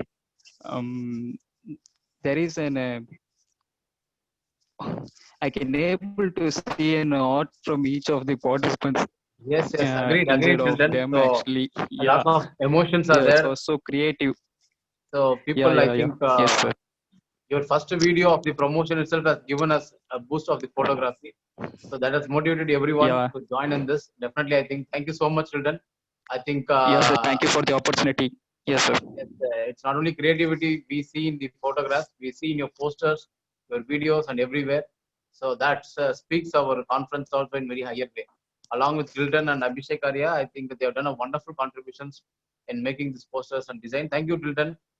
Thank you, sir. And Thank also, I you. thank Bharati, your teammate. I think she is not able to join now. So both of you have done a wonderful work, especially on the photography. And you people made a teamwork and the team lead. I think today, till I think 10 o'clock also, when you called all the people, they're coming and joining. That's very important. So thank you so much for Tilden. So we'll Gokul, continue. just Gokul, just only one word from me. So we are crossed 16 hours, and I think entire IGEN team is working for the 16 hours today. but he's the guy, Tilton is the guy who was working 16 hours a day for the past 30 days. Thank you so much, Tilton. Thank you so much. Yes, it's all on a teamwork, sir. They give a boost to me. That's why so that only I can able to work. Thank you, Okay, thank you, yes, sir. Tilton. Thank you, sir. Myself, Thank you, Suresh sir. from Coimbatore. Yes, sir. Thank you, sir. Thank you, sir. Great Thank job you. for designing. Great example. Further about time when anyone called and disturb you, so that passion will be available, will be for certain people only. So we found that one of the people which you very passionate, all the changes in the poster without any without any disturbance in the mindset. That is what very important. Yeah, No thank you, sir. Thank you hesitation. for your compliment and He credit, sir. always Thank you very much. take it in a very high spirit, and he does like he do his job. So thank you so much, Tilton. I think I am Thank you, seeing sir. you Thank for you very much, sir. past 4 events. So definitely, I think now it's the time to give the sessions to Yeah, sir, our. and I also forgot to thank our team lead Bharati and Murali also, sir. I thank them also. Thank you very much. Bharati and Murli from Velamal Engineering College. Also, we thank Rangarajan sir to give the support. It's over to, I think, the important session of a partners discussion. We have again, we are bringing back Hyderabad into our team. Madam Israt Madam is waiting for that. Almost, we always afraid for the madam for the time management. Madam, sorry, we apologize. I think we are handing over the session very lately. We want your sessions to be completed very fastly, ma'am. So I think you can do it. The session is over to you, ma'am. Thank you, Gokul, for handing over. Actually, we started first in the morning with my panel discussion from 8 countries. Now we are continuing with our partner discussion. I thank all the partners who have joined us. Madam, little disturbance for you, ma'am. Selva, you make it in the gallery view, Selva, so that when Madam is talking, so all people will be visible. Sure, sir. Okay, ma'am. Yeah, thank you. Like I would like to thank all our IGEN Environthon partners. So I request each of the partners to give a 1-minute feedback only about their association with this Environthon 2020. I'm sorry about that, but I hope you are there with us always and will be with us always. Okay, so just share your feedback. Now I invite Mr. Ajay Mittal of Earth Day Network to give his feedback. Yes. Ajay Mittal sir has joined, ma'am. Is there? Okay, he's not there. Now I request Deepak to give his feedback. 1 minute, Deepak. So greetings again. Thank you so much. So I already said I will start to congratulate all our organizers. So I'm sitting in the North India, our team, Alatra TV, our team, Smiles for Millions, and Ahardeep. Everyone is connected, so connected. We started with the small words, but I say I would like to congratulate, and we are thankful to Dr. Israt ma'am. She is an inspiration, real inspiration for us. We started very slowly when we saw Gokul sir and our president Ramesh sir and Subhatra ma'am, everyone who has given us the energy. At the last time we have invited 108 countries, and we have invited 1,000 organizations across the globe to watch this, and they have also given a great feedback. So it's really incredible, and it's being youth, I would like to say IGEN has created a history, and not for the history on the paper, but also in the mind. Thank you so much. Thank you. Thank you, Deepak, for those wonderful words. Now I request Ashish of Everyday Innovators to give his feedback. Moving next time, I should be before Deepak, because Deepak steals most of the wonderful lines and he is able to cover up the entire aspects of everything. So wonderful, Deepak. We would like to congratulate everyone and thank you everyone for this opportunity and allowing me to present myself. This was the first time ever. I have been to more than 100 colleges across India and presented myself in front of others. This is the first time I'm appearing online, that too making a world record. That is amazing for me. Special thanks to Ramesh sir for considering me every time, whatever he takes up. Thank you so much. And special thanks. It was very great when my student had a panel discussion as moderator, and I participated as a one panelist. Thank you, Ashish. You wanted this to happen, right? My yes, few members who I see endlessly working including Israt ma'am. I have hats off to Gokul. I have never seen such an amazing guy, such an energetic person like him. Hats off to you, man. Thank you so much for making this show wonderful. Thank you, Ashish. Thank you for being with us. Looking forward to further. Now I request Professor Somveer of Ahadip Foundation to give his feedback. Kolkata Award. So much, ma'am, and congratulations to all IGEN family and all the organizers who are working with us.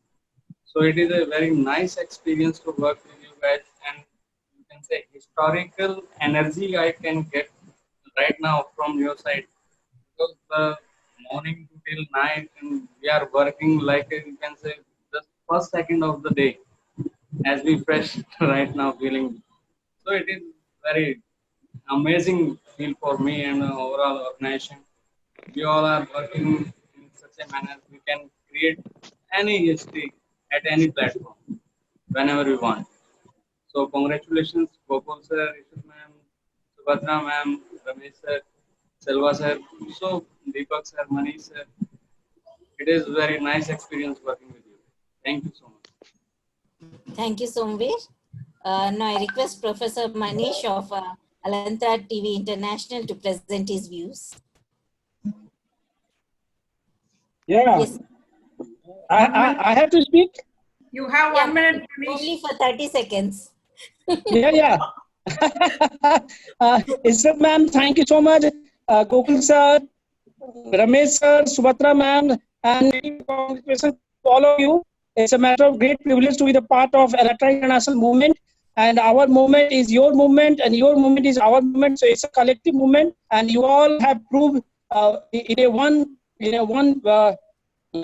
determination that we all want a great, a peaceful.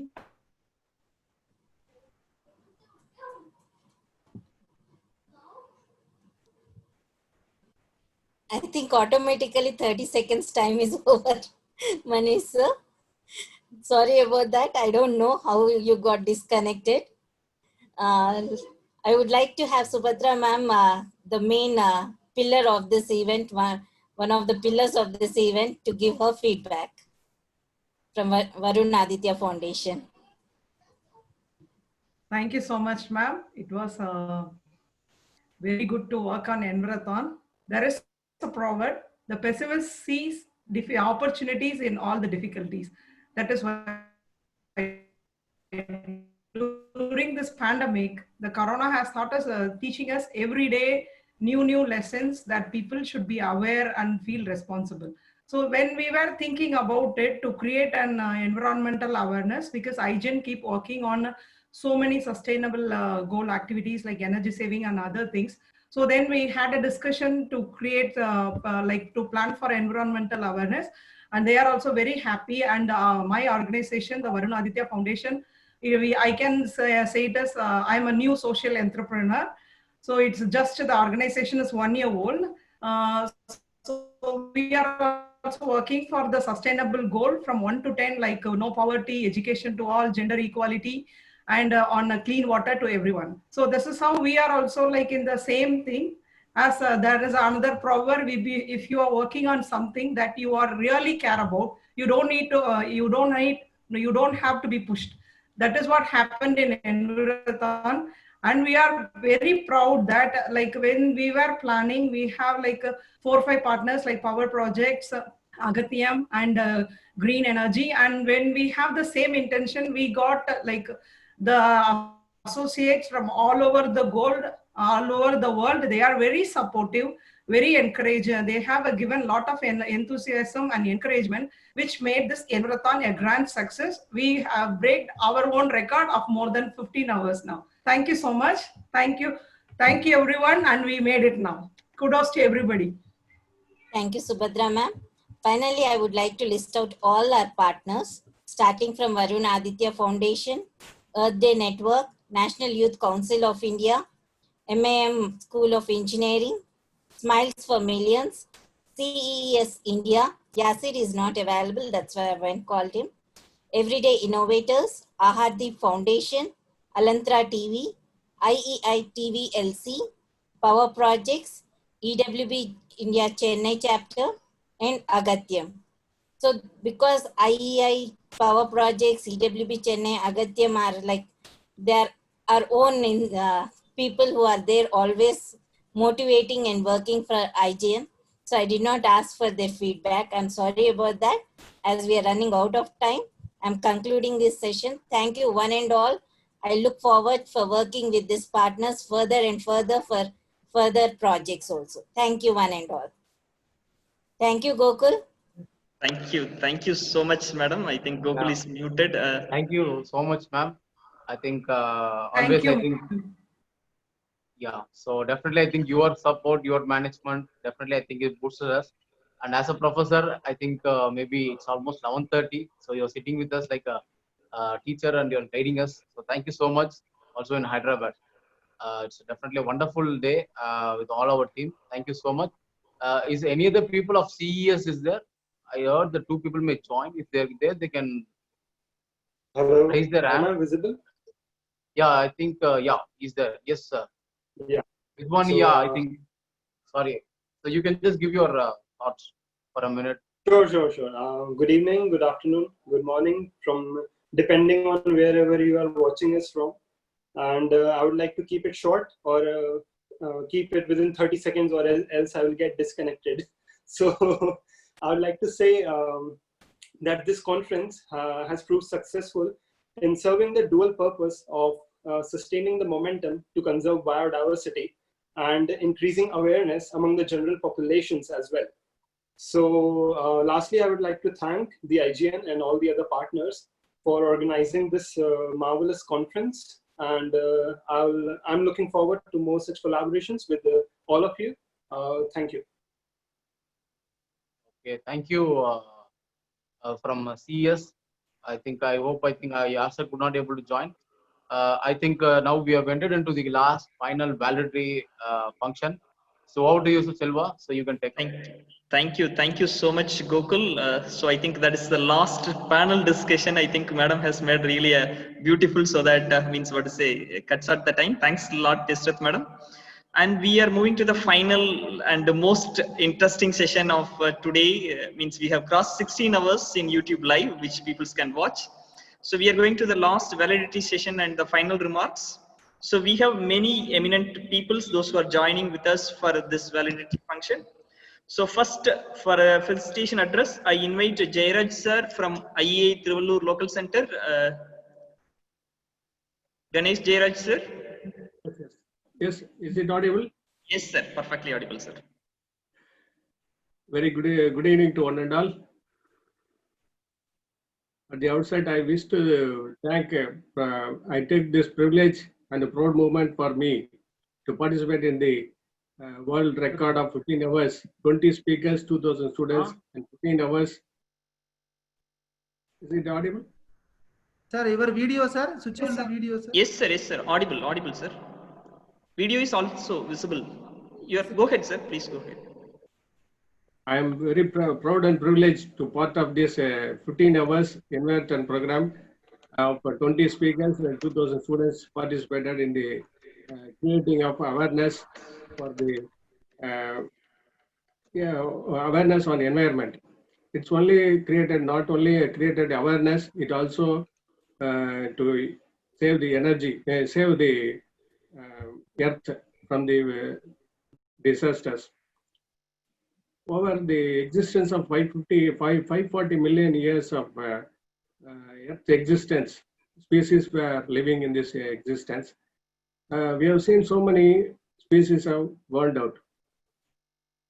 They are not cooperating, they are not able to manage with the environment, like dinosaurs and so many species. More than 100 million species are not available today because of the changing environment and the changing climate. So we need to save the earth.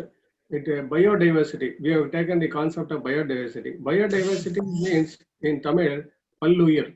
Palluyir means it is a living place for all species, not only for human. Our human being created, destroyed the forest, and so many species have left the world. They doesn't exist also.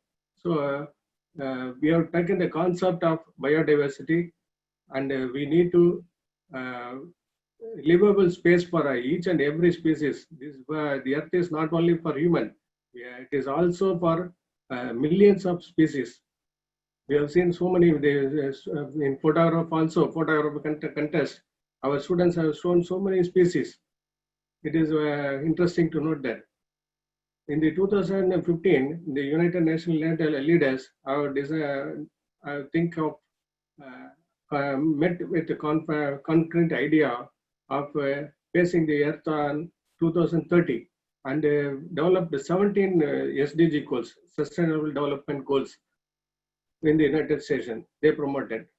In the now the IIT Guwahati has introduced a BTech first of its kind course on United Nations Sustainable Development Goals 2030 in the BTech level, first of its kind. So it is our government and other voluntary organizations are come forward to save the earth and to make environmental specialists to save the earth. That's why the IIT has come forward to create such a BTech course in their university. I think the same may be extended to all other universities and another IITs also. I'm happy to note that most of the students have participated enthusiastically in the Environthon. So very happy to see that involvement of this younger generation will help us to save the earth in the future also. I congratulate Dr. L. Ramesh. As usual, he is the multidisciplinary personality, and he is always thinking. We all think one idea, but our Ramesh used to think 100 ideas in one time. So he's such a personality. He has taken so much initiative. He has taken a cycle rally. He has planted so many plants, and continuously he is working for the environment. I'm very happy to congratulate Dr. L. Ramesh for his services, and also Dr. J. Balamurugan is the backbone of this IGEN and IEA also. As usual, our young scientist D. Gogol is also a very energetic person, and I don't know how he is sleeping. He is sleeping or not, I don't know. Like that, he is working very hard. And Selva Kumar and Subhatra Madam, Sendil Kumar, Suresh Kumar, and Tilton, young persons like Tilton and Abhishek Arya, they worked very hard. They transformed the idea of Ramesh sir and Balamurugan and Gogol into a reality. They have designed so much posters and creativity of them. I admire them. I congratulate and compliment for them. And more than 50 persons have worked behind the screens, and I congratulate and compliment all the team members of IGEN and Varun Aditya Foundation. And I am happy that IEA TVLC is also a part of this program, and we are happy to participate in this program. I request all the partners to give more publicity on this environment aspects and save the earth. Stay home, stay safe. Thank you very much. Thank you so much, sir. For Energathon, we have invited you at 10:30. For Environthon, we have invited you at 11:30. But every event I am seeing, you are getting one age younger. I do not know what's the secret behind it. And your smile, and even at late night, means your appearance gives a motivation for all of us. Thank you so much, sir. Behind your support, we can do whatever the possible in the world. Thank you so much, sir. Now I am going to Dr. Akhila Madam. She is the secretary of our IGEN and of course the principal of KPR IET Coimbatore. We have started today event with the Sangamam from KPR, and I think Madam is there to conclude at final. Akhila Madam, session is yours. Yes. Yeah, thank you, Selva. And I think our IEA has given the vote of thanks already. He has appreciated everyone and has thanked everyone. So now I'll add what he has left out. IGEN works with such determination and great sincerity in the service to the society. I know how challenging it is just running the program for so many long hours, and I appreciate the enormous effort put in by many people worldwide.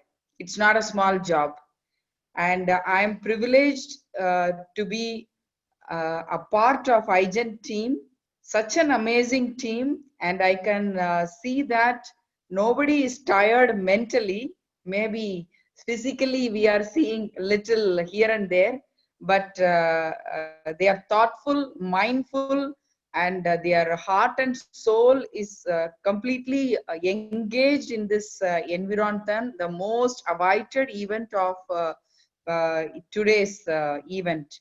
So I'm happy that it has started well in the beginning and has gone through so many long hours in spite of difficult networks for many people.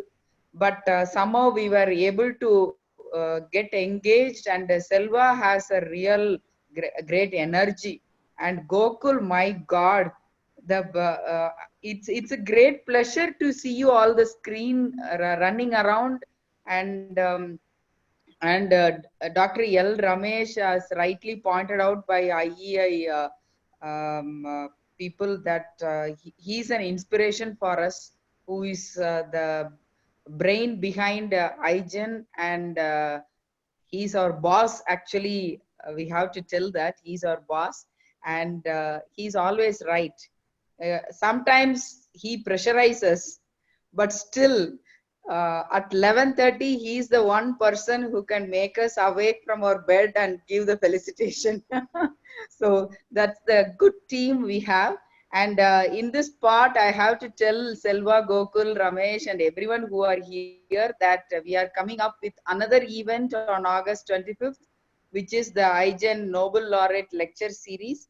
And this is the right platform to tell everyone that the registration and everything it is in our IGEN website. You can register there and become part of the next event, which is also an worldwide event. And I request all of you to support for the same. I thank the IGEN team for giving me the opportunity to appreciate what the event has done today. Thank you all. Thank you so much, madam. Can I have 1 minute, Selva? Yes, please. Yeah, I used to think actually, one day I wanted to think like Ramesh sir. I don't know how much idea, how much energy he has. He is an inspiration for so many students, so many people. And apart the organizers, oh my God, Gokul, Selva, Bala, I used to ask them whether you guys sleep, eat or not. They work, I think I have seen them working all the time, wherever they are, however they are. So it was like a very proud moment for them. I am learning so many things like time management, hard working, everything from them. You guys are so amazing and very inspirational. Thank you so much. Thank you, Subhatra madam. And to Akila madam, I have to tell one thing. Actually, 9 o'clock, I have added in a new WhatsApp group. I have just looked at what is that. That is from our Dr. Professor L. Ramesh sir, that I am part of that Nobel Laureate lecture. So we will not give just 100% what we have given, madam. We will give a 200% of commitment for the Nobel Laureate lecture, which is coming.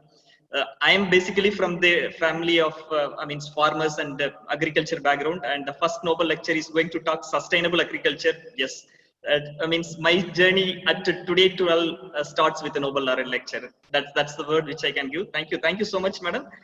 And without wasting our time, I am going with the General Secretary Hudson of our IGEN. I will first unmute him so that he can talk. He has joined from mobile. Yes, Hudson. Hi, thanks, Selva. Can you hear me? He has joined from Canada. Yes. We are all joining in India. I'm joining from Canada. Yes. Yeah, I'm joined with my friend as well. Thank you. Yeah, thank you, Can Hudson. I introduce him? Right? Yeah, just a minute, Hudson. Thank you so much. Yeah. So Hudson is the General Secretary of our IGEN, and today we have an eminent chief guest for concluding our event. Julian James Dharmapalan. He's a managing director of Torcon Construction, Toronto, Canada. And both of them has joined together. I think it's my privilege to invite Hudson to introduce our chief guest. Selva, I would like to give a big salute to the participants. 210 participants are with us now in the YouTube. Give a big salute to all the participants, because it is very tough, because lot of people are watching from the morning till and to connected with us. Give a big salute for them with the validatory address of the Hudson. Yes, please proceed, Hudson. Okay, thank you, Ramesh sir. Hi, everyone. It's my privilege to introduce Mr. Julian James Dharmapalan. He's my childhood friend, and also is my partnership for the whole One Lanka and other adventures that we are doing together in the small world. He's studied at Royal Navy Academy of Engineering in Quebec, Canada, as a civil engineer. And also he went to Princeton. You know, that is one of the leading universities in the world. And he did a Bachelor of Structural Science there. And also top of that, because his ability and smartness, he able to be a managing director and CEO of Troncan Construction Company in Toronto, Canada, and also managing director and CEO of James & Co. Tea Estate in Sri Lanka. Therefore, further ado, let me introduce Mr. James Dharmapalan for give the valedictorian speech. Go ahead, Julian. Yeah, hello everyone. I've been sorry I couldn't join any of you with the Zoom because I'm outside. I couldn't get hold of it. Anyway, I hope all you can hear me. I've been listening to a few of your experiences and achievements. I'm really glad. And first of all, I'm very proud to be part of this Environthon 2020 celebrating the biodiversity. Special thanks to founder and president of Institute of the Green Engineers, Dr. Ramesh, and the General Secretary Engineer Hudson Egbert for inviting me. For close this world record attempt online conference marathon. Also thanking the IGEN and Varun Aditya Foundation organizing with 13 other partners. Also, I would like to thank all the chief guests for opening this world record event and making time for your busy schedule to part of this event. Your presence was encouraging many viewers, I'm sure, IGEN members and organizers. Also thanking all the IGEN young innovators for the initial presentations. Kids showed their knowledge and presentation skills, who are the future green engineers themselves. Thanking all the key speakers from Australia, Asia, Africa, Middle East, Europe, and South America. It is true even around the world for 15 hours, and thanking each and every presenter for their dedication and contribution to the green world. Now, I just want to talk about myself a bit. I'm not going to take so much time. I will make it quick. When I come to this country from Sri Lanka, I was 19 years old. And I just began my, the secondary school here while I was working. Then I completed my studies and I became an engineer. Then I started working for many industries, including building industrial and railway department industrial and all kind of number of industrial. Anywhere I go, the first thing we do, we destroy the forest. That's where we build many houses for residents, new residents, and condominiums, or railway tracks, or you name it. Anything we go, the first thing we do, we destroy the forest and jungles. That's what we do first. So I've been doing this for many years. So finally, 5 years ago, I realized how much we wasted from the Mother Earth of green. So I realized, I have to do something. That's when I decided to go back home where I born in Sri Lanka. And I bought a piece of land, and I roughly planted up to now 25,000 of tea plants, coconut, cardamoms, some other spices, etc., you name it. By doing this, I'm just trying to educate my children that once you become an engineer, by the way, my eldest son is in engineering school, so I know that when he come out as an engineer, he's going to do what I did previously. So I don't want him to do that. So I'm just trying to educate my kids. Destroying forest, killing a plant, it's not the way to live in this earth. So I'm just trying to educate them something. We need to, just save those green. And we have to encourage to this kid in the future for our generation. That's my focus. That's my plan. Just planting a plant, you don't need to be an engineer or doctor. Any regular person can do it, right? So that was my goal. Anyway, again, thank you for the opportunity. And now I believe I can officially, that's what Hudson asked me to do. So again, thank you very much for everyone. And thank you for the opportunity, Hudson and Dr. Ramesh. Thank you very much, guys.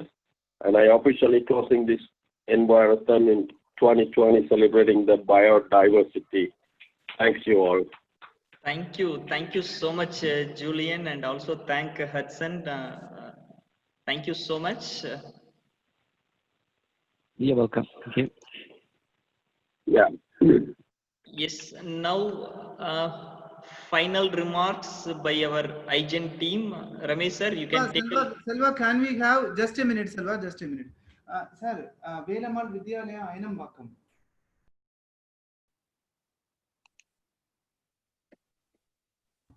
So in the meantime, I wish to thank all members will switch on the video. We'll have one snap because we given the final feedback link also. Yes. Please switch on all the members' video so that we'll have a Selva, you can put in the gallery view, Selva. Already done, sir. Done, sir. So I request all the members to switch on the video. Vasagam sir, Aswat Biju, Fatima, Harsil, Suresh sir. Probably you can switch on your videos.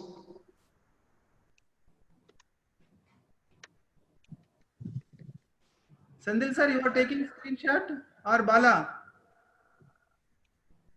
Sandil sir? Can we all have one pose, sir? Okay. No, one by one we can take, and totally 2 screens are there. Sandil sir, you will. I'm taking, sir. Right. Okay. So this is the first screen. Pavin Krishnan, switch on the video. Right. Thank you all. Thank you all. I think we have a thanking note. Wait, first we'll go for the video and the photo session. Yes. Okay. Right. Okay. So, done, sir. Done. Second link, Silva. Sir, done. I have done both. Both you can. Done. Yes. So I request our organizing secretary to give the vote of thanks. Finally, I will give the final concluding. Yes, sir. Okay. Thank you so much. I think we are almost, 17 hours and 46 minutes, I think. So maybe I think we might touch 18 hours, I think. By that we can close it up. So that will be a new record. So definitely, I think it's a great day, 8/8/2020. So unimaginable in our lifetime. Definitely, I should say, I think IGEN has initiated the first Energathon. I think it was initiated Energathon with a few talks. I think we are not thought that would have become a very big Asia record of books. Today, what we have seen the certificate. From there, it has traveled, and we have seen the team effort and experience has brought it to the level of Asia level.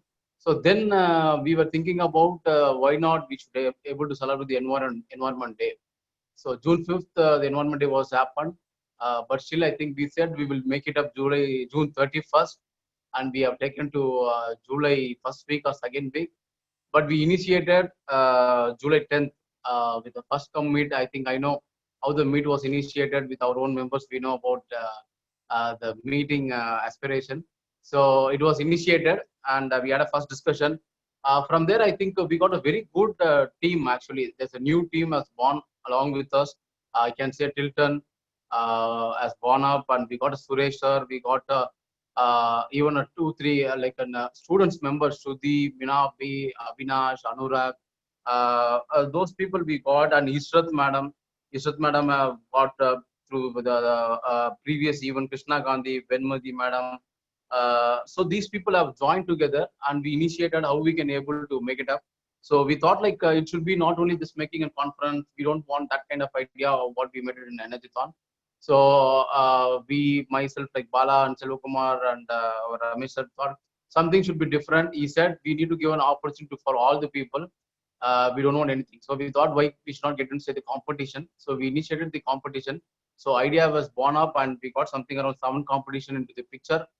So it's like a drawing, electrocution, tree challenge, bio challenge, waste to wealth, and then solution for idea, the photography. So these are the competitions which we have started, and the registration was started blowing up. And the first poster, I see that Tilton has made it up, and we have an Abhishek Arya, one of the another like important person. So the both people started deriving the posters. We started throwing through the globe, and seeing the poster or not, I don't know. Like registration started pouring up. I think within 7 days, our registration crossed like something around 800 to 900. And we got a good amount of partners. They're very important. I think Varun Aditya Foundation. So Subhadra is one of our like a close mate. Maybe like the past 1 year, we have been like working like on various occasions. And she said, yes, we also will join together and making this event globally, as she's from Congo. So very important, I think, like women's empowerment, we see this side Israt madam is there, this side Subhadra is there. So like women's empowerment is also required for us, because otherwise we cannot be able to operate such like a 15 hours conference sitting in our house. So that we always say these people are working, and why not we cannot get some support from our house also. So that's very important. We also thank all our housewives, because without their support, I think we cannot able to make that.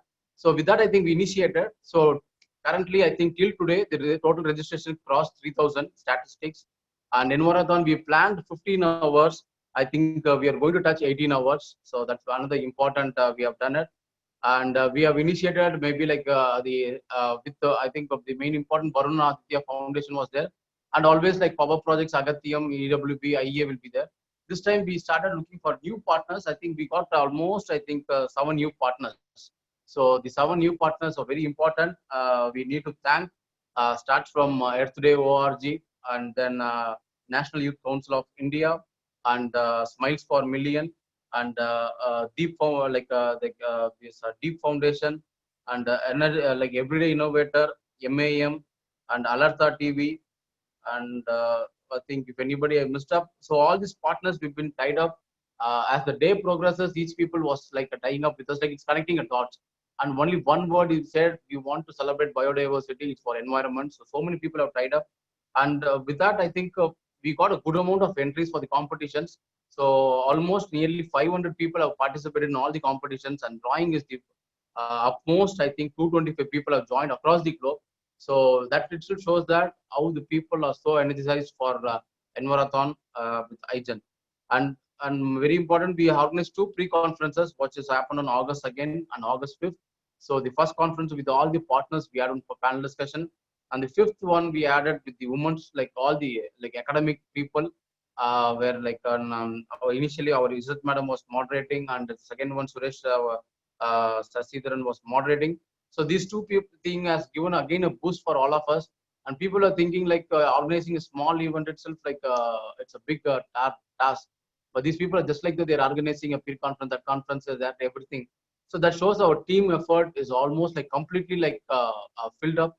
So and experience is very there. So competitions, even I think we have given in freedom to all our young people, students, like each team lead. So they have taken their competition, they have designed the posters, they have wide publicized, we all guided them. And first level they carried out, that has become a very big hit, and we ourselves has enjoyed it. On seeing the people has brought lots of new thinking. We are very happy that I think the next generation people is having much more awareness rather than us. So that's one big kudos we can say to the world. So the awareness created to the younger generation is very high. So nothing to worry, they are there to save us. So that word we can able to keep a tag. So we also asked to thank all our jury member. So they have joined it along with our Mohan Sundaram sir, who is the IGEN founder. So he brought all the jury member. He's been guiding the like all the competitions, which has gone very good. And the high level is like 20 country and 20 speakers. So it is also like one newborn. We made it up 2020. I think we started searching for all the like so many like speakers across the globe, and all our partners have supported in bringing a good amount of speakers. I think today all the speakers have given a wonderful session. I think they're all on dot. So I don't know like how they got into our contact, how we got into their contact, but they're on the dot. And at most, I think 20 countries, we got 21 speakers. Germany alone, 2 speakers was repeated. So that has happened. And we started on time. So 7 o'clock sharp, without any delay, we started. We got a very eminent personality. I think one our Soumya Anbumani, and then our honorable minister, and our Padma Shri sir is there sitting inside our forum right now also, Vasagam sir. So that's wonderful. I think the 2 BOG, like Board of Governors, I have to thank. One, I think Vasagam sir, another one is John sir. So they both have supported maybe like virtually or like in absence of them. So these are all things that happened continuously. So this is the the entire story about the Environthon, what has been seen. And we had a panel discussions. Almost, if I try to see, we got almost something 42 speakers across the globe for complete day, including global speaker. So only one very important, I think we all can pray for Sri Lanka, our Nakiran. I think we heard he is met with an accident. Definitely, I think he will come back. Maybe it might be a minor injury. So we all will pray for him to fast recovery and be back. So I think today event, I think none of the signals again was like stopped. There was no network issue. There's no like a withdrawal of any speakers. So that itself is a high successful what we have given back. So a few tags I want to say that this conference again proves like Energathon, zero waste. It's a green conference. It's a digital conference. What we have aimed for Energathon 30 hours, 36 minutes. Now I think we may cross, I think 18 hours. How many minutes we will count it up before we close. With all these things, I have to mention all the people names who have been back up.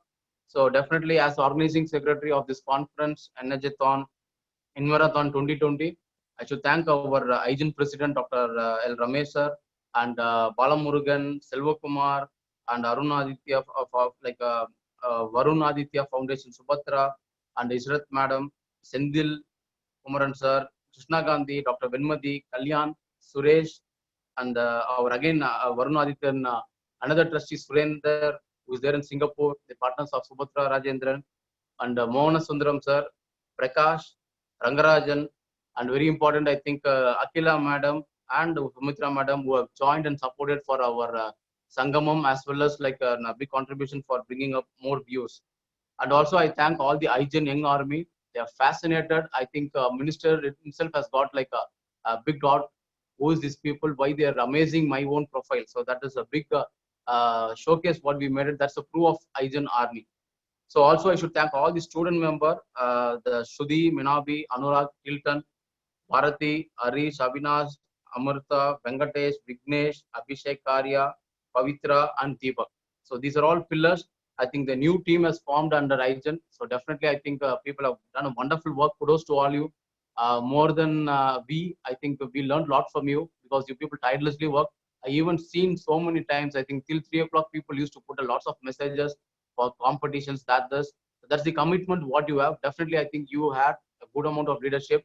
Whenever we bring some new event, how much innovations, how much leaderships, how much like connecting the dots we do. That's the amount of knowledge we take back.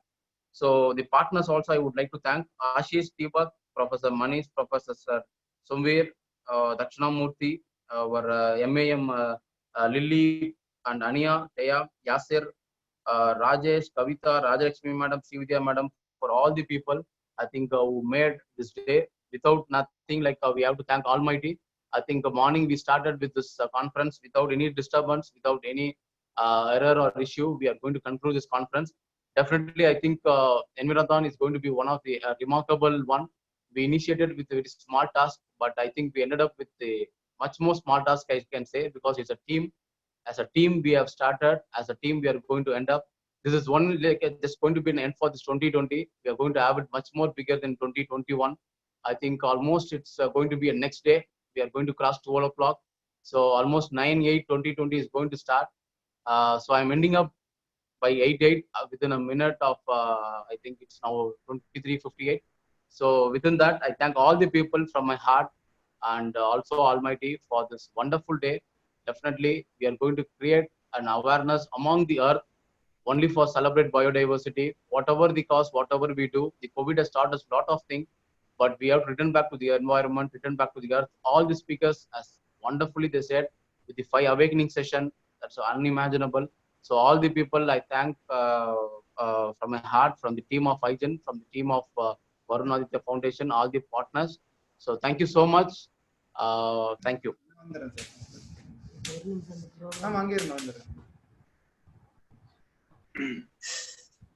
Yes, Google. Yes, sir. For final remarks, we are coming to you. Yes. There is no final remarks because already Google explained very detailed how it started and all the things. I need to give you a first big salute to our Vasakam sir because so I don't know how to express my feelings this time. This is the support which the sir is giving to us, moral boost up. Thank you so much, sir. And Google given very detailed thanking note to all the members who worked very hard for our successful. Thanking all the partners. I am not going to give. This is the first time we are organizing here jointly with Varun Aditya Foundation. I request the Varun Aditya Foundation to be part of us in the forthcoming. Sir, and one very important, I think we should thank Silva. I think all day the comparing he was amazed, and backup support Bala. I think he's not showing his face, but completely like the software he has made it without any disturbance. He has given that. Okay, okay. So there is a lot of people to thank. Already Google given the thank. I would like to note some ambassador who worked behind this. The Venkatesh and Vignesh. Venkatesh and Vignesh who looking after all our social media activities. Venkatesh and Vignesh, say hello to team so that they know. Venkatesh. Thank you so much, sir. Say hello. So yes. Venkatesh, this is Venkatesh and Vignesh. Hello. Where are you? Right. Actually, Ashish is there and next the Subhashri ma'am, GR Subhashri ma'am. Madam is looking after the feedback form. Good evening, sir. Activities. Yes, ma'am. Thank you so much, ma'am. And the Geofer, another IGEN ambassador, Geofer. Hi everyone. Yes. Thank you for the opportunity. Yes, Geoffrey looking for some poster and they are working for the certification part, which you all are with all the members going to again view. Again, I would like to give you another big salute for now because generally people will thought that participants will watch the program only for feedback. But our participants states that no, without feedback also we will be with you. 100 people are with us. Give a big salute to them. And we are signing off and some more members Sir, I think Minabi wanted to give the result of elocution. That you can give and maybe Marceline Beno and Mohan, I hope 2-3 people you can give your remarks also. It is good. And both Kavita ma'am, YGA team. Selva. Yes, sir. Selva, after conclusion, you need to close the YouTube live. YouTube. Yes, sir. It's perfect. Yes, sir. I have little work. I am leaving now. Okay. No worries. No worries, sir. Those who want to give the feedback, they will give the feedback because we don't bother about the feedback form. So that is the reason. Okay. Okay. Yes, sir. Okay. Maybe Vasakam sir want to give anything. Sir can give. Sir is there. Just to add on, I need to thank all the participants. Hello, all the participants, viewers, and friends and families who are supporting us for each and every action of Environthon. We salute you all and thank you so much. Thank you. Maybe Vasakam sir want to say anything. Sir is there, sir? Vasakam sir? Yes, sir. Thank you so much, sir. I am audible? Okay. Yes, sir. Yes, sir. Yeah. Tomorrow also I am joining another webinar somewhere. Today, sir, I think already we are on 9th August. Tomorrow means it is already started. So it's a new dawn. So I think whatever you have started with, I think it's a new way of doing things, and it is going to maybe improve further and further. All the best to you. I think all the future Thank you, sir. programs you should do much more aggressively and vigorously. I Thank you, think sir. we hope it will Thank you. succeed. Thank you. Thank you so much, sir. Thank you so much. Maybe Minabi, you wanted to declare the result of the elocution? So posters are not ready, sir. Tomorrow. Tomorrow. So, yes, only names are displayed, sir. Names only. You want to read, you can read it, as you asked me. Okay, sir. Gokul? Yes, sir. Minabi, be fast so that, or we'll declare tomorrow. Yeah, we can go ahead. Sir, tomorrow. Tomorrow. Yeah, tomorrow is good. Tomorrow, sir. Okay, fine. Okay, I think tomorrow is started. Tomorrow means Tuesday. Anyway, Gokul, thanks a lot for an opportunity given to me on behalf of IGEN team. I just morning 7 o'clock. We just I think we will take off, and we were flying here and there, and just the time to land now. Thanks for the opportunity, and it's really very happy to be with you. We are from the morning. Lot of creativity, lot of inspiration, lot of emotion, and lot of new things. Really, it's a good learning lesson for me. I used to say always, I will keep in touch for the further code conversation. I will try to contribute whatever possible to the society and for the entire IGEN team. Thank you, Anandal. I'm signing off. Just I'm on the way to. Yes, sir. So just Travel I'm signing safe. off. Be reach on time. So don't sleep. Okay. Thank you. Bye. You're driving. Thank you. Okay. Yes, it's open to all. Anybody want to give? Bala, thanks. Bala is not opening his mouth. Why? He's in Maunavardham. He will give his final words, sir, when he wants to close it. Yeah. Okay. Thank you, everybody. Thank you, sir. Thank you, sir. Thank you, ma'am. Subhatra, ma'am. Thank you. Thank you. Good to work with you. Ma'am, thank you, ma'am. Thank you. Thank you, sir, from Smiles for Millions family, Alatra family, and entire youth team of North India. We are blessed and we are happy to work with you in future as well. Thank you so much once again. Sir, only one India, not North India, South India. Of course, sir. Definitely, sir. One Definitely. India, one grade, one frequency. One frequency, Then, one sir, I would like right? I would like to say Vasudev Kutumbakam. All human, all world is one. We are one, sir. Yes. Sure. Okay. Thank you, sir. Thank you. Bye. So, he pay for Thank you so much, sir. Thank you so much, man. Maybe Ishrat, madam, you want to share anything, ma'am? It's a great opportunity to work with the IGEN team. And though I have not been around the world, you made me move around the world in 17 hours. I enjoyed my journey. So 2020 has given me a new opportunity to explore the world with the very good speakers around with me and very good partners to discuss about biodiversity and all. So looking forward to work further with IGEN. Thank you. Thank you.